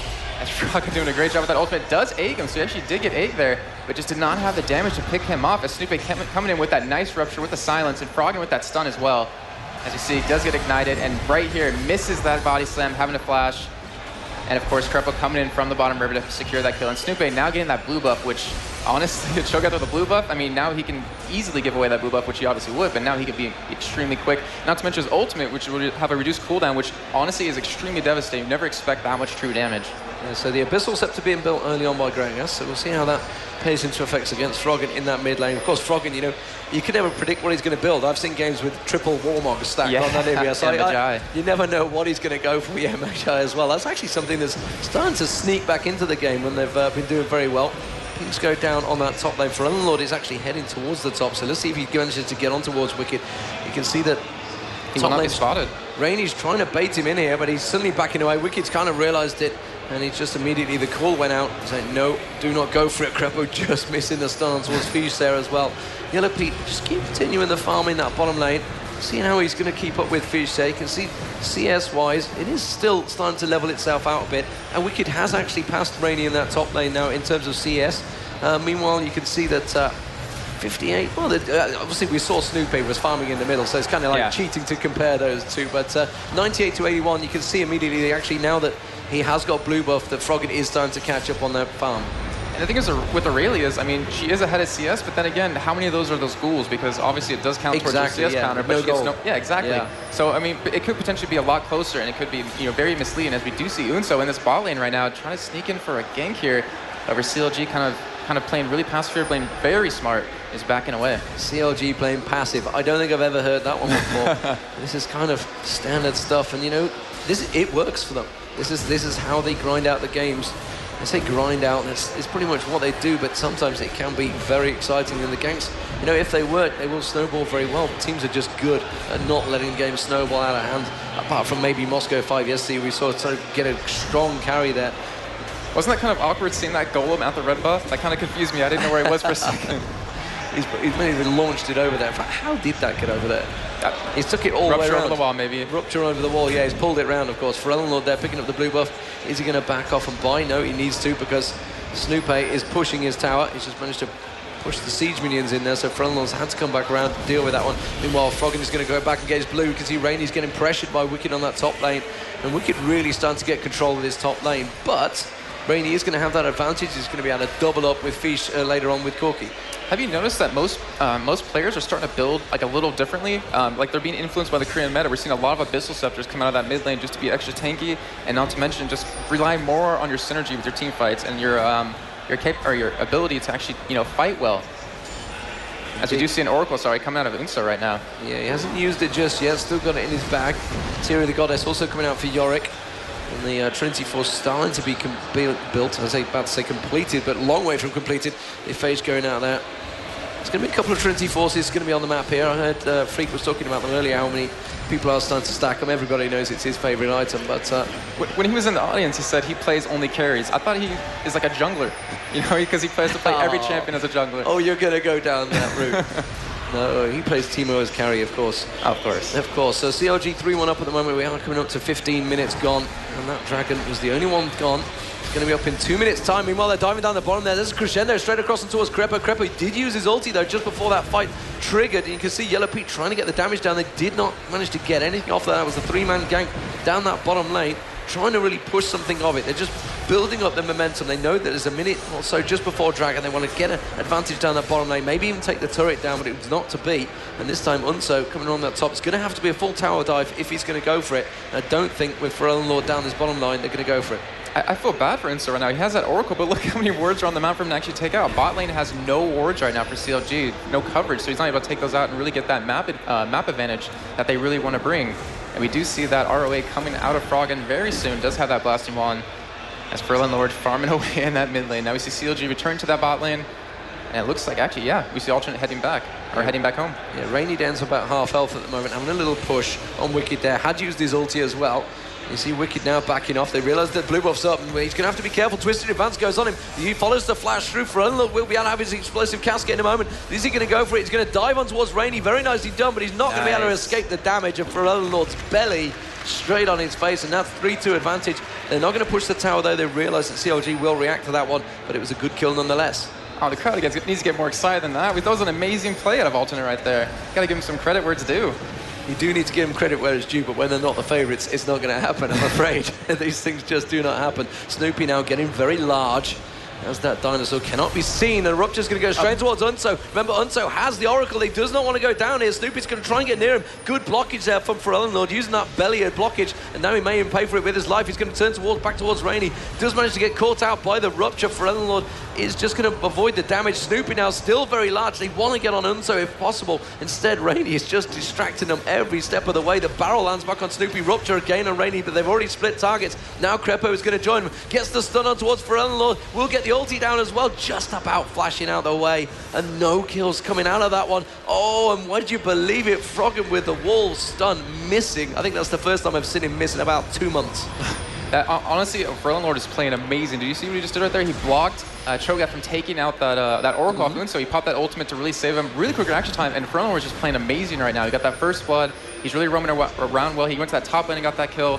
And we do see Dragon I just saw Krepo flashing through as well, and there's going to be Yellowpete as well zipping through. Can he go towards Fisch? They want the Dragon, but you know what? I don't think CLG are in that strong a situation. They're going to catch a Rupture on towards Araneae, though. Araneae has already used his ulti. He will surely go down. Just flashes away. Can Wickd finish him off? Anything just needs to get near him. Froggen's going to try and catch him out. Snoopeh tries to Rupture, and he just dodges all the damage. Beautifully played by Alternate. Great job, and not to mention CLG being really ballsy there. They were already pretty low. I mean, we had Snoopeh under half health, still pushing away at that. And honestly, Rainey's got to feel good after that. Really dodging They can't back off, and the explosive casket lands on the entire 4-man team of CLG there. Yellowpete, the only man that's trying to stand toe-to-toe with Fisch. Fisch armor penetration all the way. And now Alternate in a fantastic position to try and take this dragon. CLG don't really have anything on it. Wicked's diving on towards Fisch there, but didn't really have Krepo to follow him up. Didn't have the burst damage, and the team is still around there. And surely Alternate are going to take this dragon. Are CLG going to stick to their principles? They can't fight for this dragon. They're not strong enough. It's not really worth diving and just losing kills. So Alternate will pick it up. And that is a great bit of play by them to just hang around and keep it going. Yeah, and Joe Miller loves this stat. I'm going to say it because he's probably watching right now. After 12 minutes, if you're down 10% gold, you have a 90% chance of losing. And look how close it is right now. Yeah. I mean, Ultra not expected to win any games, but they're doing an amazing job right now. Their gold is so close. Yeah, but this is CLG. Gold stats don't count for them. As they saw versus Moscow 5. We've seen that many times. We just don't count them stats at all. CLG going to try and turn this into a push tower mid. That will try and level things off and bring gold to their advantage. Also, a Rupture catching nicely on towards Yorick there, but he's going to get away with it. Yellowpete, meanwhile, continuing to farm. How's the farm going between the two ADs? Trinity Force nearly completed, 140 CS compared to 142, so very even between them. But gold-wise, it is Yellowpete with the advantage, about 500 gold advantage, so he's very much up on that one. Does manage to pop his ulti off, actually towards the blue. Can he get the steal? No, because he missed. You're not going to get the steal if you miss. That's true. I mean, I would have been amazed if he actually got it if he did miss. That would be cheating. Yeah, and Unso doing a great job right now. Still has that Oracles, and I think he's cleared about 5 or 6 wards, so he's almost made back all the money he spent on buying that. And now we're seeing actually ForellenLord, it looks like he's going for a death cap instead of a DFG. Maybe we'll see it right after that. And he's just only going to get stronger and more bursty. As we see, Froggen finally has that ROA, has that Chalice, might even build into Athene's Holy Grail. Yeah, that bottom lane actually being pushed. Will it go for the turret? I don't think they will. You can see the Yellowpete and Krepo are returning back to lane, so they're just going to keep that wave cleared. Meanwhile, Snoopeh was trying to get himself in a position to go for Rainey, but he's just going to back off, I think. I think Wicked's just probably already given the call saying, don't bother, I'm just going to continue farming this one, don't want to dive for the kill yet. We did see ForellenLord was trying to camp in that dragon pit as well. They got that Tribush warded. They knew that Yellowpete and Krepo were going to come back. He was ready and waiting to go for a gank, but nothing was to come of it. So at the moment, lots of plays setting up, but they can't manage to get anything from it. Froggen continuing to farm. How's he catching up? 164 to 187, still a little bit behind. And like you mentioned, going for that Rabadon's death cap. Oh, this is the body slam again right there, trying to get over that wall. And Snoopeh actually does have an Oracle now, so we see Oracles on both teams. And if we do see a kill on either jungler, it's going to be really good for the other team. And I was really hoping for that gank coming up top lane, but Wickd, showing how amazing of a top player he is, he noticed that and started to back out. Yeah, we've got a 2-man push on towards the middle where you can see the wall come out. Froggen is there just below, already backing off. Actually, they're going to 4-man stack this bottom lane. Forget scumbag Krepo, scumbag Froggen right there. Scumbag Froggen, yeah. Snoopeh is coming in. There is no wards there, but surely they're well aware of it because that wall just came out from Froggen. They're not going to be stupid, but Fisch may well get caught out of position now. He does. One stun cleanses. Valkyrie's away, straight into a crescendo. Does manage to get away there. Beautiful work from Sona. And now you can see ForellenLord trying to come in. Explosive casket came out, but it wasn't enough to blow them in the right direction. And Snoopeh's just going to continue on as Gentleman Cho'Gath does. And throw out the Rupture. Nothing really going to come from that Krepo, though. Eating a barrel, and you can see how much those barrels are doing now. That was such an amazing cleanse coming out of Corky right there. It completely saved his life. And it was actually pretty amazing how quick he got out of there. And we saw Sona, perfect ultimate on the former CLG, completely to save their life. Ultimate's playing extremely well at bot lane. And, I mean, but the thing is, the longer the game goes on, as we know from time and time again, CLG will just get stronger and stronger. They have got a very strong late game team, and we are well aware of that. Wicked's only going to get stronger. Yellowpete's just going to get stronger. Froggen will get big. Snoopeh, well, you know how scary a huge Cho'Gath can be when he's farmed up. But Yellowpete doing a fantastic job keeping these minion waves at bay. Mid lane is not being pushed, and still only the 2 terrors for CLG at the moment. Alternate need to try and get a position sorted out there. ForellenLord with a little stun, but not followed up by Froggen. As it is at the moment, I think he's just happy to farm. He did go for the standard Rod of Ages start though this time on the Nivea. Yeah, and actually I want to point out that Froggen does have 2,000 gold right now to spend, so when he goes back, he will be a very happy man. And not to mention, he's only going to get stronger, especially with this AP and how good he is as an Nivea. Snoopeh taking out that nether ward at that bot lane. And he's just saying, hey, what's up, as he hits him with a rocket as he backs out.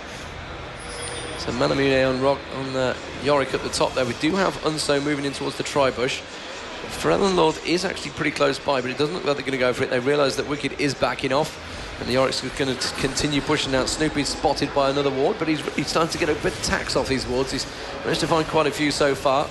Still, you can see Unso wasting time. Actually, he was just backed off, I tell a lie. He was wasting time in that top push, has backed off. They're going to push on this turret. They have a 3-man push here, and there is only Corki to keep them at bay. He's going to have to back away from this one. I would not want to go for this, especially with a double stun crowd control of Krepo and Snoopeh there. This is not really a fight you want to get too close to, but he does have support coming in. Sona's going to be joining him. You see Unso coming down on Maokai as well, and they're just going to keep him at bay, but they've lost half the hit points off that tower with just one little push. Yeah. Hey, have you noticed, Deman, that the teleports haven't really been a big factor in the game? We only saw one teleport coming down in that mid lane fight, but that was about it. And I'm kind of surprised because, you know, you can really do a lot with those. I remember Joe and I were testing a game where Gragas would actually had teleport in mid lane, teleported in the second bush behind the other team, and just surprised them with that explosive casket. Completely surprised them, but do remember that in 30 seconds time that next dragon will be up, so they're probably going to save it for that. Yorick is actually pretty low on mana at the top there, so if we do get to a fight, he's going to be fairly useless. So they need to start doing damage here. Alternate are going to try and push this lane, try and do as much damage. They know that both of them gone back, and they're going to use that example to try and go back and buy as well, just before the dragon does spawn. Hey, maybe they will go for Baron. Well, we are at 24 minutes. It's entirely possible. You do see them at this time, but I don't think anyone's in a strong enough position to go for it. You can see Unso already there. They didn't have the timer on the last one, I don't think. So they're going to have it. It's up in 19 seconds. They're well aware. Actually, I'm trying to think about who did actually get Dragon. Who didn't get Dragon last one? That was actually alternate. It was alternate. It was alternate, yeah. So they got the last one. So, as it is, Unso is going to set up for this one. And we see 2 tons of damage items out now. 2 Trinity Forces, 1 on Ezreal and 1 on Corki. So these fights are going to be really interesting as both teams starting to group up. Wicked still pushing the top lane. He has that teleport available if he does want to come down. And Araneae heading up there as well since he has his up. And now we're seeing what's mostly a Baron dance. Now we're seeing a Dragon dance happening. Yeah, so we talked about the teleports. You can see Wicked pushing that top turret, and he has got teleport available. So expect one of these wards to get planted down in the bush in a moment, and they're going to try and teleport in. You can see every member of Alternate actually picking up wards, so they've stacked up heavily on wards. Only really there is Wicked, just teleported down. He's got a wards of his own, so now they have a 5-man down there. Yorick's furiously trying to run down. He's saying, okay, I don't need to use my teleport. I think I can make it in time. Snoopeh does take down that ward on Dragon, clearing out any vision they're going to have there. The barrel's coming rolling in. ForellenLord trying to bait them in, really. Go for it. They do manage to catch actually on towards Fisch there. He needs to be careful. He doesn't get caught up on one of those. Again, ForellenLord trying to dash in and use that barrel. But they're just keeping them at bay. This is definitely going to be a standoff fight here. Dragon is now up.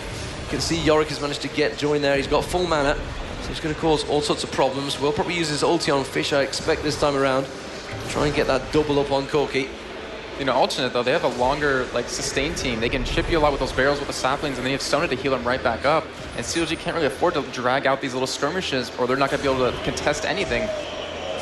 Indeed, and there's little wards. ForellenLord again. He's just trying to get an opportunity to throw out that ulti. And again, they're just going to keep dodging those ultis. But like you said, you've got Corki in there that can get ulti from range. You've got Yorick poking from range. You've got Unso poking from range. They'll really have a good poke team. And you can see Krepo already down to half health. He's not going to be able to really engage like he wants to. He wants to be the initial brick wall to go in there. But it's causing problems. That Dragon already down to half health. The Dragon is already gone. CLG too late for the party here. Now they're going to go in. The Ezreal ulti managed to go in. It's actually Fisch's ulti that uses Yorick that managed to take him down. Wickid's going to get taken down very low. Will manage to back away. Unso saving his oracles, trying to back out of the fight here. Fisch will drop down. Rainey's surely going to drop down eventually. Yes, he will. And it was a double kill for CLG. But honestly, with the Dragon picked up in the first place, Alternate still came out on top of that one. Yeah, that was very good. I mean, not to mention, yeah, they did get that extra gold. They definitely do have that lead, and they're trying to catch back up. The thing is, CLG is really extending this gold lead on them right now, and it's all coming basically just from that farm. I mean, those 3 kills obviously do add in a lot of gold, but they're doing really well on their farm. Froggen definitely catching up, definitely going for that Ramadan's as well, and then ForellenLord actually should be done with his relatively soon.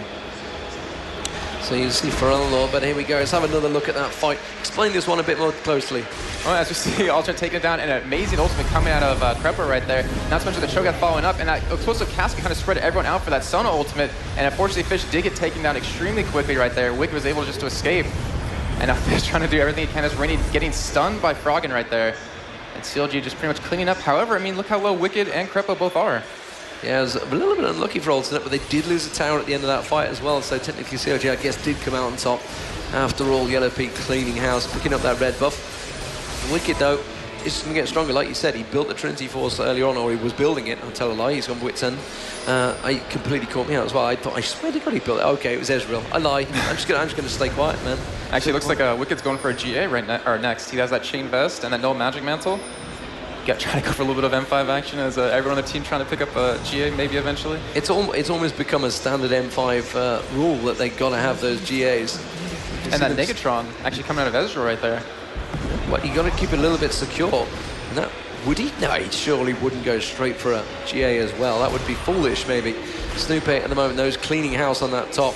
And this is the great thing, you know, even as a jungler, Cho'Gath is just going to farm lanes as quick as possible, and he doesn't need to really get too involved at the moment. You can see there's actually the explosive casket. Froggen just having to use burn his flash to get out of the way, that one. Krepo also getting caught down by Fisch there. Very nice play. ForellenLord is still very much a danger. Yeah, not to mention, you're talking about Snoopeh and just how his size. You know, not even how farm he is or anything, but his size. He's so big. He is such an annoying champion to go against if you're trying to click someone small. You know, it really kind of makes you mess up. And he actually, I'm assuming, will be going for that GA just so he doesn't lose his stacks. And top lane, a little bit actually going down his unso. He's coming in that top lane. Gonna get that twisted advance onto Wickd and a nice little arcane smash to slow him. However, Wicked's still running away, able to escape. Doesn't have any summoners up though to get away. And actually, we see Krepo coming in that tri-bush to kind of support him here if they do dive him. And that's why he went now with keeping him very tanky there. And you can see he's hanging around. Krepo is there, but Snoopeh was not close enough. And they're going to back off. Krepo's ported away, and ForellenLord continues to farm in mid. 267 minions to 273, very much caught up Froggen, and it's just become a farming battle between those two. And really, it's going to become endgame style. The Rabadon's death cap on Froggen, something I've not seen him build for a while. Yeah, I mean, it's not a Warmong? What? Yeah, why not? Well, it's more to the point, it's not a Deathfire Grasp. Normally they're stacking straight into some. ForellenLord, like you mentioned earlier on, didn't seem to go for it, didn't want to. And considering you got Snoopeh in there, very big tank. You got Krepo you could pop. You got Froggen, generally builds pretty tanky. They're continuing to chase on towards ForellenLord there. Actually tries to dash through and throw that barrel in his face. It's not working out for him so far though. Yeah, both teams playing very safe right now because it's kind of at that point in the game where if you do lose a big team fight, it's just going to snowball out of your favor and you're going to probably end up losing here. And still, we have yet to see any Baron dancing, which is honestly surprising. As you do see a blue buff trying to go to ForellenLord here, as it does reset. Deman, take this away. Oh, well, Unso tried to dive in there, did use the dive, and you can see Krepo with the ulti. Actually, very nice. He set up for Ezreal there. Snoopeh's going to come in. The Rupture's going to catch on many of them. He does manage to silence across. It's actually the ulti from Fisch there, used on Fisch, and is actually forcing them away because it turns into a 6v5. Snoopeh taken down very low, doesn't want to lose that Oracle, but immediately they turn straight towards Rainy. Rainy's going to get dropped. Crescendo goes across. Wickd does pick up the kill there. They're going to dive in towards Krepo. Krepo will surely go down. Yellowpete, you got far too close. Unso manages to get in there. ForellenLord picked up the kill. That's going to be the AD carry down. Wickd also taken down very low. ForellenLord pretty low on mana. Gets stunned beautifully by Froggen there. Straight into the ulti. Pops. Oh, not quite taken down. Fisch, though, does manage to get in there. That's actually Wickd going down to the Sona of Neo. And wow, what a crazy, crazy fight. But would you believe it? I think it turned out a very even fight as well. It was 2 for 2. Yeah, I was actually really amazed that Yellowpete got that close. I mean, it looked like he was trying to save Krepo there, but just let your support die. It's all right. You need your life. You can't really afford to die right now because now he's losing on CS. As we do see a kill going down on the Corgi. Yeah, that was Froggen following up. You know, like it was a 2 for 2, but Unso went down. Unso had an Oracle on him as well. So I got to point that one out because I did try and point it out to Phreak earlier on. But Froggen picking up that kill. Let's just have a look at exactly how it worked out. Fisch stuck around far too long on the wolves there. You can see managing to just pick up those wolves. Froggen does come around. And, oh no, just backing right in the open. Backing off straight into it. Ulti down, pop. Easy. Easy stuff for Froggen there. Well played by Froggen. It was well played because he knew that he was going to stick around that length of time to take wolves. He obviously had the sound in his ears. Now we're seeing a chain vest coming out of ForellenLord. I'm really surprised to not see a DFG coming out of him. He's going for Zhonya's obviously instead. Yeah. So it's one he's going to build with. So it's interesting the way the game changes because obviously last week in Poland or 2 weeks ago in Poland we were seeing spell penetration completely stacked by everyone. We're not seeing it so much this week, so maybe people are going, well, they've all changed the masteries now because they expect this. We have to go back to the standard, get that ability power stacked right up. See Yorick with that Warmong still has 2 of his GP10 right now, so he still has that extra gold rolling in for him. And we still have yet to see a Shirelius come out of either team. And the barrels managing to catch on towards Froggen there from Forellen. There's 3 of them stacked in that bush. Nobody really going for it. The dragon is there, and they all want it. You got to point out, though, that Wickd does have his GA right now. So he's just going to dive in, kind of be really aggressive, force him to focus him down, and allow us Yellowpete to just do as much damage as possible. Not to mention Froggen. You can lay that ultimate down on top of a dead Wickd as he's trying to revive and do a lot of damage. Not to mention he can stun right after to kind of set it up. And then you have Snoope's Rupture, which we have been seeing. We see Froggen initiate, get that stun up, and then Snoopeh follows it right back up. Actually, sorry, that's actually Krepo that initiates, and they all follow it up with their CC. Indeed, they've got a lot of CC as well. And the question is, will Unso try and poke his way in there? It was his twisted advance that started things off last time. Meanwhile, you can see Fisch continuing to keep the farm going down the bottom. There's no ward placement from Alternate, so they don't really have vision of where CLG are, which is why you can see they're throwing those ghouls in there, throwing in the saplings, trying to get vision of what is going on, whereas CLG can see exactly what's going on just below. They have that ward in the blue just above. They've got the one in the bush there, and they have vision as they keep trying to poke their way in. But as you mentioned earlier on, Alternate are far better in the poke fight, and there is a ward getting pushed down. Can they take it down? Oh, how did they not get 3 hits on that? That's all they needed. 3 basic attacks. Wasn't happening. They've actually leash pulled the dragon out now. This is definitely going to start things off. You can see the Nyph ulti trying to keep them all at bay. He's going to keep it out there. He has got blue buff, so he's not too worried about the mana. All the cooldowns.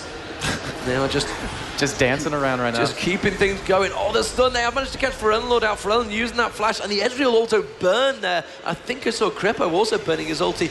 Yes, he did. So that's 3 ultis burned straight out there, and Araneae actually getting caught out as well, but still Alternate are there. Like you mentioned, they got Sona to keep that up, and that's going to be the ultimate on towards Fisch there. Fisch is going to get backed away from that. It's going to be a dead Corki ghost, and immediately there's more poke going back and forward. Can they catch this one out? The saplings keep getting tossed straight back in there. It's like a football being thrown at the Europeans. Not going to work out to them, though. Normally Germany are pretty good at football, but they don't want to have any of it this time. Oh, you mean soccer? Soccer. I still don't know where that word came from. CLG, as you mentioned, they don't really have the sustain for poke. You can see Wickd, he's getting antsy. He wants to get involved in this now. But who do you dive on? They need to get on towards Corki, but he can Valkyrie away. You go for ForellenLord, he can dash away. You go for Unso, he can just stand there and take it. You go for Araneae, he's going to stand there and take it. He's got a Warmogs on. So really, do you go for Sona? Well, it's not really a high-value target. There's not much damage. ForellenLord does get caught out. They are going to dive straight on it. Crescendo comes across. ForellenLord will get popped there. Very nicely played by CLG. We can see Froggen is getting dived on by Unso, but it isn't enough damage. They can't quite pop the GI on Wickd. Wickd tries to go straight towards Corki. Corki managed to Valkyrie away. Unso going to get caught out here. Snoopeh is going to go for him. Froggen still going to get caught down. There goes Maokai. Now Araneae is going to get dived on. There we go. There's Corki going down as well. A double kill. Can they get the triple? They're going to catch on towards Araneae. Araneae dodges out of the way of the rupture. Silence caps on him. Yellowpete wants this kill. Can they turn it straight towards the tower? The tower is pretty low, I think. I can't quite get a glimpse on the hit points. They will continue pushing forward. Yes, they will. It's on half health. They're going to dive a stun on towards Araneae. Nobody going to follow it up there. They will take the turret instead. Leave the dragon there. Wickd taking the dragon, actually 1v1ing it. They're going to leave the minions to take the turret. They should have probably taken the turret as well. A little bit of a mistake there. And actually Wickd saying, I can't solo this, guys. I need help. I am amazed that Alternate took that long. I mean, they can't win the poke. Actually, they can win the poke where the thing is CLG burned all of their, well, not all their, but a lot of their cooldowns. Krepo didn't have his ultimate up to really stun him. We saw the Rupture actually go down out of Cho'Gath, and they could have just engaged right after that. Ezreal's ultimate was down, and they could have won that fight. However, they just waited too long. We saw Krepo's ultimate come back up. We saw Yellowpete's ultimate come back up, and CLG was just able to get in a right position and actually catch ForellenLord off guard and take that kill, which started the entire fight. Indeed. So they are back in play. And it's 11-4 to CLG, and there's a GA on ForellenLord. So, and there's another GA, which we already had on Wickd. Wickd, I don't even think he got popped in that fight, did it? No, he still has that up. He almost got popped by the dragon, though. He got taken down very low, but never quite enough. You can see the Frozen Heart as well on Cho'Gath. So Snoopeh very tanky now, which ironically is not really where most of the damage is going to come from. It's mainly going to be magic, isn't it? But I guess he wants it for the cooldowns as well. But he is huge. He is a monster. It's just a gigantic behemoth standing in the way and blocking everyone. And of course, with the patch changes, you know, his Vorpal spikes they're just huge. Look at the size of them things. Yeah, I'm kind of disappointed that he's not using the Battlecast Prime Cho'Gath skin. Which... Oh no, Gentleman Cho'Gath all the way. Oh come on! As an Englishman, I got to back that up. I met the guy in LA back in 2010. He was so proud of that piece of work, and he should be, because it's fantastic. But as it is stats-wise, CLG obviously with the advantage. They are starting to turn things on. They have that 6k gold advantage. They got one tower up though, so Alternate no way anywhere near being out of this one yet. 6k at this moment in time is probably completing a few items, but it's nothing major. And so you look at CS, I mean, it's pretty much all same down the entire line. The only thing is that Yorick has 200 compared to Ray's 253, but then again, how many of those are actually ghouls? And CLG just slowly just taking this game away right now, having a 6,000 gold lead. Snoopeh clearing that Ward and Baron. Maybe finally we're going to see that dragon, or that Baron dance. It may well do. And you look at the two ADs as well. if you can see the items, they both have Trinity Force, they both have Bloodthirster, so they've got that sustain. They can stick around in the fights, keep the life steal going. And he did mention that Negatron cloak that's actually Yellowpete built before completing that Bloodthirster, so he's very much ready for that. And Garen is very much ready for a fight here, so we're going to see what happens if they're going to get into it. 38 minutes gone. Remember, this is for a place in the semi-finals. This is the quarterfinals of the European Regional Finals, and wow, there's so much up for grabs. $250,000 tournament leading into, oh, the explosive casket going on towards Yellowpete. They tried to catch him out there, but he managed to arcade shift away just at the right time.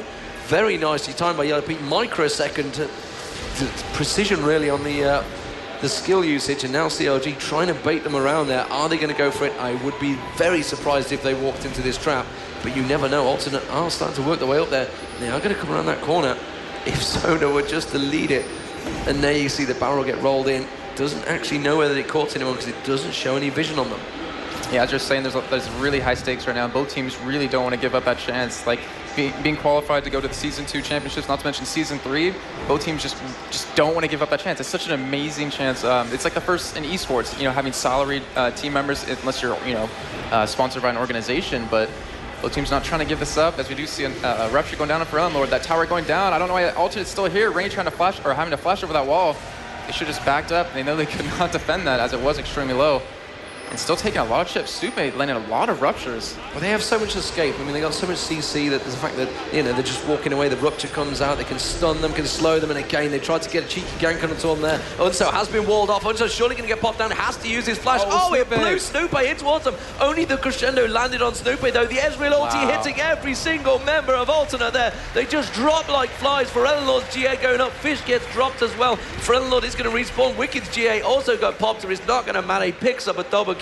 And it was a 3 for nothing, 4 for nothing. The ace on Fisch will come out shortly, and it will be a very good clean sweep from CLG there. They can lead this straight into turrets. No, they ping on the Baron, and a wise choice indeed. 16-14.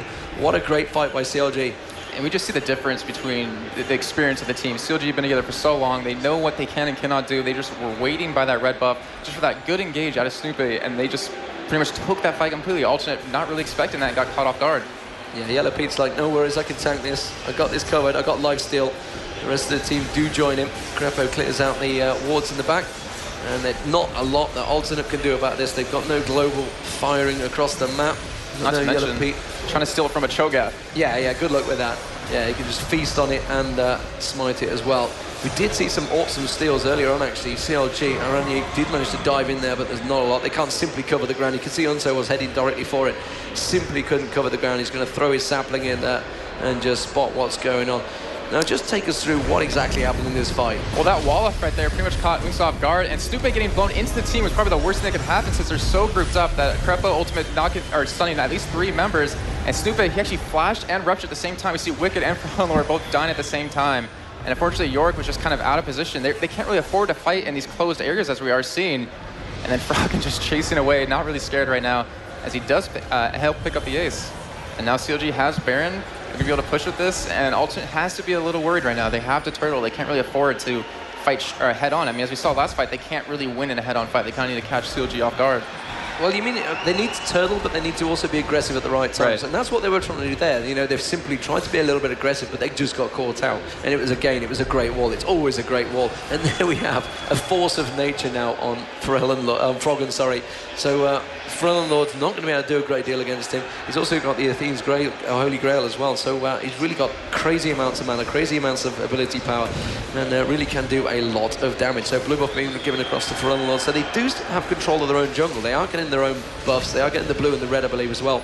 Yeah, there's some really good ward coverage in the jungle. However, we see Snoopeh just walking by, going to be picking off any wards. And I mean, the blasting one out of ForellenLord, I'm not sure if that's a DFG or a Void Stab, because his build is a little different than I would expect.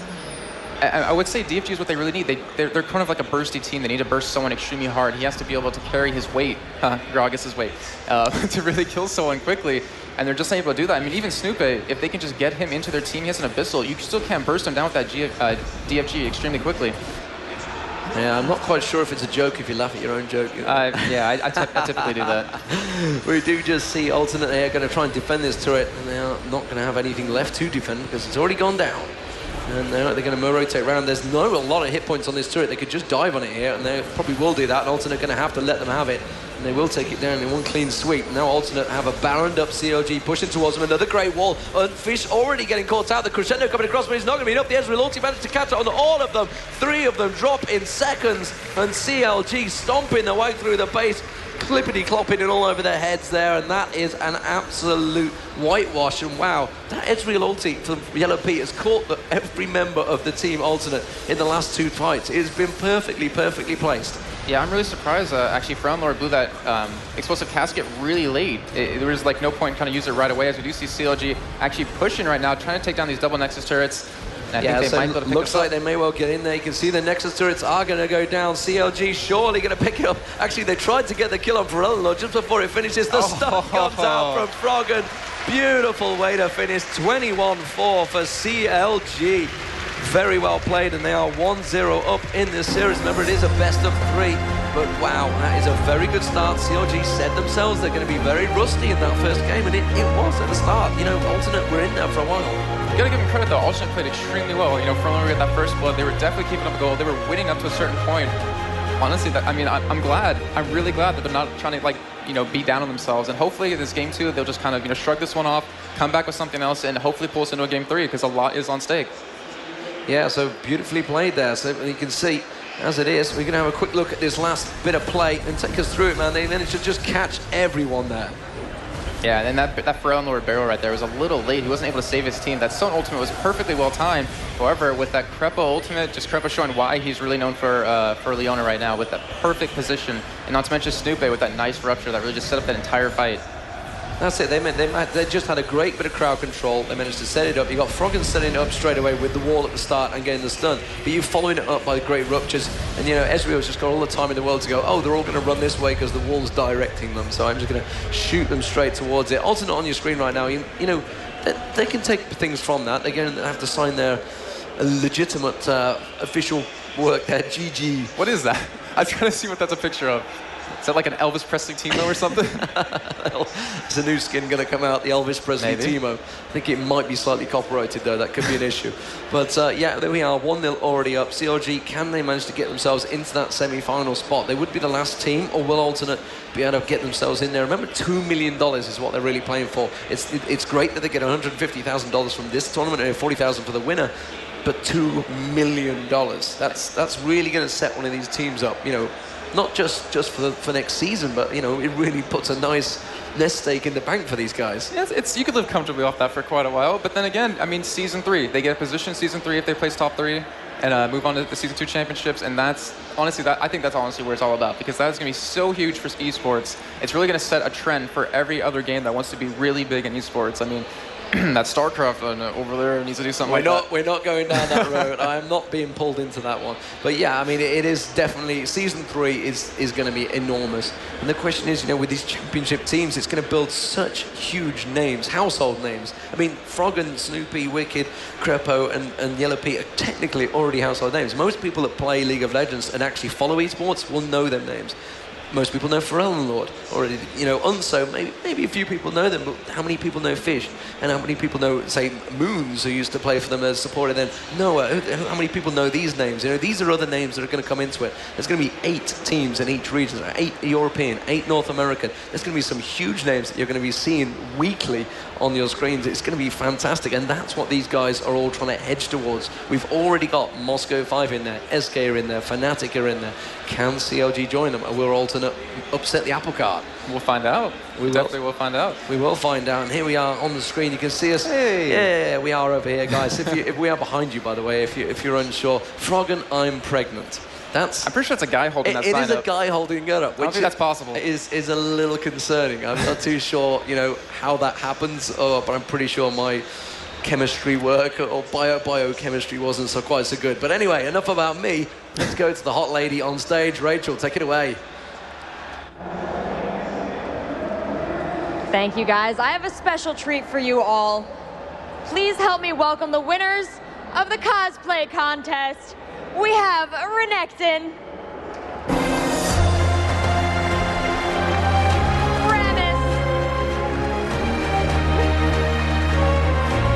and Morgana.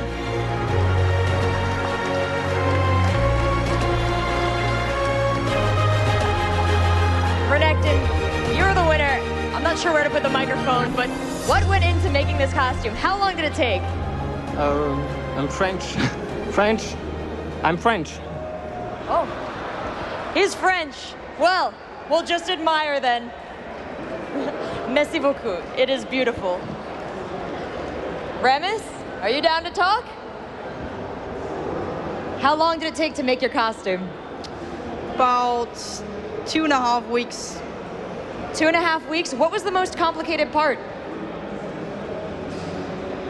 Actually, how to make me this fat. And how did you get this here? With the help of friends. So it was hard. Well, you have good friends and you guys look awesome. Morgana, we saw you on the other stage. You look absolutely beautiful. How did you pull this off? I just danced well. Is Morgana your favorite? Yes, of course. Can you do a Morgana quote for us? Oh, I don't know what to say. I'm just here to take my revenge on Kaylee, so. Well, I hope you can all strike a pose. Let's get these guys a good look at you. And we've equipped you with some Gangplank oranges. I don't know if you're able to throw them. Can you guys strike a battle pose? Renekton was standing in front of this beautiful painting back here of the League champions, right in front of the other Renekton. It was a magical moment. All right, thank you so much, guys, for your admiration. Thank you for your incredible costumes. You look great, and the dedication of League of Legends fans never ceases to amaze me. We're gonna go to a short commercial break, and when we come back, more League of Legends.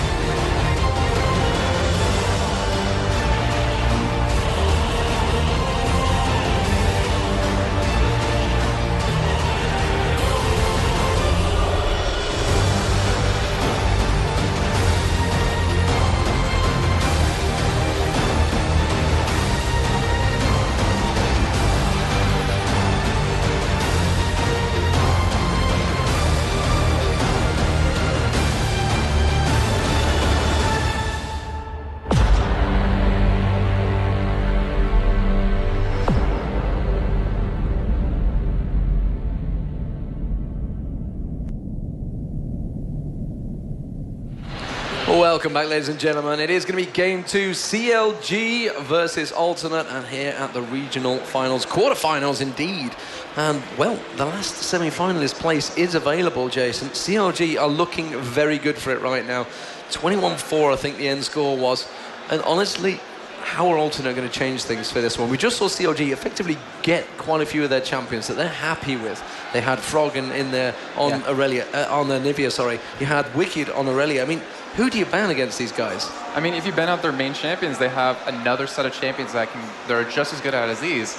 And also, you know, if they're holding anything back right now, any special cards, since, you know, Season 3 is coming up, you know, the chance to be qualified for that, they have to show them now. There's no way you can hold back anymore. You know, you cannot really afford to with what's at stake. Yeah, and, you know, they just got to hope that Twisted Fate gets allowed. We saw it first ban straight out there, and they did ban Karthus out. So, you know, who do you go with? Do you ban out Froggen? Do you ban out Snoopeh in the jungle? I mean, which they effectively did. They took out Alistair and then took his Maokai and said, okay, what are we going to do? And he pulls out Cho'Gath and plays brilliant. I mean, what do you do? I mean, how do you stop these things? I mean, they got to just look at the Moscow 5 approach, I guess, because they're really the only teams that have managed to stop them. SK managed to take a game off them in Poland as well, and it was a very close three-set series. So, I mean, what do you approach this? Like you say, you just have to pull things out the bag. Some sort of crazy strategy, just go a little bit too out there in a strategy, like everything all or nothing. Like what we saw at Hell versus M5 yesterday. They pulled out this insane team composition, having Evelyn middle, and honestly, it was working out. They just needed to kind of practice it a little more, polish it off, since they are generally a new team.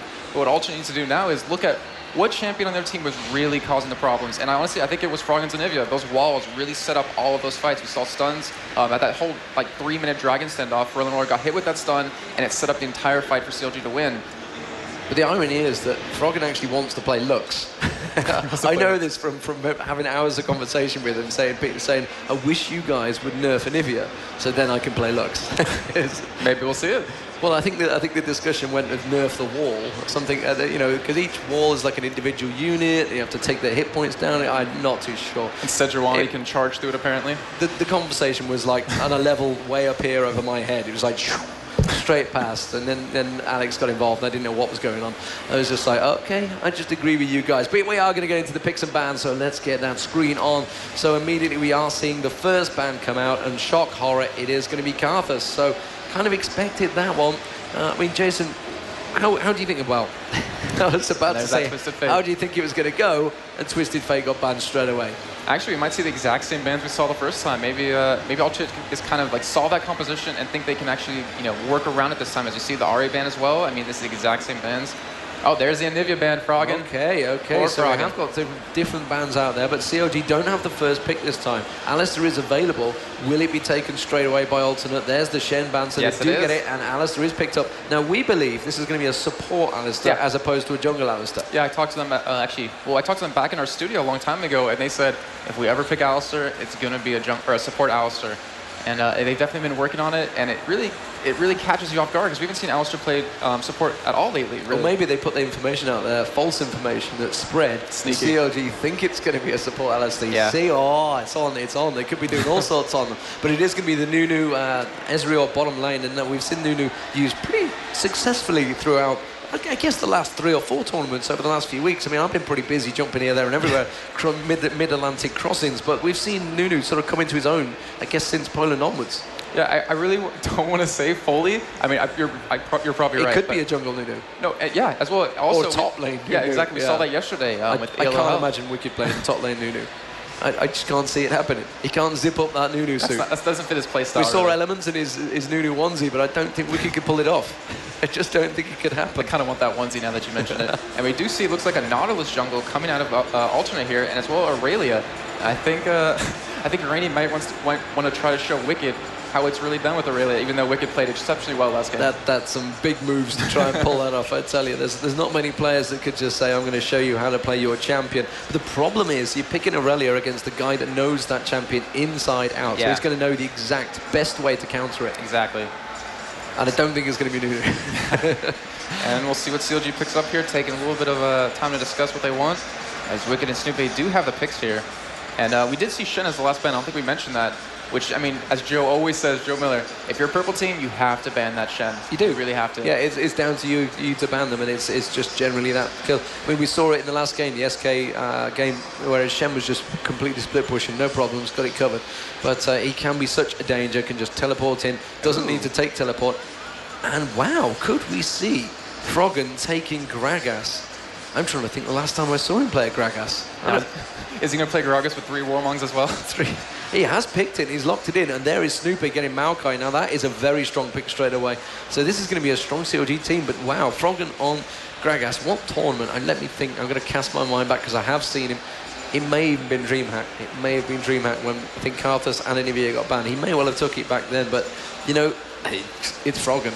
He can play any champion, let's put it that way. Yeah. He can play it any way he likes. You can't count down on any champion that he plays middle. He's exceptional at every one of them. He's just really well known for that Anivia, and we might see an Orianna. I'm a big fan of Orianna lately. I love the way they've been doing this whole, you know, put the ball on someone who can initiate really hard and then use your ultimate to pull them all in.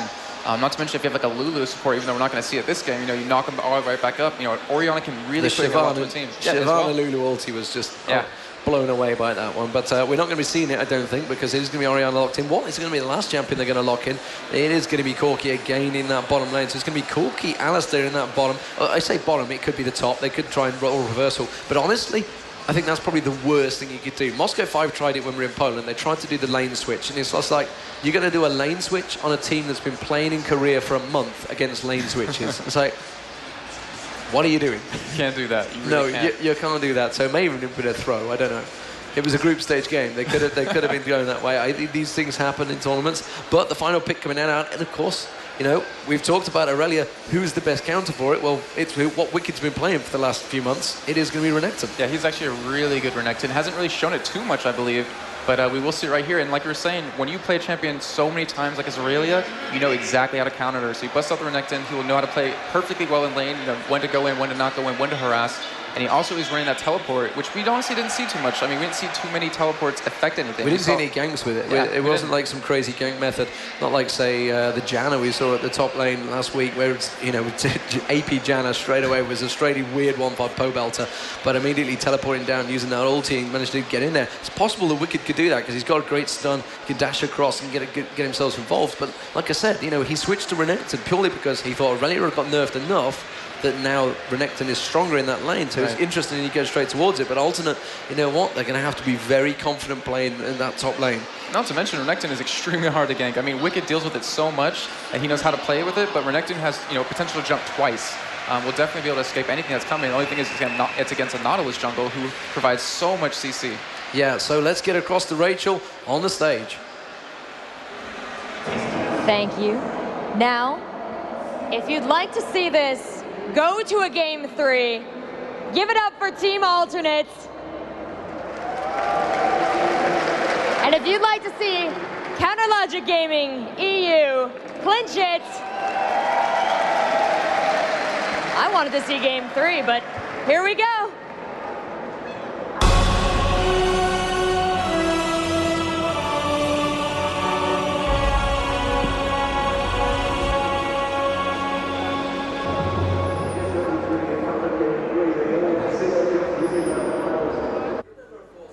In the EU regionals, so these are going to be effectively the teams representing all of us here in this area, unless there's so many Americans. There's a few over there, there's a few caster guys, you might not have heard them, I don't know, but there's those American guys, they may want other teams to win, but they are going to be representing us, EU players, and team, you know, everyone in the EU will be represented by the 3 teams that make it through.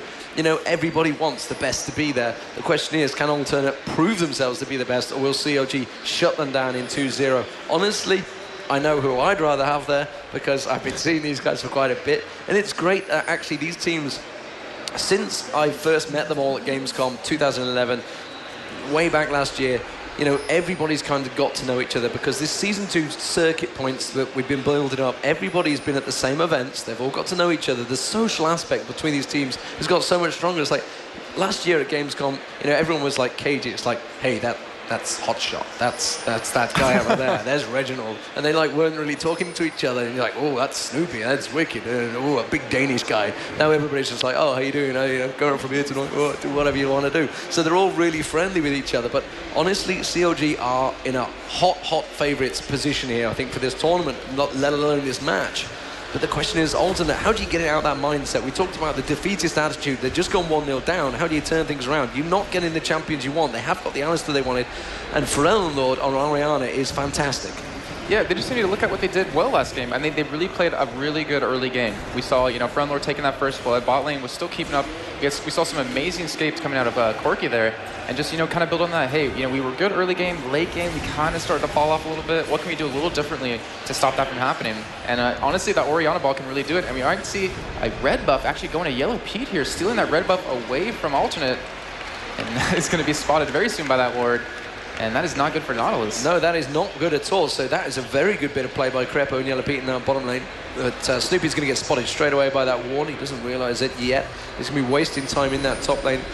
Aurelia even may bait him towards it, but then you can see that red buff is going to turn things. He's going to want to try and get a couple of Qs on towards Fisch here. He wants to try and get as many shots as he can to keep that dot burning away. You can see, actually, Snoopeh's had to back away in that top lane, realised he wasn't going to pick anything up. He didn't see any invades yet again. I don't think we've seen any invades the entire tournament so far. Every quarterfinal game has not had a full invade. Well, it was more of like a fight in the river. It was more like a poke. Yeah. It wasn't a full-on 5-man diving into your base, but a very good invade there by Yellowpete, taking away that red buff. It's going to cause problems straight away for Unso in the jungle on Nautilus, and Nautilus needs that red buff. Really. He needs that. He's a very slow starter, but he's going to have to struggle to try and get himself involved. So you can see he's had to switch straight away into his golems, which are completely available. In that top lane, we see just Wickd really knowing that Aurelia inside and out. Took her down to half life just from one little attack. And like you're saying about Nautilus is, he needs that level 6 to make his ganks even more effective. I mean, he's really strong pre-6, but once he hits 6, he has like 4 forms of CC that can really lock you down. That's going to cause problems. Meanwhile, in the middle lane, of course, Orianna versus Gragas. We just saw ForellenLord on Gragas. He's going to be well aware of everything that you can do. But ForellenLord, so far, keeping him at range with that ball, keeping him away from the CC. And you can see he's keeping the lane nicely stacked there. He's not using too much, but those barrels are going to be so hard to stop the gold. And there you go, just see it straight away. Gets a little poke with the ball. At the moment, though, Yellowpete, with that red buff, has not been able to use it a great deal, but it doesn't matter. He got the experience, he got the gold, he took it away from the jungler at the start. Not to mention, one thing we didn't point out, Snoopeh actually started red buff, and then now he got his blue buff. So he was going for an early gank top, and we saw that ward in that river bush, which really prevented him from coming in. And that's really a big thing, is that's going to delay Froggen's blue buff. But then again, it makes Snoopeh be able to like sustain in that jungle a lot more. It also means alternate won't quite have the timings on it either. They won't know what's going on. You can see at the top lane at the moment, Unso moving into a position to try and go for Renekton. So let's see if he's going to be able to gank for it. He's only got a half health. Really, you can see he's got himself pretty well stacked. Wickd is going to be perfectly fine. But yeah, pots have all been used up by Aurelia already. And Wickd really doing a great job of harassing. Just 4.5 minutes gone, all the pots used. So it obviously means that Araneae has basically made a call to his jungler and say, I need help up here. But Unso can't really afford to do that. I mean, he really wants to get that first blood up there, but he can't do that. He needs that levels. As you do see Snoopeh not going to be spotted as he's coming in here on this Maokai. Really does have flash available, but with Wicked stun and with that snare coming out of that Maokai, it could be enough. Just waiting out a little bit, trying to bait him in just a little bit more. Snoopeh is just sticking around just a little longer. I would expect him to back if he's not going to engage here. There's no point to stick around too long, since your jungle is going to be up really soon. You can help out those other lanes. Well, Unso's backed off, and yeah, there you go. Aurelia's backed off, and I think he's actually going to buy as well. So they're trying to force it, and I think Araneae was pretty much onto it. Froggen is going to back away. Is ForellenLord going to allow him to? Not too sure. No, he's not, because I can see him moving on the mini-map. So he does manage to just poke him in a little bit. There's 2 wards in the bush there about to wear off down this bottom lane, so ward placement will come out in a moment. Snoopeh's still waiting in that top bush. He's losing so much right now. He's been up there for a full minute. I've seen this before. It was a Nocturne, though. We saw Nocturne sitting in that river bush. Like, Aurelia knows that, hey, we know Snoopeh's up there, but they don't expect him to stick around that long, and that's probably where he's going to catch him off guard here if he sticks around, which he is. In fact, he's actually soaking up a lot of experience out of Wicked. Starting to back right now, but we're going to see Araneae actually expose himself, and Snoopeh stopping that back. Yeah, so I mean, first blood. You have to get the kill right now. If to wait that long, he's going to walk straight into him. There he goes, straight into Snoopeh. Twisted Advance used a little bit early, I felt there. Does manage to get straight onto him, but it's going to be back up before he manages to get walk away. Twisted Advance cooldown will still go, but he has got the blue buff. It's not going to be enough though. You can see, so that is, yeah, like you say, he's lost out on quite a lot there. Was soaking up the experience. Twisted Advance back up, does manage to get knocked in there. There's the sapling coming out, does flash away. Beautifully done there. And again, he just manages to hang on. The Ignite used up. Meanwhile, the exchange down that bottom there. That's going to be Krepo getting caught out. Can he be first blood? The exhaust both used out there. And both supports managed to take him down. You can see Yellowpete trying desperately to get the shot. Oh, just missing out the Ignite. Didn't quite take him down either. The regenerated health from the health pot, keeping him in there. And still no first blood. Alternate showing, though, why they have a support ACER doing extremely well. I mean, Krepo almost dropped right there, and that could have been first blood, which would have given them a huge advantage of that bot lane. I mean, ACER is such an aggressive support, you want to do as much damage as possible, and if you fall behind in an aggressive support lane, you really fall behind. You can't even afford to engage anymore. Now the question is, how much has Snoopeh lost out on? Krepo's going to get caught out completely. Unso surely he's just going to hook on him one more time. Oh my! Does manage to get the drag beautiful just after the flash. Nice. It will be first blood to Unso. And just as I was mentioning, the jungler of Snoopeh needs to get that first blood. Unso manages to get himself in there. Very nicely done. And that was simply a case of, I was just going to ward. Well, you have to pick on me, I'm just going to ward. But then again, we're seeing Alternate playing a very exceptional early game. They are down in gold right now, which shows just a difference in farm as it just jumps right back up. And in that top lane, we saw that Wickd pushed him out. Wickd and Snoopeh pushed Araneae out of that lane extremely early. He came back to lane with one pot and lost it right away. Had to pop that flash, and now he's going to be behind in levels. And Wickd, who is already level 6, almost level 7, actually halfway, is going to have a clear advantage over Araneae right now. Yeah, meanwhile, you can see that Yellowpete down that bottom lane is continuing on, but here we are in the top. Wickd just keeping those minions away from his turret, quite happy farming, just getting every last hit. Not going too aggressive on Araneae right now. Araneae just using that stun up so he can get that last bit of CS. And then just continuing on between their way. You can see Krepo just about to place that ward down, won't get caught out this time. Meanwhile, the ulti actually used by Froggen there on towards ForellenLord. That means he wants to go back and bite. In fact, is he going to try and steal the raids away? I think he is. He's just stole some gold off Snoopeh there just above. And he is going to go back and buy. What will he come back with? Then for double Doran's rings early on. He has got the Sorcerer's boots now. And where is ForellenLord going? ForellenLord's just picking up the raids, so he's not going to go wandering too far. Has got the blue buff now, of course, but blue buff not available, I don't think, for Froggen just yet. It hasn't spawned because, like you said, it was on a strange time. But we do have the Oracle from Maokai, and it's interesting to see how different it was compared to, say, the Korean teams. That CLG haven't really picked up on this. We saw with Azubu Blaze the other week. They were going straight for boots and mobility and then straight as Oracle. Right. It was crazy stuff, but it worked out for them. And I'm amazed they haven't really picked up on any of those strange tactics. Maybe they just think, okay, we're against an EU team, we need to play in an EU style. Yeah, it's kind of one of those, let's go big or go home, you know, pick up this boots and mobility, get that Oracle, you can roam around so quick and be so effective in these ganks, especially with the junglers that we're seeing, you know, coming out, you know, Maokai, ALISTAIR, Nautilus, just have exceptional ganks. And we do see, like you're saying, that Oracle on Snoopeh, and we're going to have to see one coming out of Alternate. Game 1, we did see Unso actually pick up that early Oracle. However, he does not have one currently. He did get that first blood, so we could actually see it coming, you know, in a couple of seconds when he does end up going back and bind. And he just hit level 6, so we are going to start seeing even more ganks coming out of him and show you how effective Nautilus it really is on a game. Yeah, so Froggen just picked up the blue buff in the middle, and you can see Snoopeh is coming down. There is a ward in the tri-bush, and it is actually CLG, so they're not going to see him coming. Oh, they do, I tell a lie. He's just taken one out on that river, so they're going to be completely aware. It is a 3-on-3, and they're saying, yeah, there's another ward up there, get another 25 gold if Yellowpete doesn't tax it, which he nearly did. But, they are unaware of Unso that was sneaking his way in. Actually, Unso's backed off. He's just hanging around. Yeah, he's not going to stick around for the fight. So let's have a look towards the other lanes. We can see ForellenLord again taking the wraiths away. Those poor junglers, they never get a chance with those wraiths. Froggen and ForellenLord just both doing the exact same thing. Catches him with the barrel, catches him with a slam, goes for the ulti on towards ForellenLord. He's not going to have enough damage, surely. Puts the ignite down the end. You can see that Unso is going to try and turn things around. Comes desperately up there, but ForellenLord with that health pot just about hanging on. He's got to be careful he doesn't get a sneaky barrel come through the side, which is what he's trying to do. That would not have been visible to ForellenLord if it had landed. The ultimate, though, comes straight out. Unso does manage to get in there. The ball on him. The ultimate goes down on towards Froggen. He dashes away and flashes away. And would you believe it? He's got away. Unso is not going to catch up. And Froggen now actually baits it. Turns around. Snoopeh comes in. Can he get on towards ForellenLord? Yes, he does. Snoopeh, though, with the Oracle, may go down. Remy's now teleported in. Snoopeh just about gets the stun out. He goes down. That's the the Oracle down. Rainey now surely in trouble. Froggen actually comes through. Doesn't quite pick up the kill, but Wickd teleported in to come and help. Wow, crazy, crazy action. We don't see a first blood for ages, and then suddenly there's kills left, right, and center. That was such an amazing blade shot. Meanwhile, down the bottom here, Fisch is also continuing on towards Yellowpete. Valkyrie's in. The exhaust goes straight down. Krepo, he's going to get the stun down on him. Tries to turn around. The ultimate for Ezreal. Yellowpete is too low, though. Can't deal with it. There's going to be, oh, beautiful headbutt, and it's going to be surely catching him out. No! Krepo just flashes away at a clutch moment.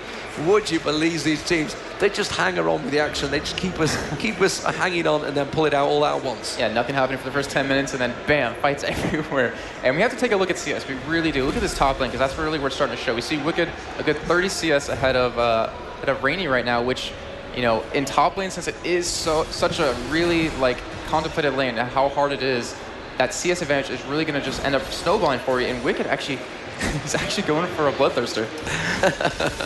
Full on aggression. That's what we like to see in that top lane. So he's obviously realised that means Aurelia going straight for Trinity Force. Let's have a look at the builds, if you will. Yeah, so he's probably going for Trinity Force straight away, so he's just not fine. If he's just going to go for damage, I'm just going to match it damage for damage. I don't need to worry about any width send or anything like that. I'm just going to get straight in there, straight aggression. The question is, will he go for that bloodthirst? He probably will, actually. Knowing Wickd, he can get straight in for it. There's no reason to worry about it. Meanwhile, in that mid lane, I could just see the ultimate coming out from ForellenLord on towards Froggen, but he's got to be careful because Snoopeh was just there, and these two suddenly, after having nothing for ages, farming up, and they feel that it's time to actually go for it, go full on aggression, and it may well work from Snoopeh. He's going to try and get up to that river. I think he's going to have the call out already from ForellenLord. Yeah, you can see he backs off. One thing we do have to point out, I mean, we did say it, but the Oracle that we saw CLG lose, how big is that? Well, that's 400 gold very early on. I mean, we're only at 12.5 minutes now. It was probably around about the 10-minute mark, 11-minute mark. So that's a lot of gold to lose straight away for him. And he's not going to make it up because he only got about 3, maybe 4 wards, I think, at most. See that ward down the bottom. But he did get those GP10 items early on. And not to mention, they did get, I believe, was it 3 kills? Did Nautilus actually go down in that fight? I can't remember. Actually, I can just look at his desk. Clearly, he did not go down. So they did get 2 kills for that Oracle. So at least they got something out of nothing. Sorry, I'm just going to leave you hanging there. It's going to happen more of these moments. Yeah, no problem. But Krepo in this bottom lane he's not really been able to get himself too involved because Noah's doing a fantastic job. However, Krepo, with that bloodlust, is going to be so helpful later on for Yellowpete. Meanwhile, Rainey, you can see the aggression coming out from Wickd. You talked about the fact that he picked up that BF sword, and it seems to be working. The exchanges between these two, and he's got 2-level advantage right now, which is a huge thing in a straight 1v1 lane. Yeah, because of that farm, he doesn't even have to build any tanky at all, and not to mention really not even building any armor, so he doesn't need to go for that brutalizer. Just relying on that lifesteal that he gets from that Vamp Scepter and his abilities, just kind of keeping him lane. As we do see Unso coming up here, and they do land the dredge line onto Wickd. Wickd surely will get knocked up, but he does have his flash up. He wants to try to escape away, as he will be able to. Rainey trying to catch him. Snoopeh coming in from the side. Maybe just a little too early. Could have twisted advance under that tower. Rainey now ignited, trying to run away, and now we see Unso on Nautilus also just running, and CLG turning this fight around, saving Wickd. I don't think we're going to see a kill hub, though. Yeah, he saved his ultimate just in the right time, stood around on that turret, and then finally went for it. And Rainey, though, still being very aggressive, not going to go for it. Froggen just getting a little poke. What are they doing? They're complete opposite sides. They're keeping each other away from the tower. Froggen actually back in that barrel again, back in the jungle. And sorry, he's like, ForellenLord's like, no, I'm not going to get it. Oh, he pulls the ultimate on him. Cannot quite catch him out there. Tried to pull the ball back in to get that extra bit of damage. Wasn't quite enough there by ForellenLord. But he is keeping him in position now. Wicked's going to get poked down again. His ultimate's ran out, and he is sticking around there. But his Snoopeh's just off in the jungle. ForellenLord is going to go back and buy. But a lot of aggression between these two lanes now. Wicked still hanging around in that top lane. I can't believe he's not gone back yet now. We see the Oracle just purchased by Unso on Nautilus. Where is Yellowpete going to buy as well? So he's heading back as well. So all the AD carriers gone back. The top lane also gone back of Aurelia, so you can see building in towards the Trinity Force. It's going to be a Trinity Force eventually, I think, by the looks of it. Pretty standard. Trinity Force also going to be coming out on Corky. What is Yellowpete gone back? He's going to be building probably towards a Trinity Force. And I'm surprised by that, to be honest. You have a Nunu support to give that attack speed. Why not build an Infinity Edge so you can put out even more damage, or even a Phantom Dancer like we see Nunu Cog lane. Build that early Phantom Dancer and you put out just so much more damage. You don't even need that BF sword to really keep up with the other AD carry. Well, it may go that way. Sometimes they tend to build it more sustained. There's the Bloodthirster completed by Wicked there. So Wicked in that top lane is going to be evolving aggression. We've also got Athena's Chapter, which has been completed by Orianna, so that's going to be very strong in the mid lane. Meanwhile, you can see that actually Gragas, well, Froggen is a little bit behind. I don't know how much gold he's sitting on right now. He hasn't gone back to buy, though. He just continued on farming. Now he's going to try and back. I don't think ForellenLord's going to allow that one. You just see the ping go out there, and I think Snoopeh is just saying, yeah, you've got a jungler guy sat right in this bush. Do not go anywhere just yet. We need to have this fight. Are they pulling in any reinforcements? Krepo was coming down. I think he's just purely warded at the dragon. And ForellenLord is not going to allow Froggen to go back here, although if they do, he's going to surely lose a lot of his turret out. Wickd just going to return it back to top lane. Unso just walked right by a ward in that river, and he will be spotted in that top lane. Now Snoopeh being very smart, coming up for that counter gank right now. However, Unso spotting that ward, knows he will be spotted trying to go up there, and will just back off very smart. I see, never mind, I guess he really wants to go in. Did you see Snoopeh just waiting right there, playing very, very smart, trying to get this counter. As Araneae might try diving in on him, as we do see that Nautilus coming in. Nice hook as well, gets straight in there onto Wickd. Wickd immediately pops his ultimate. He knew he got the support of Snoopeh. They're going to try and go for Araneae. Araneae's the definite target they're going to go for. Oh, wow, long twisted advance. As soon as he followed it with that flash, they're going to turn it on towards Unso. Unso with that Oracle, of course, would be a prime target, but they're not going to be able to get him. Then, meanwhile, you can see the pings going down. Orianna was coming up. Froggen just keeping an eye on him. He's not going to follow through. Meanwhile, down the bottom here, Krepo is also taking down Rolo. He's going to try and pop the absolute zero. Noah surely going to go down from this one. The ultimate will save him just about. No. Yellowpete is there. Can he turn it into a double kill? Not quite. Didn't quite have it to go, and wow, very good player. Game between these two. Top lane also, there's dives going on. You can see them pushing the two minion waves. If we can have a quick look up the top there, you can see that Krepo is also very low as well. I can't believe how low they've gone. Snoopeh and Wickd really want this turret. They're going to push onto it. I'm not too sure Alternate can test this one. Now, Unso, with that Oracle, has to be so cautious right now. He's got two champions that can get a stun on him, can do a lot of damage on him. Well, Bloodthirster from Wickd, he'd be able to sustain through it. Hasn't got his ultimate available just yet, though. Not to mention the CS difference. We're seeing a 60 CS difference. Wickd just really starting to widen that gap, as Unso still is sticking around in that tri-bush, coming back in, but then Snoopeh is still there as well. Both junglers wanting to mix up and happen. Wickd slowed by this. Actually, doesn't have. He does have that red buff. Sorry, he's getting slowed by that red buff. And Araneae just ulting all those minions down, and Araneae honestly needs to keep up in CS. He's starting to fall behind.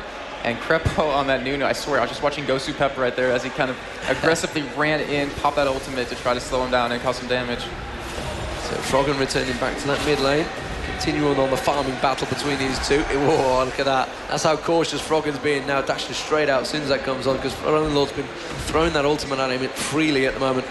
But Froggen with that blue buff will be very much the aggressor right now. Fisch has returned to bottom lane again, along with Noah. Noah just getting picked off. Yellowpete, you can see, building that Trinity Force up slowly but surely.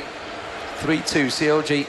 The problem is, for Alternate, if CLG were to win out this lane phase, then it's got to be desperate trouble for Alternate. They know how it turns out. They've just had it go badly for them. Here we go. They're going aggressive on towards Krepo. Again, seems to be the target. Not going to happen. Oh, we've got a beautiful hook, but immediately the arcane shifts straight away from it. And can they turn this on towards Unso? You can see Gragas actually stealing away the Wraiths. Will he head down south? It doesn't look like it at the moment. Wickd continues on the top lane. He's going to go aggressive on towards Aurelia. Aurelia cannot stand and bang with him at all anymore. Yeah, Wickd actually picking up that red buff as well for that slow and that true damage. And the thing is, I gotta ask is, Alternate, do you think they stand a chance in a team fight right now? Like their composition versus CLG's composition? It's a scary, scary thing. They have got a hell of a lot of stuns though. And if ForellenLord can land that ulti at the right time, as well as Noah, if he can manage to get that pulverized down, Unso could get at that anchor going across a couple of people. Araneae will be very strong in a team fight. So as it is, they've got a good comp to get there, but there's so much damage on CLG now. They seem to have just gone pure damage. You can see the Deathfire grasp on Gragas now. He's just going to be popping someone down very quickly, so they have to be very careful if they get picked off, and that's what they've got to be careful with right now. You can see Unso, meanwhile, on that bottom lane, he's getting in position to maybe try and push for something here. Is he going to try and sneak his way into this bush? They need to get something on this bottom lane. Snoopeh has backed away, so he's figured he's been spotted, and immediately responds. Unso walks away as well. We see Yellowpete actually winning in farm and bot lane, and in mid lane we see Froggen winning as well. So CLG just heavily winning all around in terms of CS, and as we can see that in the gold advantage, no drag's been taken, no tower's been taken, and they still are up about 2.4k gold. Yeah, so Unso at the moment hanging around in that middle lane. He's going to try and get a hook on Froggen, but this is going to be a very fat target.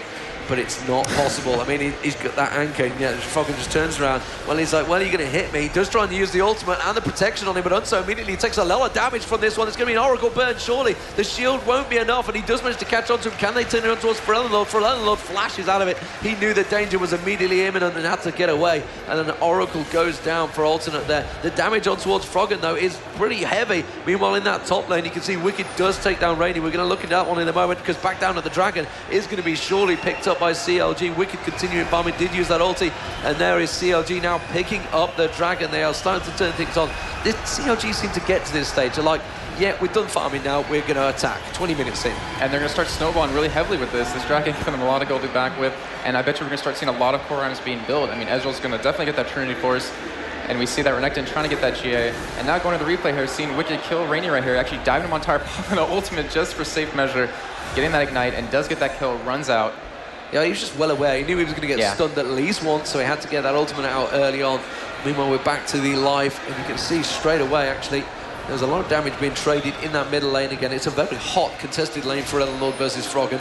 They seem to just be bursting each other. Meanwhile, that bottom lane, you can see that Yellowpete is starting to get a lot more aggressive. Trinity Force very nearly done now. It catches onto him. Wow, coming in. Aggressive play here. Straight away, Araneae is trying to get in there. Krepo is going to be the target now. They might be able to catch him. Nunu will dive straight in there. Araneae will get the kill. And that was actually a 4-man dive at the bottom there, because Unso eventually joined them. They could turn this onto a tower push.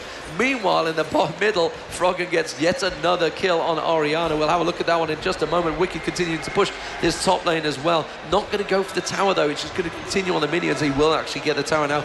Bottom tower also being attacked as well. Let's have a quick look at the replay, how it happened between Froggen and ForellenLord. You can see manages to just keep that ball hanging. Wanted to try and catch him out in here, but beautiful dash. That burst. Wow, the burst, like we said. Didn't even use the death by grasp either. Just completely popped him there where he stood. Beautiful, beautiful play by CLG. That was very well played. That actually caught me off guard. He actually body slammed, or actually flash body slammed, I want to say. And that burst, he still had that DFG up and didn't even use it. And he's only going to get stronger and more bursts as he does pick up that Abyssal Scepter. Top lane Aurelia, and you can see Wickd straight on him again. That tower has gone down, and Wicked now just seems to be playing with him at will. Did just go take that turret down while Araneae flashed down the bottom. So that teleport, despite the fact he got the one kill and they did get the tower, they did lose the tower straight away from the back of it. So not such a great win-win situation, despite the fact they picked up a bunch of assists. The thing is, Araneae is really far behind in CS. He needed that kill to kind of try to get back in the game. He's still really far behind. He doesn't have any armor to really, well, he has some armor, but not enough to contest Wicked. And he needs just something in his favor. And hopefully that teleport will work out, as he is just freezing his lane right now. Yeah, Froggen diving on towards ForellenLord. ForellenLord having to use his ulti to try and keep Froggen at bay, but Froggen blows that casket straight in his face. The dash actually didn't catch him with the belly there. Tries to throw the barrel out. Oh, that shield just came back in time. Oh, Snoopeh though. Snoopeh coming around. He might be able to go for this kill here, as we do see Orianna kind of spotting that, trying to put the ball over. Ezreal missing that ultimate. Snoopeh coming in with the flash, twisted advance. It looks like they will be able to pick up this kill as Froggen coming in from the side with the barrel, picks up the kill. CLG now 7-3, 23 minutes in, and they have about a 6,000 gold lead as well. They just flick that switch, turn on, and they have a 5-man push through the mid lane, and that's going to be an inner turret surely going down. Can Araneae keep them away? No, because that turret's going to go down very quickly. Wickd tried to slice and dice and get the stun onto Araneae. Wasn't quite distance enough, though. Froggen actually splits off there, might get chased down by Unso. He has done. He's actually turned back on Unso. It's like, I can't take you 1v1. Death Fire Grass was used earlier on, though, but he's just going to continue that farm, and CLG now starting to just hive away all the resources straight away from Alternate's jungle, and now they have to be very careful they don't slip quickly away out of this game.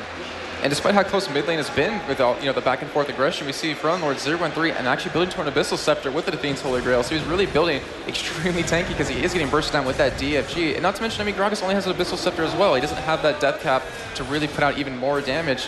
And I really want to say we need ForellenLord to pick up some more damage. That's the DFG coming down on the Corgi, and the barrel Valkyrie right into it. Froggen picking up another kill, 4-0 in mid lane with 262 farm. The irony is he was just teleporting back, and then Fisch just happened to drive up there and then go, oh, teleport back right here. He was like, nice, easy target straight away. ForellenLord now getting dived on by Wickd. Doesn't quite have the damage. That's going to be the ignite going down, the ultimate going down as well. He has got Guardian Angels, remember, but it would be a boon in their pocket to try and pop that one. Misses the A, and Wickd just walks away from that one like a boss. Now he's got the support of his team coming around. They're going to catch out Noah, though. Alistair's ultimate's not surely going to be able to save him. Twisted advance on towards Alistair. Snoopeh will pick up the kill for that one. It was actually just heading south, and now they're going to try and catch on to Unso. Unso's got to be careful. ForellenLord has got a hit point advantage. Can they dive in? No, they're just going to throw the Ice Blast to Unso and walk away from this one. Now that 4-man push will turn surely into a tower. Can they manage to get it? Look at Froggen. He's just sat poised again, ready to dive onto Aurelia this time. is in ninja position. If we could have a quick look at top lane, he's definitely going to go for it. Here we go, restrained towards Rainey. There's the dash, manages to get a splash in his face. Death by Grasp is available. There goes Death by Grasp. Can he finish it off? He has got the ultimate available. Oh, the dash just missing out. There goes the ultimate barrel. Has used one more barrel. He's going to be able to get a dash in him, but Rainey used his stun just at the right time to back away from that one. He's not giving it up on it. He wants that kill. It's not happening. He wants to go 5-0 in this game. And that was an amazing... He stood between two wards. He's going to get caught out. Oh, just about Valkyrie's away and just flashes at the right moment from Wicked stun. Very clutch play. Not to mention, we didn't even touch on this, that Wicked actually has a GA, but in the bot lane we see ForellenLord going against this Ezreal here, and Yellowpete sticking around a little bit, trying to bait him in, as we do see Krepo coming down around the corner to catch her. We might see a death come on ForellenLord as he turns around, misses the ultimate, and now they're on chase for ForellenLord, and she turns around and picks up the kill on a Yellowpete. And Krepo suddenly realizes he's in trouble. He's going to have to dash away from this one. Has he got support? He has got Snoopeh coming by. Good dodge there on the ball straight away. Fisch trying Valkyrie, beautiful Valkyrie across there. Unso's actually quite lucky that it didn't land. There goes Krepo. Ultimate managed to pick up a couple of kills off the back of this one. Can they catch on towards Snoopeh? He's got his Oracle. They would be a prime target. There goes the ball straight in there. Remember, he hasn't got Oracle to pull him in, but Snoopeh will surely go down here. And that is an Oracle burn. Alternate suddenly picking up 3 or 4 kills on the back of just mistakes by CLG. Now Froggen's got to be careful of his position. Can Alternate at 26 minutes turn this into a Baron? That's what they want to do, and that's what they're going to go for, but they have to deal with Froggen. Oh, the dredge line just about missing. Yeah, they really need this right now. And Wicked just sitting in that bush at River as Alternate trying to take it. Wicked trying to come in right now. He will be spotted by that ward. The Ezreal ultimate coming through as well, but I don't think it's actually going to pick him up. And as Alternate really needs Wicked flashing in, catching ForellenLord. And the DFG not finishing him off, that shield saving enough. Froggen is actually getting attacked as he picks up the kill on the Orion because of Baron, picking up a double kill as he finally does drop.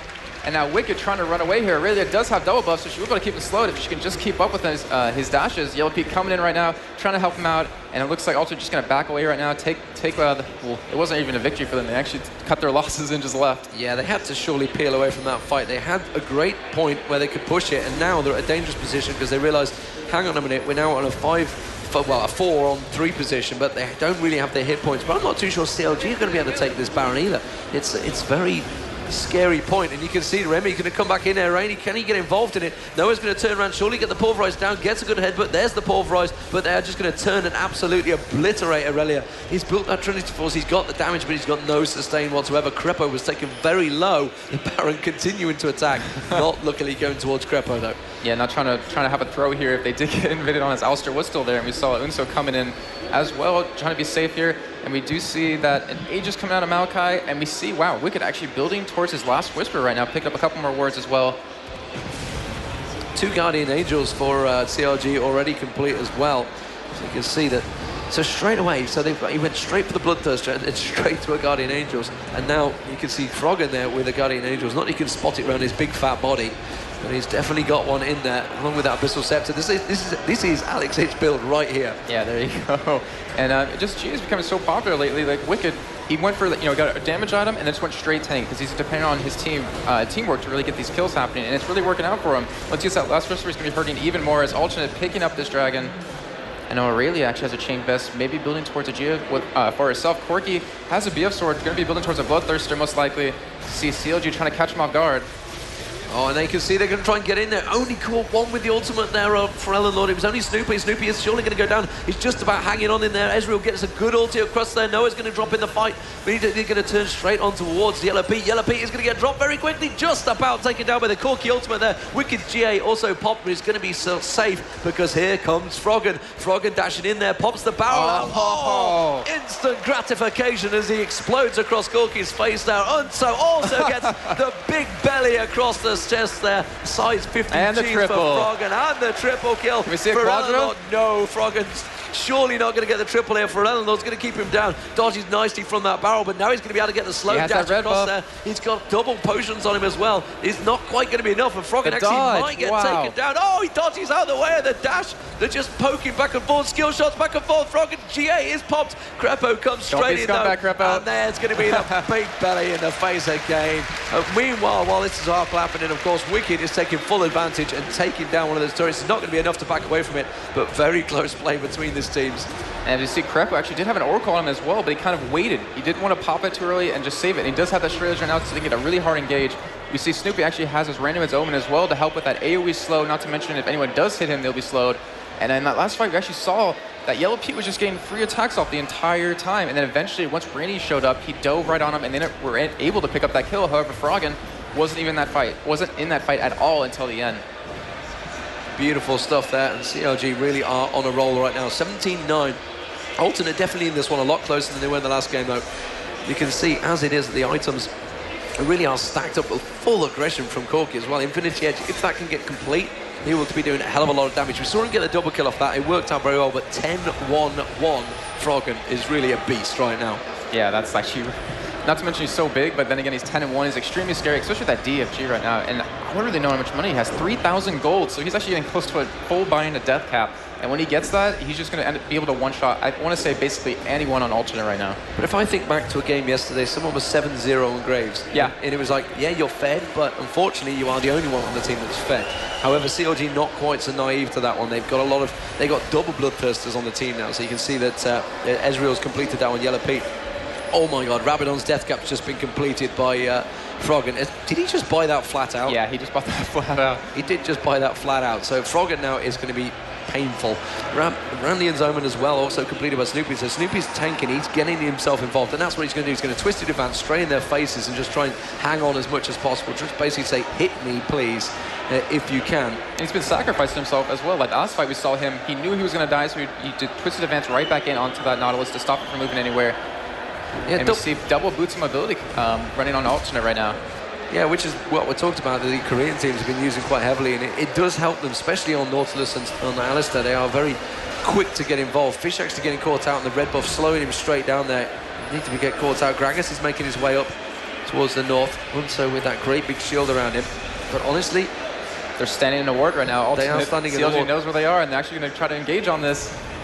They are going to try and engage, but I'm not too sure. Well, Alternate completely caught out of position. They're going to come around the backside of him. Unso tries to get in there, but Snoopeh, being the protector that he is, Yellowpete gets caught out. He drops very quickly, and sure, can Alternate take this one away? But you can see those barrels are doing the damage immediately. Corki gets taken down by Renekton, so Yellowpete, oh, Ray's going to get dropped. The explosive cast just blew them apart, and a double kill for Froggen straight away. His belly dash is surely going to catch on to him. No!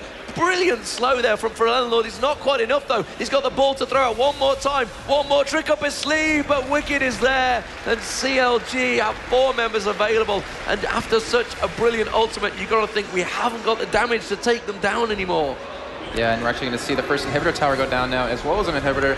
I think they actually might even want... Actually, no, there's no way they're going to push. They're way too low on health. They'll take the inhib and then just back the hell out of there. Good play from CLG, but you know what? Alternate really set that one up very well. Like you said, that was a perfect ultimate, but they just didn't have the damage because I think it was Corki went down instantly at the start. Let's have another look at that fight. So let's see exactly where it went wrong here, Jason. Oh, we see the CLG just caught him off guard, and I don't think Alternate knew that. So they do actually get quite split up here, but we see a nice Nautilus ultimate coming in on a Froggen, knocking him up and out of the fight. However, Snoopeh locking down that Nautilus, and there's that Orianna ultimate, completely trapping Yellowpete and Krepo, as Yellowpete just drops instantly. But the thing is, look at Wickd. He's just going through the entire team, doing as much damage as possible, and Froggen just sieging away from the back is able to do so much damage, and then the explosive casket right there, just demolishing Alternate as ForellenLord trying to escape here, and as we know, he does not. Yeah, he tried to get away, bless him, but as soon as Wickd got involved in that fight, there was no escaping. So 22-10, this current score. Alternate have it all to do, and you know, they're just going to be thinking, what can we do to win this? You know, the fact they've just lost a base, an inhibitor base as well, they really should have been at the point where it's like, we have to fight them on the turret, guys. We can't really get open engaged, but that's not the way they think. These pro teams, they want to be aggressive, they want to get involved, and now they're going to have to start stacking those GAs. You can see Aurelia's just completed one. Maybe they need to get a few more across the team. ForellenLord, you know, despite the fact he's been really getting himself involved so well, he's only got 2, 6, 7. He's died 6 times. Though he's been playing so well, so many clutch, close moments. But Gragas is 12-1-3, and he's got another needlessly large roll. Yeah, I mean, if ForellenLord had a little more damage, he could put such a huge effect on the team, as we saw how low Yellowpete got from that one ultimate. And now we see an IE coming out of Corki as well. Corki, I mean, he kind of needs a GA right now. He's being focused down by Wickd. Wickd can just jump in there, has a GA. He's not afraid to die, because then he's keeping a lot of DPS out of him. And now we see an engage coming here out of CLG, pushing into him. Yeah, they're going to dive straight across. Unso is actually going to get caught out pretty heavily here. ForellenLord might go down early on. They've got a good position for the ultimate. They didn't quite catch him out. Wicked going to get his GA here pop comes Froggen. surely straight away. And actually, Froggen just like, yeah, I'm not in this fight, guys. Don't worry, I'll turn it quickly because YellowStar picks up a kill. Here comes Yellowpete trying to get onto it. Yellowpete does take down Fisch there. ForellenLord's just about dashing away down in the distance. No, the belly slam on him again from Froggen. Throws the ultimate in his face just to really rub it in. And surely now CLG will just push on home. They've got super minions coming up behind them. They're going to be able to get straight in this Nexus. Froggen's just going to tank it up because he's a boss. 27-10, no problem there. The damage is going to be coming out. Froggen just dashes away from the final turret. But Jason, I believe we have our final semi-finalists. It will be Counter Logic Gaming facing SK Gaming in the semi-finals tomorrow. What fantastic play by them. But you've got to give it to Alternate. They gave them a good run. Well, they definitely did. They played an exceptional game, and they kept playing the entire time. You could see that they did not give up at all. And we're actually going to go to a replay back to that team fight here, as we do see CLG actually popping that charade to come in onto him, and ForellenLord kind of caught off guard. And I was really surprised to see Alternate group up right here, because if Froggen was there, an ultimate coming at him would just destroy him. And an ultimate getting interrupted by that Orion ultimate as well. And Wickd, see right there, just not afraid, just dives in. He completely pushed Fisch out of the fight. And now they're just going through him one by one as Araneae with that GA gets popped, and they just wait for him to go for the kill. And Yellowpete killing that Corky. Yeah, it's all well and good having the GAs, but if the rest of the team haven't got them, you're kind of like, yeah, we're just going to die pretty convincingly. So congratulations between the two teams. Really good to see the sportsmanship here on the stage at the Season 2 regional finals. It is going to be EU teams. It will be now CLG versus SK Gaming. That's going to be one big fight. Amazing 2-1 in Poland, that match. So it's going to be a very close thing. There was a lot of really close plays. And Moscow 5 versus Fnatic. They are the two semi-finalists. And really, you know, one of those teams are going to drop out tomorrow. I'm scared. I actually got, you know, I felt the emotions. When you saw Ocelote, you know, how happy they were, the fact they got to that semi-final stage. They know they're just one step away from the finals now. One step away from basically a whole year of their life being taken up by League of Legends, because they are going to be salaried, they're going to be involved, they're going to be headlines made by these players in the Season 2 regionals. They're going to be so famous by the end of it. I mean, they're pretty famous as it is. They get mobbed as soon as they walk through this event arena. But there you go. You can see us on the screen. There is so many fans already watching this. And this is just the Season 2 regionals. Just imagine what it's going to be like after a year seeing these guys on TV. It's going to be insane. And tomorrow, it's really big stakes. You win that game tomorrow, you're locked into the Season 2 championships. You're locked into Season 3, basically, or at least you can qualify for it. You're representing Europe for $2 million. I mean, if they were to go to America, you know, we already saw it Season 1. We saw Fnatic win it. God, if Fnatic could get there again, wow. That would be amazing. But to get there, they would have to knock down Moscow 5. And, you know, how big a thing would that be for Europe for not have CLG and Moscow 5, who've represented us effectively for the last 6 months across League of Legends? I mean, Moscow 5 dominating the Russian powerhouse. What would it be like for them not to reach the Season 2 finals? I mean, that's going to be huge for them in themselves. And it would really be demoralizing to work that hard for the entire season. And not to mention their circuit points. They had almost like double. 1,400 circuit points. They're way ahead. Only TSM are close to them in North American scene. You know, they're both way ahead in the Season 2 regional points. But, you know, to build up, to win, to beat the IEM World Championships. We are here at the IEM Gamescom, you know, to be the world champions and not get there to represent. But wow. And I'm goosebumps for tomorrow's semi-finals. They're going to be such big things. Do not forget to tune in to our guys. We are going to get across to Rachel. He's going to be joined by the players. Thank you, guys. Enzo, you said 2-0 when I talked to you before these matches. What happened? Oh, we forgot to ban Anivia in the first game, and Froggen, his main character, he played so well with his Anivia in the second game. He played so well with Gragas. He carried the games, but the team play and the team fight, CLG owned us. CLG did not hold back, especially in that second game. You made sure they paid the iron price. Or is this an intimidation act for tomorrow? Well, not really. I mean, if we're ahead, we're always going to look good, you know, but it definitely makes us confident for the games. You still have another chance to qualify for Season 3 and that ultimate pro gaming position in Riot's prestigious circuit. What are you going to be doing until then? Can you repeat the question, please? What are you going to be doing until your next match for Season 3? For Season 3, we will prepare more and more practice, and we will play more champs then. After that, we will come back. You're going to increase your library of champions? Library champions?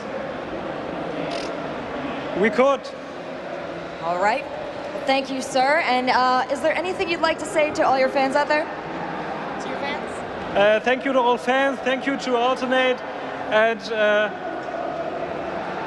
I hope the next games will be good. I hope all games will be good. Is there anything you'd like to say to all of CLG's European fans? I want to thank all the fans that are here. They're giving us a great experience. They're making the noise, that are with us, that support us, and it's just been great being here so far, and I don't think it'll stop. Thank you so much, and congratulations to both of you for a very exciting series. We're going to go to a short commercial break. When I come back, I'm going to have Rivington and Deman up on stage for a quick recap. Thank you.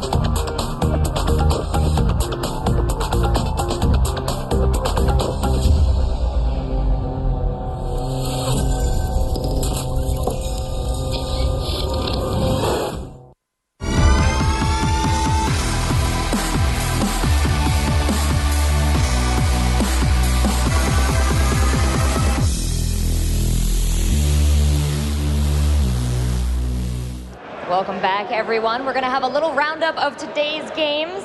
Please welcome to the stage one of Europe's most famous casters. Deman, please join me out here.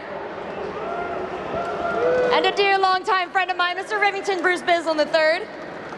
Gentlemen, you've been observing the games as they've played out, casting them even. What have been your most notable moments so far today? I'm going to have to start off and say... Okay. I'm going to have to start off saying the moment when we saw alternate, or I should say, yes. Hello. Oh, thank you. So ACER Poland coming out with 2 Barons consecutively in a row. Also taking the dragons of the map, making objectives one of the biggest things of the day. However, Araneae on Maokai for that game of SK Gaming versus ACER Poland came out huge with a 3rd Baron steal. I think that holds true in everybody's heart today for one of the most memorable moments. Yeah, you just look at that game and you can't look past Froggen. I mean, everybody, I try not to talk about him too much, but my God, with that Gragas, the triple kills he was pulling out, but the great fights between ForellenLord and Froggen, they were so good to see. You could tell these guys were on a different level from anyone else. You know, just the play between them, the Orianna play from ForellenLord. You know why he is the highest elo player in the world, even against one of the best mids that everybody considers is the best mid in Froggen. He really put him in a run for his money, but unfortunately, CLG are just a fantastic team. Well, as you mentioned, map objectives are one of the turning points of every game today, a super important focus point. But Dragon is important too. We saw a lot of fights taking place there. What did you guys think about that? So Dragons in the ACER Poland game and also coming out in the other game in Deman's cast, they were huge. The first few dragons were really big. When SK was able to take their first dragon, they were also able to have Kevin in middle take down the turret. So that was just huge gold advancement for them over ACER Poland. We saw during those games, ACER Poland was able to stay within 2 kills, stay within 2,000 gold all the time. Then the Barons bringing them back, the objectives coming up huge. However, the gameplay all over from SK, Ocelote coming out huge on Orianna was actually played more and more, even coming into Deman's games as well. Well, I mean, I'm just going to stick to your game because that game had Araneae making that awesome Baron steal. You know, literally sacrificed himself, got in there, smite straight away, and that turned the game for them in game 2 because ACER were actually really quite close to being back into that one. From our game, the Baron fights weren't actually that huge. The Dragon fights, there wasn't really that many contested fights. There was a lot of Dragon contested fights, but a lot of it was the lanes. There was a lot of ganking going on. You know, Alternate tried the almost Korean style, using the boots mobility to get in there, get them kills. Didn't quite work out for them because unfortunately for them, they're against a team that's been in Korea for a month. So it's like, if you're going to try this stuff against us, we are ready and waiting for it. Well, we saw some interesting champion choices today. Gragas has been popular all week, and Orianna made some star appearances, and it appears she's rocking things with some mega burst damage. So what do you think about these champions? Are we going to see a new trend with Orianna, or is Gragas the thing to do now? You know, a lot of what these champions bring to the table is going to be getting everybody to just disperse, being able to displace your opponent. Gragas with the exploding cast, Orianna with her ultimate. They can always displace the enemy team. And we saw that coming a lot with Morgana's Soul Shackles as well. But that, somewhat easier to get out of. You have that 3 seconds to be mobile. You have the 3 seconds to hopefully have your support give you that speed steroid. So with these champions in mid that have big AoE damage, that have the ability to displace a team, are becoming very popular. And it's something we discovered in Poland in the European Circuit Championship. Jap mentioned it while we were there. You know, the fact that Kassadin and Gragas are basically being played the same. They are the same build, they've almost been used the same way, they're getting that Deathfire Grasp, the Abyssal Scepter, they're just popping people left and right. It's been pretty crazy. We've seen Alex Hitch and Froggen, they've discussed it, they've talked about it, and they said that is the only way to do it right now. Great insight, guys. We can take a look at the bracket behind us. Tomorrow we have 2 very exciting matchups. We have CLG.EU versus SK Gaming, and we have M5 BenQ versus Fnatic Raid Call. What do you guys think? Any predictions? It's so hard to predict. We saw CLG versus SK in Poland. It was 2-1, but it was a very, very close 2-1. It was not a one-sided thing at all. SK could have taken that game. Ocelote and his team, and YellowStar and Araneae, they are all so very confident right now. I would not put it past them to knock CLG into their lower bracket. Oh, I say lower bracket, 3rd and 4th match. Of course, if they lose, nobody's out of it. Moscow 5, you've got to give them favourites, but Fnatic have been so strong lately. You know, 2-0 Curse. I actually thought, to be fair, if they win the first map, Curse will lose, because they just get down on themselves. But Moscow 5 were phenomenal yesterday. I mean, I would not want to be up against them overnight, let's put it that way. Yeah, it's going to be big. If Moscow 5 can grab Gragas, if Alex Hitch can help his team to start that barrel roll and continue them to the victory, it's going to be very hard for Fnatic. However, N-Rated on support is doing very big things for their team. A huge pickup there. So we're also going to have to see that next matchup between the 2 teams coming out very big as well. CLG and, go ahead. I'd just like to say, you know, obviously last week that SK did beat Moscow 5 2-0, and there was an interview with Alex, so in a Russian interview it was, but it was changed. And Alex even said in that interview, you know, SK, luckily, are not our problem. They've been practicing all week with the Moscow 5. SK, they knew they weren't going to face each other, or if they did, it would only be for the final, so it wouldn't be important. So they're like, we are going to train each other. So Moscow 5 have prepared SK to beat CLG. SK-CLG match, as I was saying, I was actually talking to Ocelote backstage, and he felt the need to say, after I told him, I was like, that was an amazing match. He's like, you know what, dude? We're feeling good. But we didn't bring out what we thought we needed to bring out, so they definitely have some tricks up their sleeve still, and that's from Ocelote himself. Exciting, exciting potential for tomorrow's matches. Thank you so much, guys, for your insight. Thank you, crowd, for joining us this evening. Everyone watching on stream, we love having you, and I hope you're having a great time as I am. We'll be back at noon tomorrow with more games. Thank you.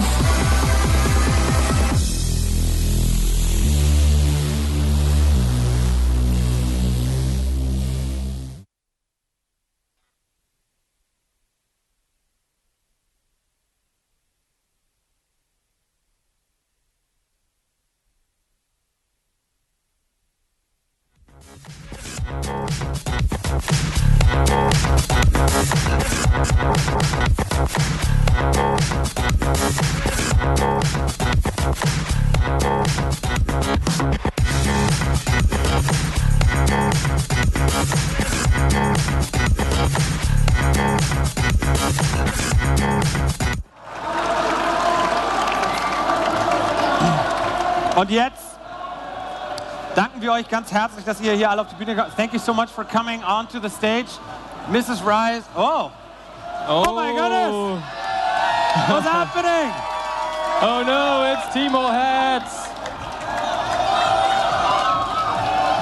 Also, hier haben wir noch ein paar Timo Hats. You want one? Lauren, you want one? Hey, eine Sekunde. Es wird hier zu viel gedrängelt. Wir gehen mal auf die Seiten. Wir werfen mal nur von den Seiten. We have to make sure that we throw only from the sides. We throw very far. We throw far. Also, wir werfen sie ganz weit nach hinten. So. Ganz weit nach hinten, sage ich doch. Here's one more.